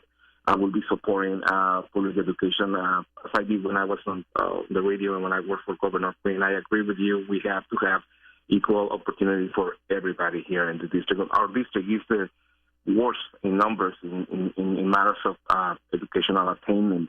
And maybe you remember that because you work for one of the suburbs that is part of the 4th district, and you know how bad that is. And it has to do with the state, it has to do with the city. We need to take a lot of great decisions on better education for everybody. All right. He is Javier Salas. He's a Democrat candidate for Congress in Illinois' 4th District, running in the primary against Luis Gutierrez. And if I was a Democrat and lived in the 4th District, I'd be voting for Javier Salas. But since I live in Chicago, I probably can anyway. Yeah, that's right. Javier Salas, thanks so much for joining us. Good luck with the campaign. Appreciate your time. Thank you so much. Eddie, bye-bye. Congratulations on your show. Thank you. Eddie joined us on our turnkey.pro answer line. There's only one radio show in Chicago talking about today's biggest stories and telling you what they really mean. That show is this one, Chicago's Morning Answer on AM 560, The Answer. Oh, you know what they say? Don't let the sunshine fool you. It's pretty nasty out there. -1 right now, but if you factor in the wind chill, it's -14 degrees out. We will have clouds and some snow rolling through here late this afternoon, a high of just 21 degrees, and snow throughout the evening into the early morning hours. A flurry or heavier squalls, anywhere from 1 to 3 inches. And then tomorrow morning, mostly cloudy, breezy, colder still, a high of 12 degrees. Let's get the travel times and see how that crash is shaping up at 95th and LaGrange Road. Here's Jim Telemonte. Thanks, Amy. That intersection is a mess. There are traffic signal problems as well, so it's really jammed in Palos Hills around 95th and LaGrange. The closure and displays of River Road between Rand and Gulf Road. Emergency rail track repairs. In Rogers Park, Estes shut down between Ashland and Paulina due to a fire. Eden's inbound 25 minutes, Lake Cook to Montrose. Up on its 27. The Kennedy, now an hour and 2 minutes, O'Hare to downtown. Express lanes will save you at least 15. Outbound, it's 36 minutes, downtown to O'Hare. The Eisenhower, 52 minutes, Thorndale to the Loop. Outbound 40. The Stevenson, 50 minutes, 355 to Lakeshore Drive. Outbound 38. The Rhine is 26 minutes, 95 to downtown. Eastbound Adams Tollway, so Randall to be 431 with a crash in the right lane. And then Higgins to Roselle. I'm Jim Talamonte, ChicagoRadioDeals.com Traffic Center. We did it. That's right. Because of your generosity and support of our annual Feed the Children campaign, we were able to reach our goal of feeding 18,000 children this holiday season, real families with real needs. And we especially want to thank the many business benefactors, you know who you are, who stepped up in a big way. When you hear their advertisements on this station in the coming months, we encourage you to support them as a way of saying thanks for their generosity. And just because we met our goal in 2015, that does not mean that the need has gone away. Hunger is still a real challenge for thousands of families and children in our area. So please continue to support Feed the Children with a tax-deductible gift of any amount at any time. Just go to feedthechildren.org. And thanks again from all of us here at AM 560, The Answer. The only defense between your family and another harsh Chicago winter is your roof.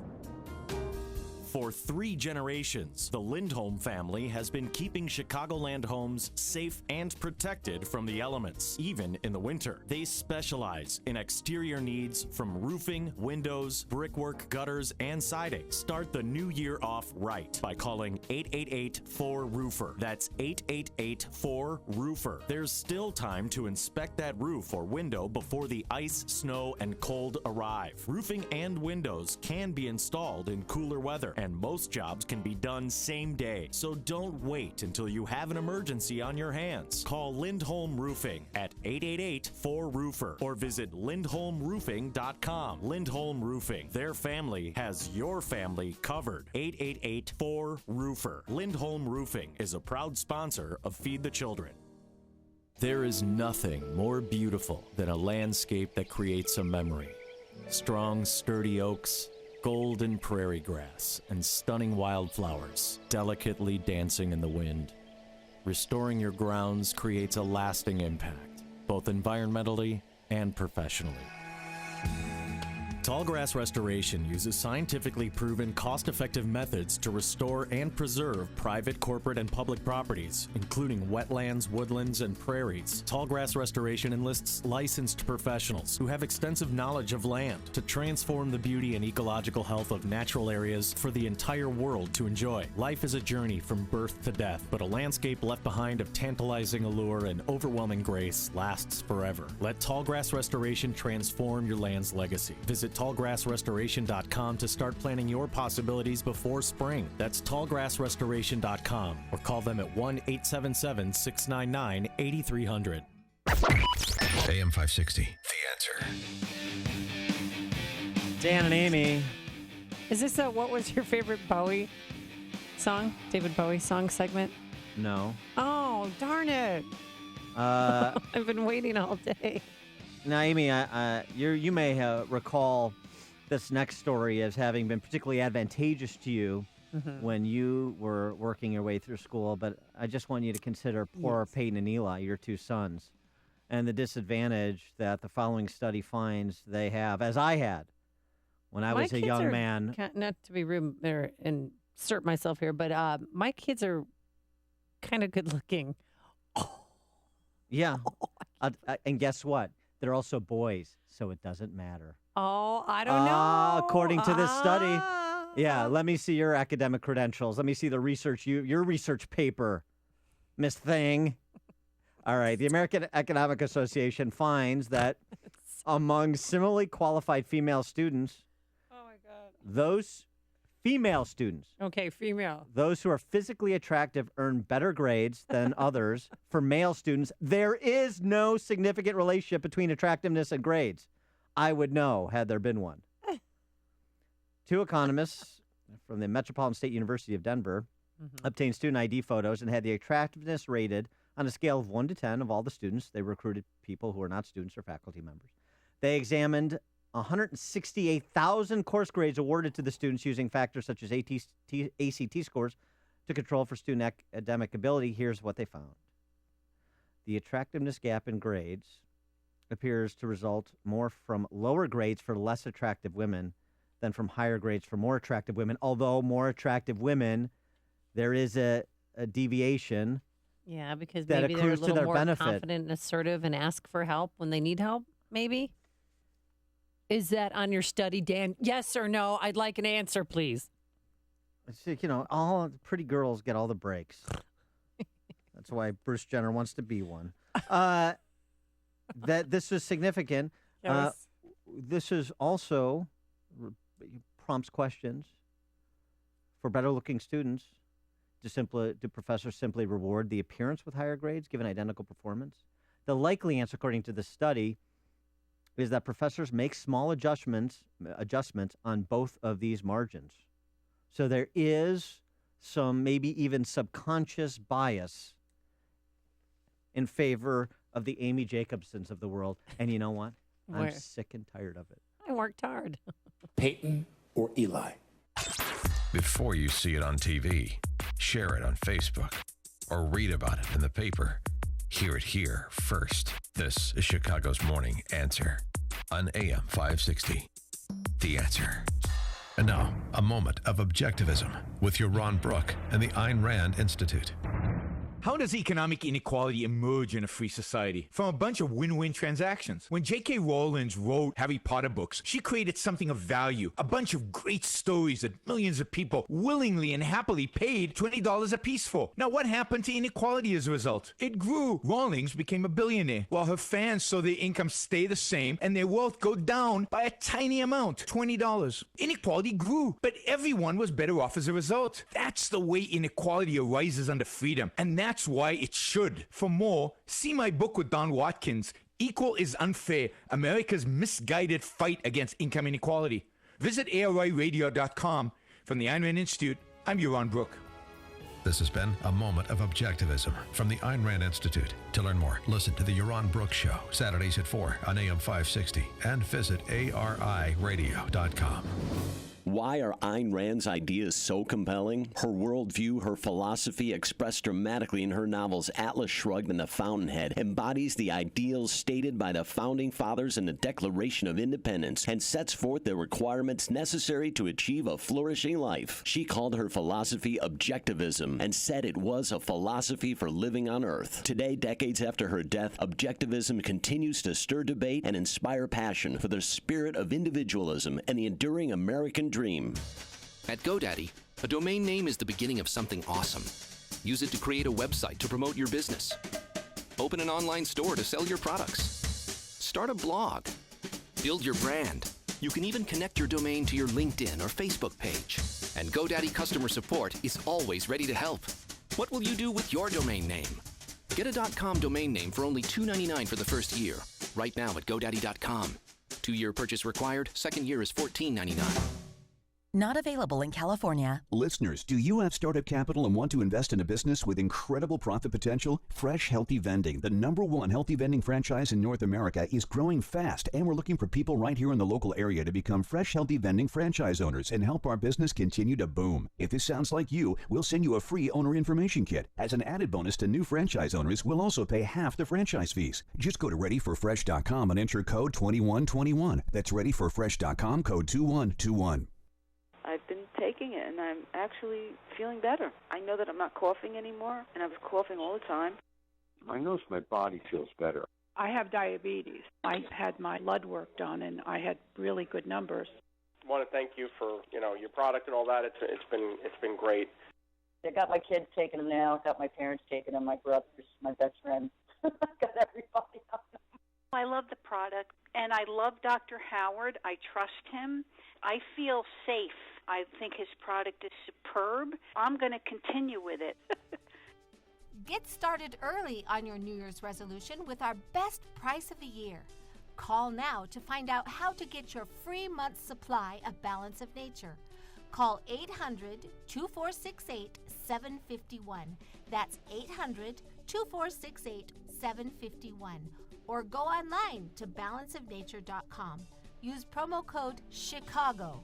If you want to work until you drop, reduce your standard of living in retirement, or lose more of your hard-earned money in the stock market, then just ignore me. But if you'd like to generate a steady, predictable income, I'm talking real wealth and financial security for as long as you live, then listen to this. A free report is now available that reveals the money-making secrets Wall Street and the banks don't want you to know. It reveals how you can get guaranteed growth, safety, and wealth-building power without risking your money in the Wall Street casino. To get your free special report, visit bankonyourself.com. That's bankonyourself.com. Coming up on Chicago's Morning Answer. Angela Merkel and the Philadelphia mayor have something in common. Both deny the threat of radical Islam. We'll discuss with best-selling author Brad Thor at 8:08. But first, into the newsroom we go, and here he is, Mike Scott. Amy and Dan, frigid temperatures will be around till midweek, and some lake-effect snow will pound northwest Indiana later on today. Blackhawks double up the Avs on the ice, and WIND Chicago News Time is 8 o'clock. Fox News Radio. I'm Dave Anthony. It's a death that'll make rock and roll fans. Legendary singer David Bowie, a victim of cancer. Days after releasing his last album, Fox's Simon Owen is live in London. David Bowie fans are gathering in the London neighbourhood of Brixton, where the singer was born. People in general, especially Britain, will probably treat David's death as something like the royal family, you know. He's among hundreds paying tribute. Some fans are planning a street party tonight. The news of Bowie's death came as a surprise, announced in a short statement on his Facebook page a few hours ago, saying the 69-year-old died peacefully, surrounded by family, after fighting cancer for 18 months. Bowie's son confirming the news, saying, quote, "Very sad and sorry to say it's true." Dave? Simon, the Baltimore police officer driving the van in which Freddie Gray suffered his fatal injury, goes on trial starting today. He's the second of 6 officers to face trial. The jury was deadlocked in the first case. Hillary Clinton may be looking over her shoulder in Iowa. Bernie Sanders leads her in New Hampshire and is now just 3 points behind in the Democratic race in Iowa in an NBC poll. I think we're gaining steam here in Iowa. I think we have an excellent chance. Sanders on ABC in the Republican race. If we win Iowa, I think we run the table. Donald Trump trails Ted Cruz by 4 points in Iowa in that NBC poll. He keeps questioning Cruz's qualification, being born in Canada. Cruz's mother's American, so he says He is a natural-born citizen. Matt Damon says he knows how lucky I am to do this for a living. That after he won in his Martian movie, won a Golden Globe. Leonardo DiCaprio and The Revenant also both won. Jennifer Lawrence and Brie Larson won as Best Actresses. A big surprise in TV. A stunned Gael Garcia Bernal could barely get out a thank you after he and his Amazon show Mozart in the Jungle won Best Comedy and Actor Golden Globes. Mr. Robot won for Top TV Drama. Fox News Radio. Fair and balanced. Partly sunny skies, 4 degrees above, with a wind chill of -9. 8:02 on AM 560. The Answer. Good morning. I'm Mike Scott. A big deal involving a Chicago area business this morning. We're following developments as Irish drug maker Shire plans to pay about $32 billion in cash and stock to buy Bannockburn-based Baxalta. Chicago's facing its first cold snap of the winter. Frigid temps in single digits or below 0 digits are expected to be around until the middle of the week. Hazardous weather could strike northwest Indiana and southwest lower Michigan today and tonight, as snow and blowing snow could accumulate 2 to 4 inches. People in Illinois watching closely a case being argued today before the U.S. Supreme Court. The case involving public school teachers in California could affect whether unions may continue collecting fees from non-members. Governor Rauner has been trying to end a requirement that all state workers covered by a union contract pay those fees. A man being held on $1 million bond after a woman's body was found in a suitcase on the south side. Arthur Kane has been charged with concealment of a death. The Daily Southtown reports a jury selection begins today in the case of an Ohio woman accused of stabbing a Catholic high school teacher to death in his suburban Orland Park home. 22-year-old Alicia Walker of Akron is charged with murder. Her attorney says she acted in self-defense. 61-year-old Al Filan was found dead in his home in Orland Park in January of 2014. Search continues to find a suburban Park Forest woman who's been missing for over a week. Officials say Brenda Jackson has not been seen since January 3rd when she was dropped off at home by a relative. Forest preserves in and around Park Forest were searched yesterday. Chicago sports, Patrick Kane, Marion Hossa, 2 goals each. The Blackhawk winning streak at 7 after a 6-3 win over Colorado. NFL, Packers over Washington 35-18. Playoff win for Seattle over Minnesota 10-9. The news, a service of Lead Safe America. Does your child struggle to concentrate and pay attention? What looks like ADD or autism may actually be caused by lead poisoning. It's a neurotoxin. It can cause permanent brain damage. Find out how to protect your family. Go to leadsafeamerica.org. 8:04, time for the AM 560 Business Beat. A service of Turnkey.pro, and here from the Fox Business Network is Pat O'Neill. From the Fox Business Network, Wall Street hoping to erase the memory of last week's losses, the worst ever start of the year for U.S. markets. Stock futures are higher ahead of the opening despite another big drop for China shares, and European markets are up a bit. This week marks the start of the earnings season. Alcoa reports after the close it's also about to announce a $1.5 billion supply deal with General Electric. Gas prices continue to drop, the average price nationwide at $2.05 a gallon. We do have the lowest prices in nearly 7 years, and we might break that by a few more cents per gallon in coming days unless crude oil prices reverse themselves. Oil analyst Trilby Lundberg. Chrysler's unveiling the Chrysler Pacifica today at the North American International Auto Show in Detroit. It replaces the Chrysler Town & Country and Dodge Grand Caravan with a sleeker swept back look. There will also be a plug-in hybrid version, the first in the industry. With the Fox Business Report, I'm Pat O'Neill. It's 8:05 in Chicago. A check of traffic and weather on the way next on AM 560. Hey, Chicagoland, Dave Ramsey here. For the last 20-plus years, we've helped millions of people get their financial lives in order. And now, for the first time ever, we're bringing our Smart Money Tour to you. Financial expert Chris Hogan and I will be at Willow Creek Church on January 12th. If you're tired of living paycheck to paycheck or wondering what you're going to do when retirement comes around, don't miss this event. Get your seats today at DaveRamsey.com. Sponsored in part by Dr. Amy and Associates. Are you putting your money into an IRA, pension, or 401k? Then I hope you're prepared to lose 30, 40, 50% or more of your retirement savings. Because it's not a question of if the market crashes again. It's a question of when. It's going to happen. Did you know there is a way you can protect and grow your wealth safely and predictably every single year? The people using this approach didn't lose a penny when the market crashed in 2000 or 2008, and they won't lose a penny in the next crash. In fact, their money will continue to grow safely year in and year out, even when stocks, real estate, and other investments tumble. A free report detailing this savings program is now available. This free report shows how you can get guaranteed growth, safety, and wealth-building power without risking your retirement in the Wall Street casino. This is the best way to have a 100% secure retirement. It far outperforms any IRA or 401k. To get this free report, visit bankonyourself.com. That's bankonyourself.com. Bankonyourself.com.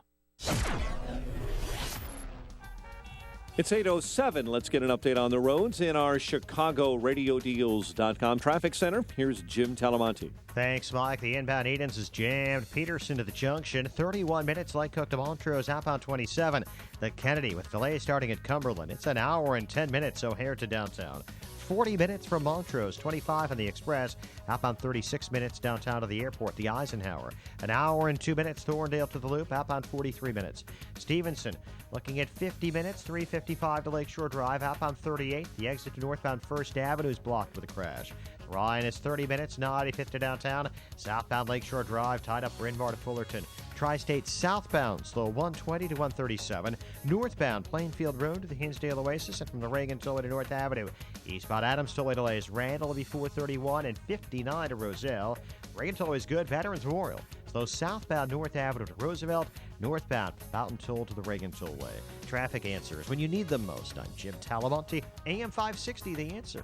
Chicago's Morning Answer continues next. Your official Chicagoland weather forecast from the aircomfort.com Weather Center. Air Comfort, 80 years of quality mechanical solutions for your business. Here's meteorologist Kevin Snyder. Increasing clouds today, little accumulation of snow late in the afternoon. A high of 22 with wind chill readings 10 below to 20 below zero for the morning. Then breezy and quite cold with a flurry or heavier squall tonight, low of 8.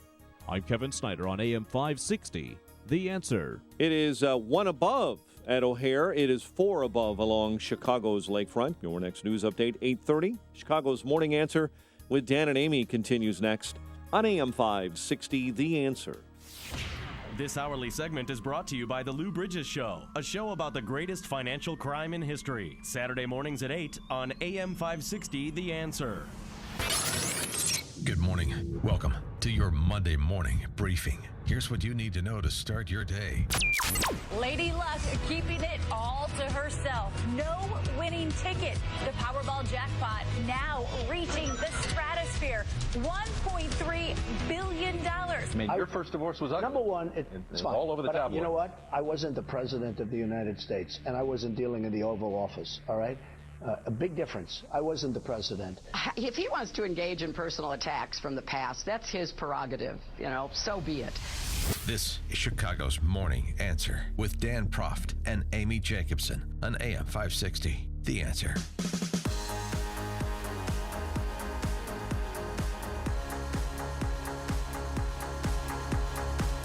Good morning, Dan and Amy. Today we're mourning the death of David Bowie.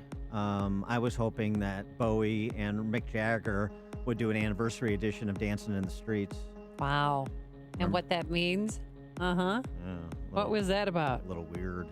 Well, it was Too uncomfortable. soon. Yeah. And that is a little too soon. You did mention earlier that his widow's good looking, and I said, well, she's available.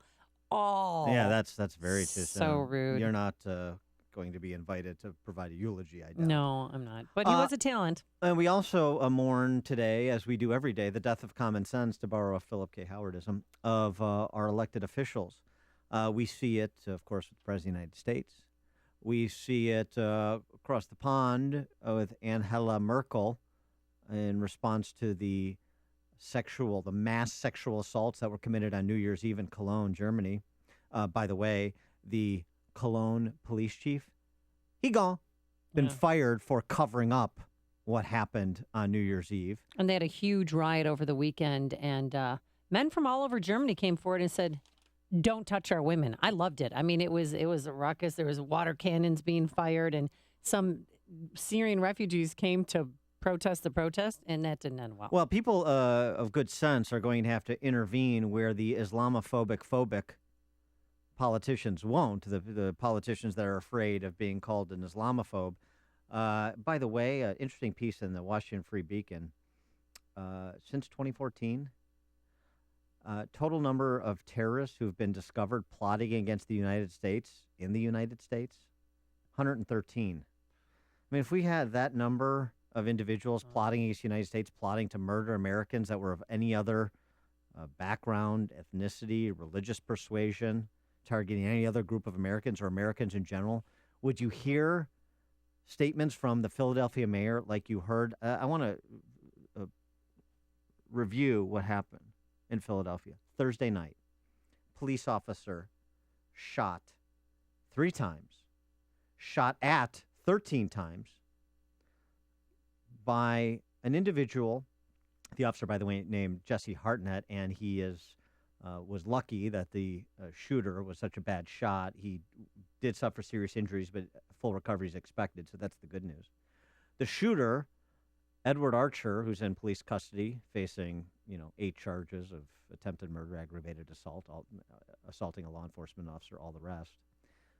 Self-described Islamist who walked up to Hartnett's car and opened fire because he was acting in advance of the ISIS, in advance of the Islamic State, and because police officers enforce laws that run contrary to the Quran. Listen to what police spokesman, Philadelphia police spokesman, said about the shooting, and then we'll play what Philadelphia Mayor James Kenney had to say about the shooting. We had the suspect upstairs, the homicide unit, talk to him. Right away, he didn't have anything to say, but then he stated that he pledges his allegiance to Islamic State. He follows Allah, and that is the reason he was called upon to do this. For what reason? What was his... that he just kept on echoing those sentiments, and he wouldn't give us anything more than that. Yeah, don't believe him. Don't believe the shooter and what he told police while in custody, says Philadelphia Mayor Jim Kenney. In no way, shape, or form does anyone in this room believe that Islam or the teaching of Islam has anything to do with what you've seen on that screen. That is abhorrent. It's terrible, and it does not represent the religion in any way, shape, or form, or any of its teachings. This is a criminal with a stolen gun who tried to kill one of our officers. Has nothing to do with being a Muslim or following the Islamic faith. I don't know. It has everything to do with being a Muslim and being radicalized. If you had people whose motive for opening fire on police was to assassinate police, or who were, I should just say, people who are interested in assassinating police officers, you would want to know their motive, wouldn't you? Wouldn't that be interesting to you? Who, what, when, where, and how. The basics. We live in interesting times, incredible times, and a man who chronicles those through fiction, which is increasingly indistinguishable from reality, is New York Times bestselling author Brad Thor. You know Brad Thor from his hit spy novel series, Scott Harvath being a character. Brad's got a new book coming out this June 14, 2016 to be exact.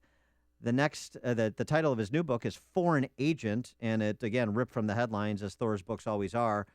Takes place in a safe house near the Syrian border with an American ops team targeting the director of social media for ISIS. Fiction or reality, again, indistinguishable, it seems. Brad Thor joins us now. Brad, thanks so much for being with us. Appreciate it. Good morning, Dan and Amy. So what do you make? You follow these issues very closely because you write about them in a fictionalized sense, but the politicians in places like Philly and Germany and Washington, D.C., don't they make it increasingly difficult for you to write the fiction? Oh, I you know what? I'm just laughing as you read the description of the new book. I mean, it has changed so much since I sat down to map it out. It's amazing. And what's stunning for me is we hear all the time about the war on women, the war on women, the war on women, this kind of trope out of the left. And if you look at what happened on New Year's Eve, not just across Germany, but in Austria, in Finland, and other places in Europe, what you now see is a legit war on women by Muslim men. And the mayor of Cologne, Germany, comes out, and Amy, I'd love to know how you feel about this, and basically says, hey, ladies, if you're dressing kind of provocatively, you're asking for it. Yeah, we talked about blaming the victim. It's victim blaming instead of holding the men accountable And close to my heart, I mean, in Sweden, 15 women were sexually assaulted on New Year's Eve night. It's just, it seems to me like it was a planned attack, a true war on women. And what can we do to defend ourselves?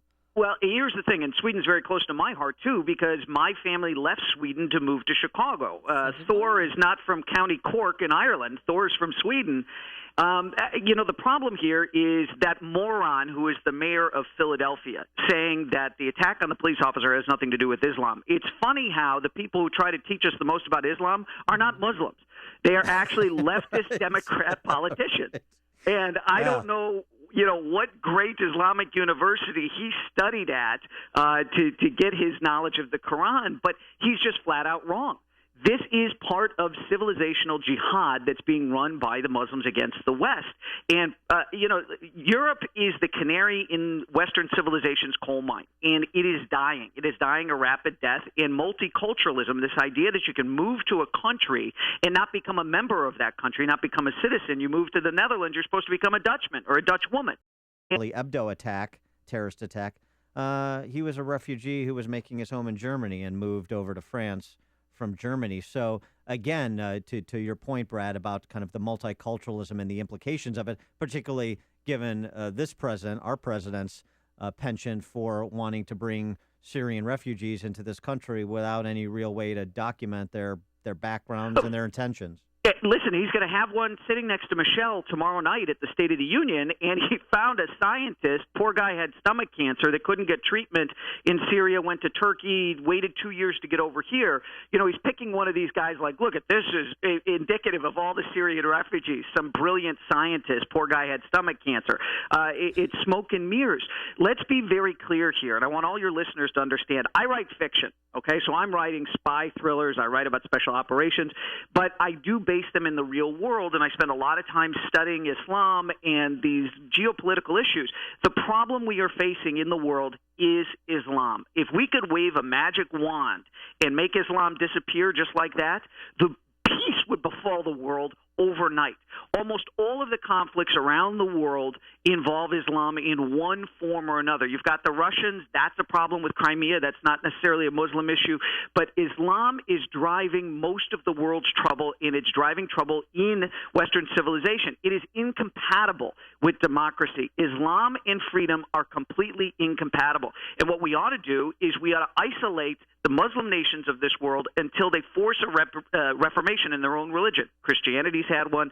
Judaism has had one. Islam has never gone through Reformation, and it's still stuck in the 7th century. And until it comes out to the 21st, we should refuse to deal with it in Western civilization. Because of this mass rape in Cologne, Germany, what do you think German Chancellor Angela Merkel's political future is going to be? Do you think she's done? Listen, she has taken a stronger and stronger tone, and that is indicative of somebody who sees their political career on the rocks.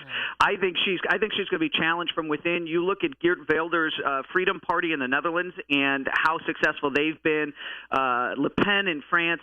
So you're getting real hard-right groups that are challenging liberalism because they can point to all of its failures. And people aren't stupid. It's why we have populism rising so high in the United States right now, is because the elites who propose to govern us think they're smarter than us, and guess what? We're smarter than them. All of their ideas have failed, and it's time for common sense to take hold again. And that segues nicely to the candidacy of Donald Trump and your perspective on Donald Trump's candidacy and the prospect of him being the Republican nominee for president. Well, listen, I've said this from the beginning. Donald Trump is a lifelong Democrat. He is a progressive. Donald Trump's answers on everything his entire life have been more government, more government, more government. Donald Trump is not a conservative. He's not a limited government freedom person. He likes the idea of buying and selling politicians in Washington. Yeah, that's how it's done. They kiss my butt when I call. He's been part of the problem. He has not been part of the solution. I do a lot of things where, boy, wouldn't it be great if I had a politician backing a business that I was investing in or something like that. I don't think that's the right thing to do. So I'm not a fan of Donald Trump. If Donald Trump is the Republican nominee, I will vote for him. He will not get my support until he is the Republican nominee, and then all I'm going to do is go in and either pull the lever for him, or I might even write my own name in, but we can't afford another Democrat. So I'm going to have to vote Trump. I won't like it. I'll hold my nose and do it, but I think he's a dangerous demagogue, and I see throughout history how bad people have been elected because they've appealed to baser instincts in basically easily easily risable populations. That write-in campaign for Brad Thor for president, I spread. expect a groundswell. But listen, John Cass wants me to move back to Chicago and run for mayor. I may have to do that. Yeah, are you? How you like in Nashville? You like it better than Chicago? You know, I miss the hell out of Chicago. I love Chicago so much, but the Democrats have ruined it. It's what happens when you have a one-party system.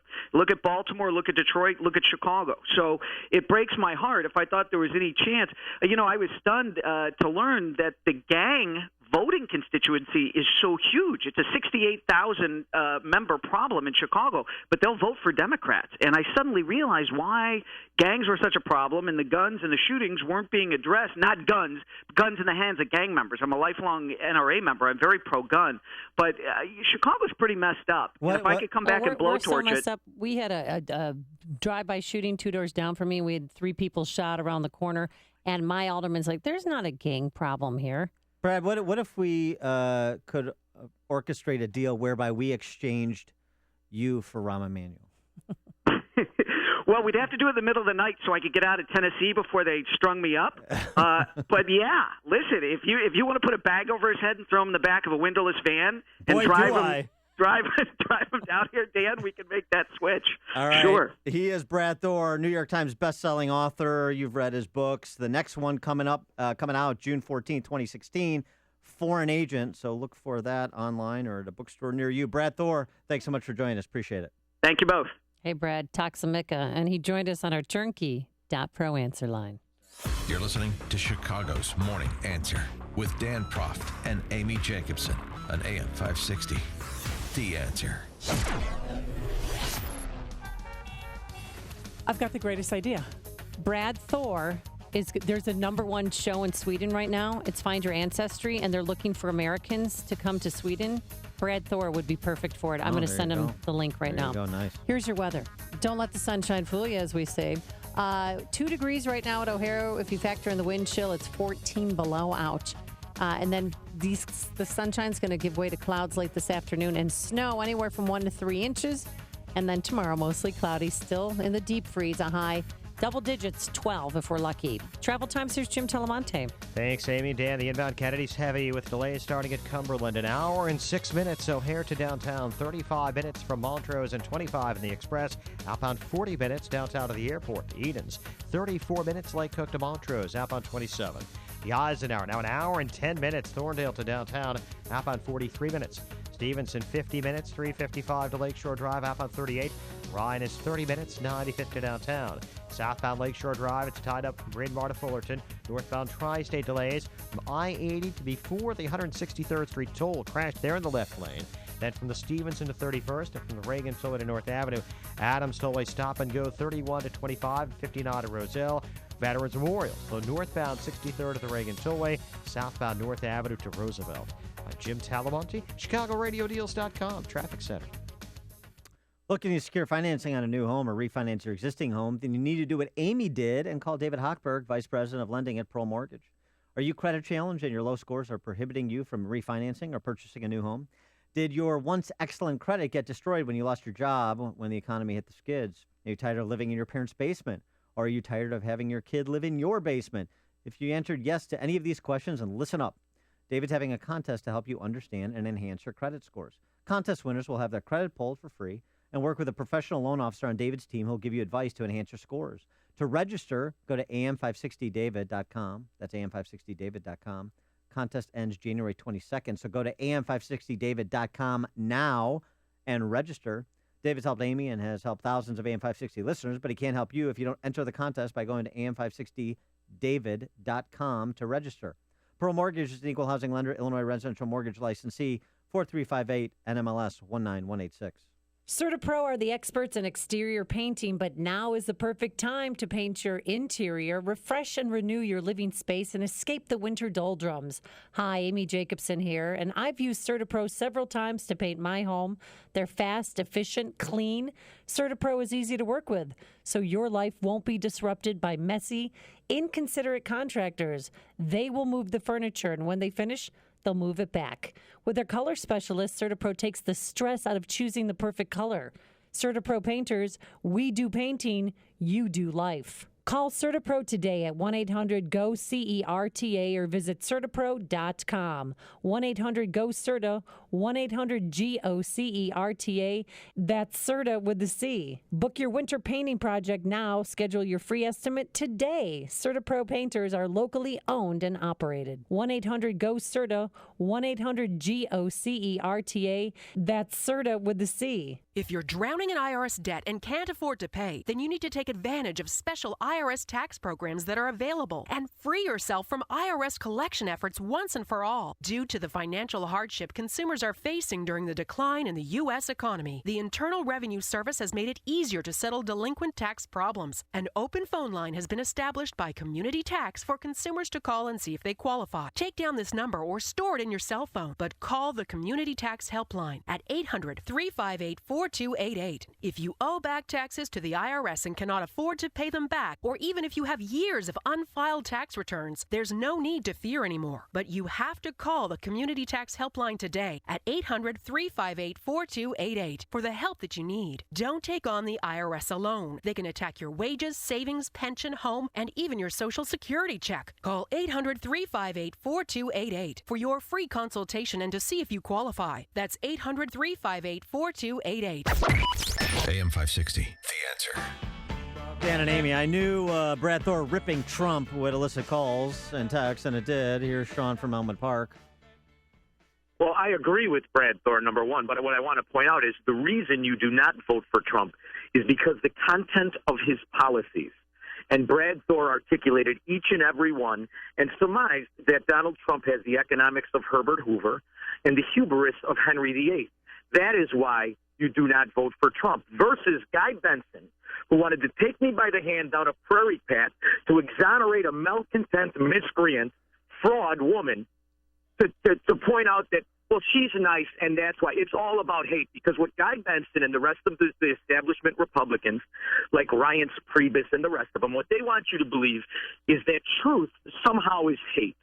And when somebody tells you that reality is an emotion, the narrator is a liar. We must learn to dissect the reality of what we're going through. Thanks for and the reality is they're talking point politicians. And those are who get elected, and that's why nothing changes. And the power of our society is in the hands of rulers who used to be representatives. Thanks for the so call. We need to change. Sean, got to go. Thanks for the call. Appreciate the economics of Herbert Hoover and the arrogance of Henry VIII. Pretty good. Well, I think that's a super philosophy, Sean. This is the morning show more Chicago radio listeners are choosing. This is Chicago's Morning Answer on AM 560. The Answer. I just took Balance of Nature for the first time. You guys are awesome. God bless you. I have CIDP. It's helped me with my balance. It's helped clear up my skin condition. I honestly did notice a difference. That's why I reordered it. I feel good. I really just feel good. Everything has changed. I just feel so much better. There's absolutely no doubt in my mind that this product works. It's helped me as far as my overall health. I even recommended it to my mother, and she's been taking it, and she's 89 years old. Get started early on your New Year's resolution with our best price of the year. Call now to find out how to get your free month's supply of Balance of Nature. Call 800-2468-751. That's 800-2468-751. Or go online to balanceofnature.com. Use promo code Chicago. AM 560, The Answer.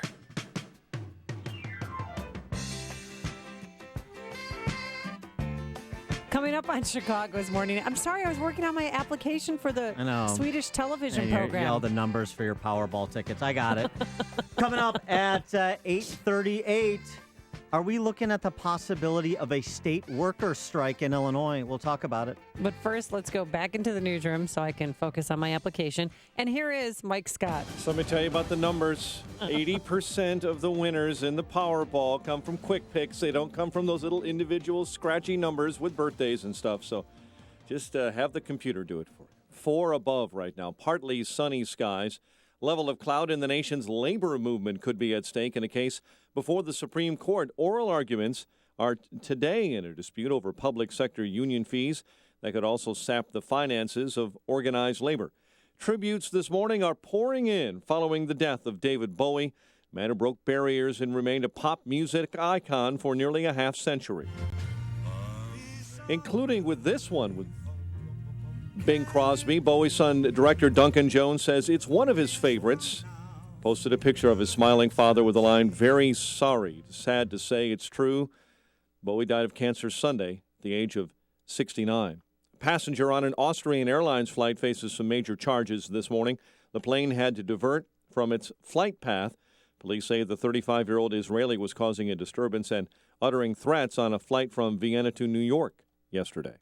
Another trial begins today in Baltimore in the case of Freddie Gray, a young black man who died in April, a week after he broke his neck in police custody. Today, the van driver, Cesar Goodson, who was with Gray on that 45-minute trip from the site of his arrest to the Western District Police Station, is charged with second-degree murder. Goodson has never spoken with authorities. Irish drug maker Shire plans to pay about $32 billion in cash and stock to buy Illinois-based Baxalta and strengthen its position in rare disease treatments. Chicago facing its first cold snap of the winter. Frigid temps include single digits this morning, and below zero wind chills are expected to last until the middle of this week. A man is being held on $1 million bond after a woman's body was found in a suitcase on the south side.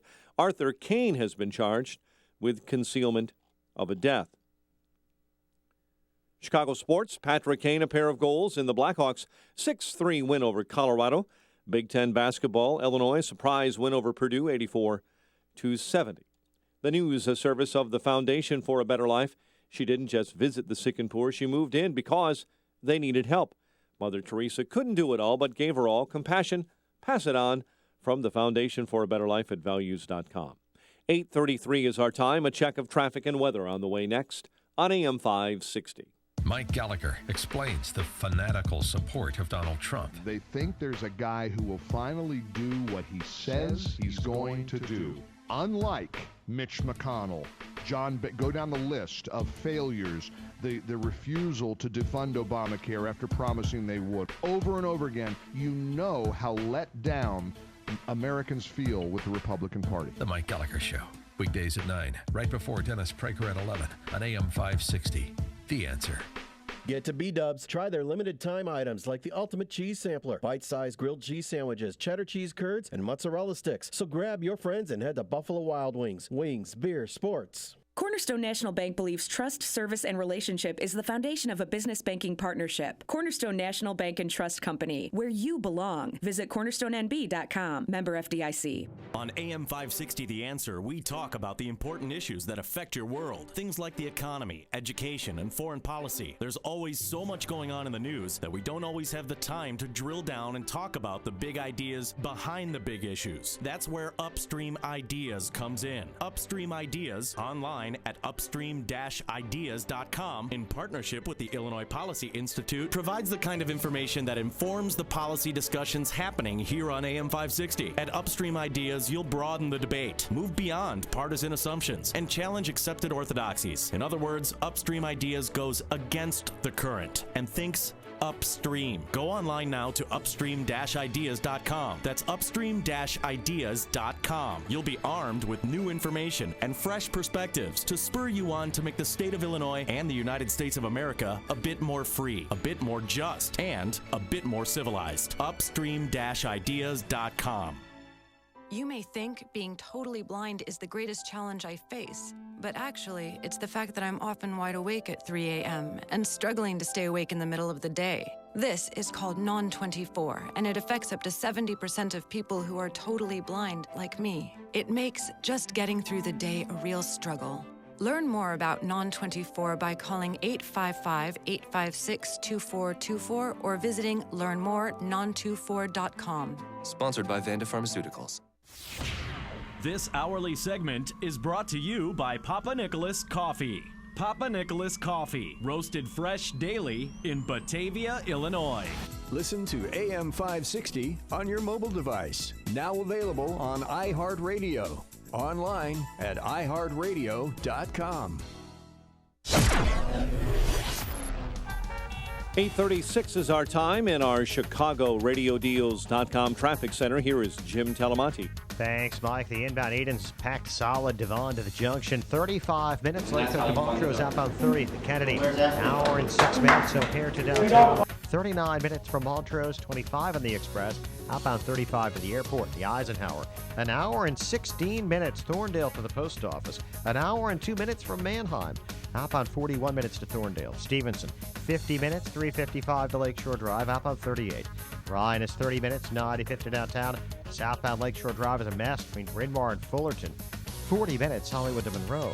Northbound Tri-State slow from I-80 to the 163rd Street toll with a crash in the left lane. Then from the Stevenson to the Hinsdale Oasis, from the Reagan Tollway to 290. The Adams Tollway delays, 31 to 25 and 59 to Roselle. Traffic answers when you need them most. I'm Jim Talamonte, AM 560, The Answer. Chicago's Morning Answer continues next. Your official Chicagoland weather forecast. From the AirComfort.com Weather Center, Air Comfort, 80 years of quality mechanical solutions for your business. Not as cold today. Sun will give way to some clouds by the afternoon, and that will bring us some snow late in the day, high 21. Currently, 1 above at O'Hare, 3 above along the lakefront. It is 2 below in Waukegan. Your next news update is at 9, and Chicago's Morning Answer with Dan and Amy continues next on AM 560, The Answer. This hourly segment is brought to you by Tasty Catering. Stop by and try their food before planning your awesome corporate event menu. Visit tastycatering.com. Hey, before you read about it on Facebook or Twitter, or hear about it from your friends, find out what today's big stories really mean with me, Sean Hannity, today at 2, right here on AM 560, The Answer. Dan and Amy, so not only are we looking at the prospect of a Chicago teachers strike again, we also may be looking at the prospect of a state workers strike, at least those 40,000 state workers represented by AFSCME, because Governor Rauner issued a statement on Friday suggesting that basically they're at an intractable impasse and the governor has to reevaluate whether future negotiating sessions for a new contract are worthwhile, Ooh, suggesting talks have broken off. That sounds like fighting terms. Well, and so if we get to that point of a lockout or a general state worker strike, what should Governor Rauner do? 312-642-5600, turnkey.pro answer line, 64636-DA, turnkey.pro text line, or the AM560 mobile app you can download and email or text us. And let me just give you some of the terms where they're at an impasse to inform this discussion. So, for example, Governor Rauner and the governor wants to streamline the layoff procedure to reduce bumping of people based on seniority from 6 levels. This is why you can't get rid of any state workers, no matter how bad they perform. 6 levels. To 2 levels. That sounds reasonable. There's also a disagreement over when overtime, time and a half kicks in. AFSCME wants it after 37 and a half hours. The governor wants it after 40 hours, consistent with federal law. Wages. That sounds reasonable. Wages, yeah. AFSCME wants 3.8 annual step increases. The governor wants to freeze the step increases temporarily. By the way, he provides some context. The Teamsters agreed to a 4-year wage freeze. Oh, that's good. In addition to that, in addition to the step increases, the AFSCME, he didn't say specifically, but AFSCME wants general increases on top of the step increases for every year of the contract, where the governor wants temporary freezes of general increases, just as he was able to achieve with the Teamsters, because, the state doesn't have any cash and it's got $9 billion in unpaid bills and the worst credit rating and unfunded pension liabilities and all the like that we know. So that's a little bit of the backdrop of where some of the impasses. AFSCME wants things to continue as they've always been, which is, of course, in part why we find ourselves in the financial condition we do as a state. And the governor is saying we got to press the hold button until we can get our financial house in order. Well, AFSCME, if they do go on strike, what does that mean for everyday Illinoisans? How is that going to affect our lives? I mean, what is going to change? That's a good question. What do I need to do for myself? That is a good question. Personal responsibility. I mean, you wonder how how similar this would be to the quote-unquote federal government shutdown, which isn't a government shutdown at all. It's the temporary furlough of a quarter, not even a fifth of federal workers who are non-essential. So essentially things just continue on autopilot. Back wages pile up, and once the matter is settled in some form or fashion, of course, those back wages are always paid. So the temporary furlough of non-essential government workers, it would be interesting. I haven't heard AFSCME suggest to state employees, I haven't seen it, where they suggest to state employees that they should start squirreling away some money for a strike like the Chicago Teachers Union has directed the teachers to do.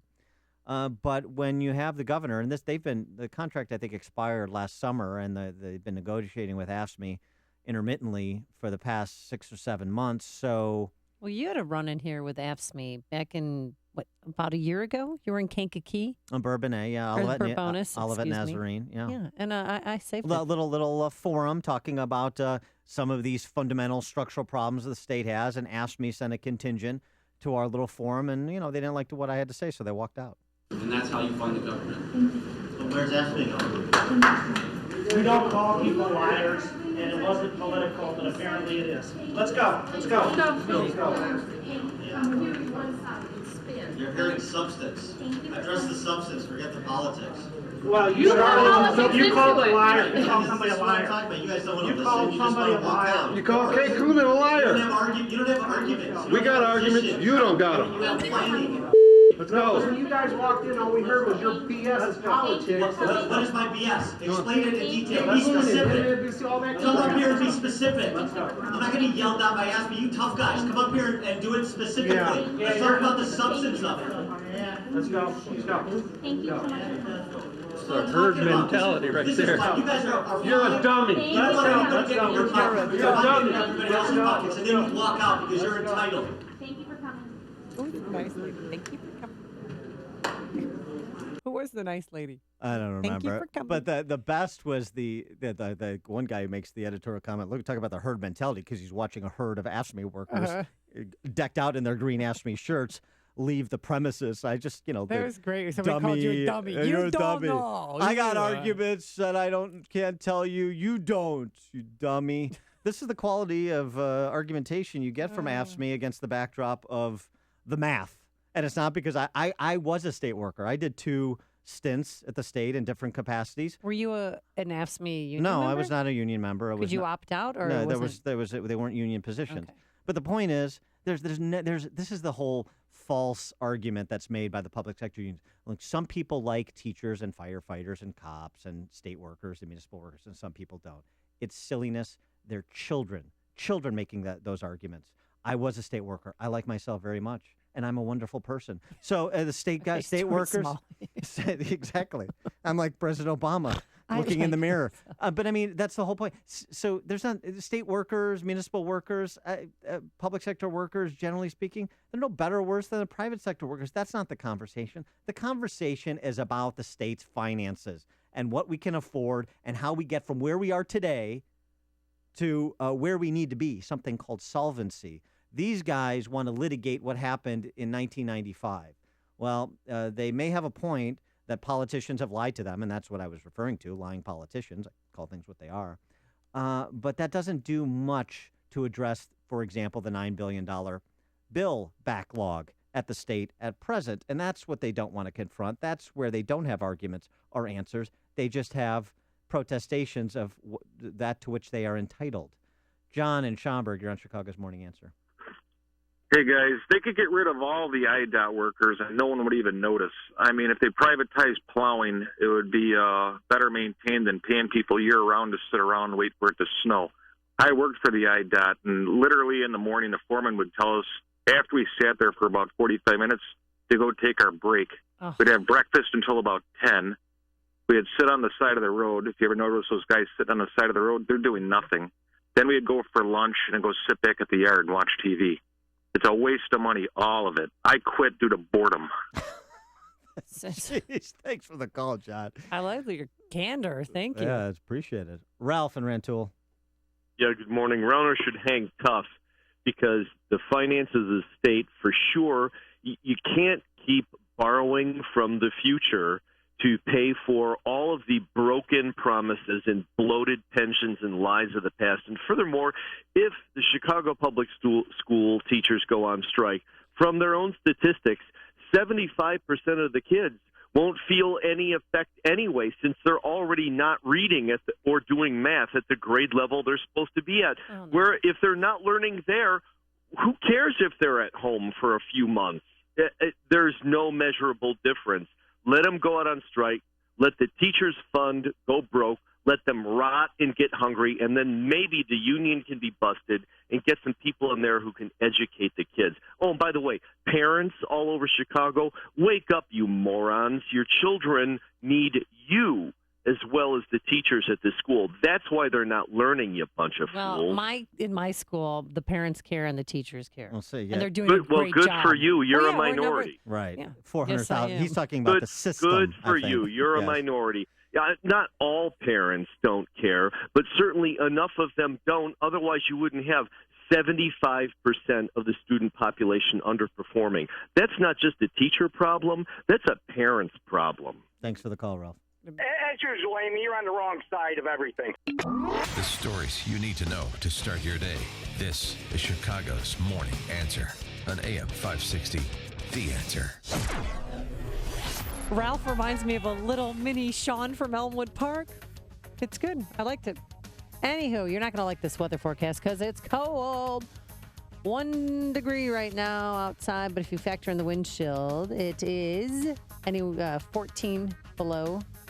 We're going up to a high today of 21 degrees, but snow late this afternoon that will continue through the early morning hours, 1 to 3 inches, depending on where you live. And tomorrow, mostly cloudy, breezy, still deep freeze type weather, high of 12 degrees.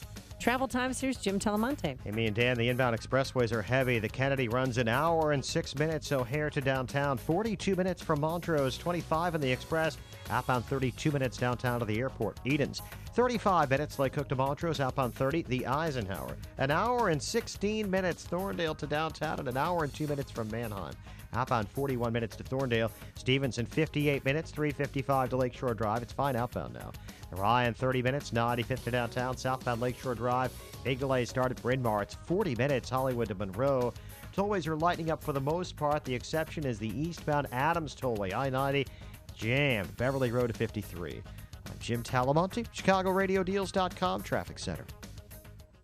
The only defense between your family and another harsh Chicago winter that is upon us is your roof. For 3 generations, the Lindholm family has been keeping Chicagoland homes safe and protected from the elements, even in the winter.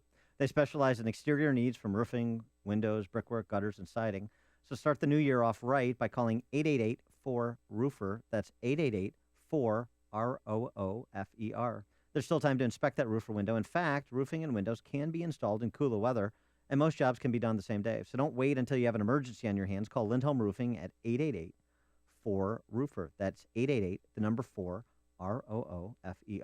Or visit lindholmroofing.com. Lindholm Roofing, their family has you covered, and Lindholm Roofing is a proud sponsor of Feed the Children. The most recent U.S. Supreme Court decision on the Affordable Care Act made one thing certain. We will all have to deal with this ever-changing law until at least 2017. If you're tired of calling a bureaucrat at an 800 number to help you navigate Obamacare, then you need a local expert on your side. That's right, your own health insurance mentor. C. Stephen Tucker from healthinsurancementors.com is someone I know and trust. He's a 20-year licensed broker who's been educating AM 560 listeners on the Affordable Care Act for the last 5 years. Thanks, Dan. If you have a pre-existing condition, a canceled plan, or your premium increased, now's the time to get covered. 2016 open enrollment begins on November 1st and ends on January 31st. During this 90-day window, you cannot be denied coverage. Depending on your income, you may find a more affordable plan. The new healthcare law is very complicated and you do need guidance. It costs you nothing to use a broker, so why not tap into my expertise? Thanks, Steve. How can our listeners get in touch with you? They can visit healthinsurancementors.com or call me directly at 630-674-1551. That's 630-674-1551. Attention market watchers. Until recently, the market hadn't seen back-to-back days of 500-point losses since November of 2008. What if you had no market exposure? What if you didn't have to worry about the markets? How would you sleep? Leave the volatility behind. Hi, this is Jack Tabota. Our proprietary income strategies provide reliable, inflation-protected income, guaranteed for life, with no market exposure. Call me at 630-777-7955. That's 630-777-7955. You've worked hard to build your wealth. I work hard to protect it. 630-777-7955. Insurance products may be presented and guarantees are based on the claims paying ability of the insurance company represented. Securities offered through Pro Equities Inc., a registered broker-dealer and member FINRA SIPC. Advisory services offered through Harvest Investment Services LLC, a registered investment advisor. Taboda and Associates and Harvest Investment Services LLC are independent of Pro Equities Inc. Chicago's Morning Answer with Dan and Amy continues now, and make sure to stay tuned to catch me, Mike Gallagher, coming up at 9, only on AM 560, The Answer. Dan and Amy, I appreciate that you've created a safe space for me in this studio. I never really knew how to tell you this, but now that it's being reported and you have other people coming forward, I feel comfortable. Oh, no, what? Well, I don't want any drama today. I had a drama-filled weekend. Let me tell you this story through a third party, because it's not about me. It's really about the movement. Robert dons a lifelike bodysuit and throws on a wig and a dress. Transformed into Sherry, Robert joins the Living Dolls, a group of like-minded men profiled in a new documentary. When 71-year-old Robert looks in the mirror, which he often does when dolled up, he sees a beautiful blonde woman, voluptuous in her yellow halter dress and chunky heels. Her name is Sherry, and she passes the time taking selfies in the courtyard of her Orange County mansion and floating topless in the macaroni-shaped pool. Robert is a property developer, recently divorced. Wonder why. When he powders his latex and silicone suit and climbs in, pulling a frozen doll mask over his head and throwing on a wig and a dress, he's Sherry. That's me in there, said Robert. That's one of the things I have to keep telling myself. That's me inside that female doll. Robert is a masker. A masker? Masker. What Leading is that? two very different lives. One in the so-called vanilla world of his family and coworkers. Another dolled up as a life-size figurine in the privacy of his own home, or occasionally out with other cross-dressers and fellow mask wearers. You can see Robert when he makes his American television debut tomorrow on and you can see me, too, if you can pick out which doll I am. You're not a dollar. TLC's My Strange Addiction, Men in Doll Suits. Oh. Do you have any pictures? Because, I'm a visual person. I need to see these shims or these men, but they're not transgender, they're not gay, homosexuals. This is just their fetish, their little hobby. First of all, don't try and categorize us. We transcend definition. What is it? TLC follows Robert and two other men. One may or may not be me, as they attempt to merge their everyday lives with a desire to don lifelike bodysuits and almost cartoonish masks to masquerade as full-figured female dolls. This is why you're not showing me the pictures, because you don't want me to pick you out in the lineup. Well, first of all, Amy. TLC. What's the name of the show? I'm going to find you. My Strange Addiction, Men in Doll Suits. Amy, let me just tell you something. Yeah, I feel I feel judgment. And that makes me uncomfortable. Is it the staring that it's easy to go through life as a attractive 6-foot blonde woman. But what about... Who's mentally balanced? It's good. What about people that have this insatiable need, this hole in them where they need to feel pretty? I knew how to quit you. What about those people? Dan, this is like a freak show. Oh my gosh, Dan. I think I know which one you are. And as predicted, there's Robert and two other men. One may or may not be me. As I said earlier in the show, the other shoe to drop with Rom. Oh, yeah. This is it? Men in doll suits. But recent years have also seen many important historical events. 1985 brought us the gayest music video of all time. That happened, and we all let it happen. You've made the switch, and it feels so good. You've switched to Chicago's Morning Answer on AM 560. The Answer. You can get health insurance no matter what the status of your health is. This is possible through Blue Cross Blue Shield of Illinois with a tax-free and tax-deductible health savings account PPO plan. Hi, this is Tom Marabali, your independent representative and consumer advocate for Blue Cross Blue Shield of Illinois. I am working with a few state senators telling them that all of the Illinois government employees, which include all state, county, municipal, and city of Chicago workers, including the teacher union members, that they need these plans. Since we, the taxpayers, are paying for these expensive health insurance benefits, employees that have health savings account PPO plans could reduce the monthly premiums by approximately 40% and save hundreds of millions of taxpayer dollars. So call me at 630-863-3477 about my tax-free PPO health insurance plans. That's 630-863-3477, and I will give you a free monthly quote and tell you more about saving hundreds of millions of taxpayer dollars with more comprehensive plans. Oh, we did it because of your generosity. We raised enough money to feed 18,000 hungry children this holiday season. Real and families one masker. with real. I'm watching the highlights right now, our lowlights. Ooh, dear Lord.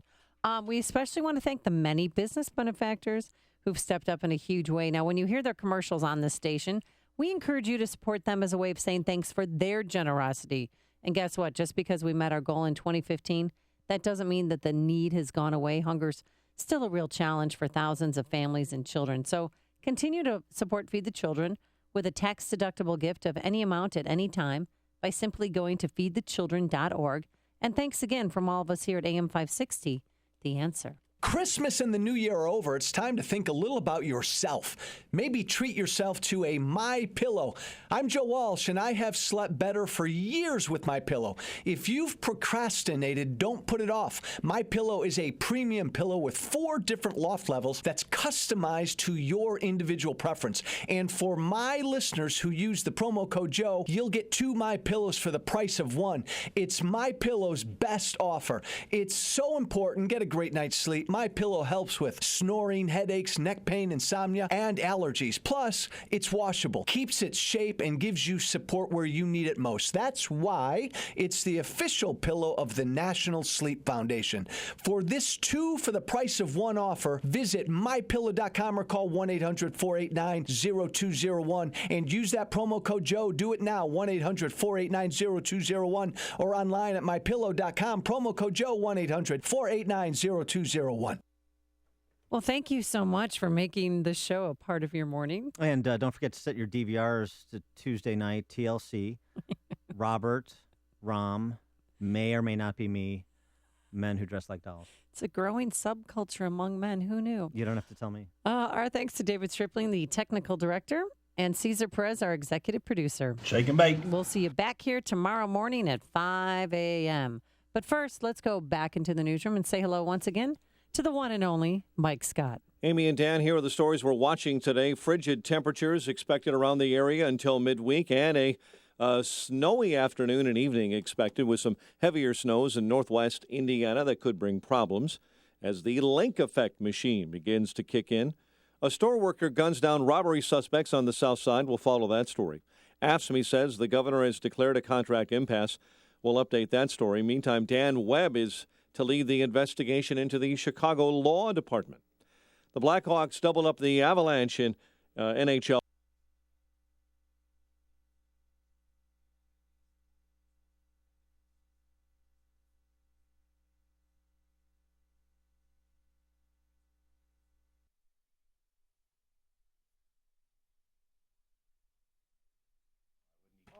Okay, that's what you're going with.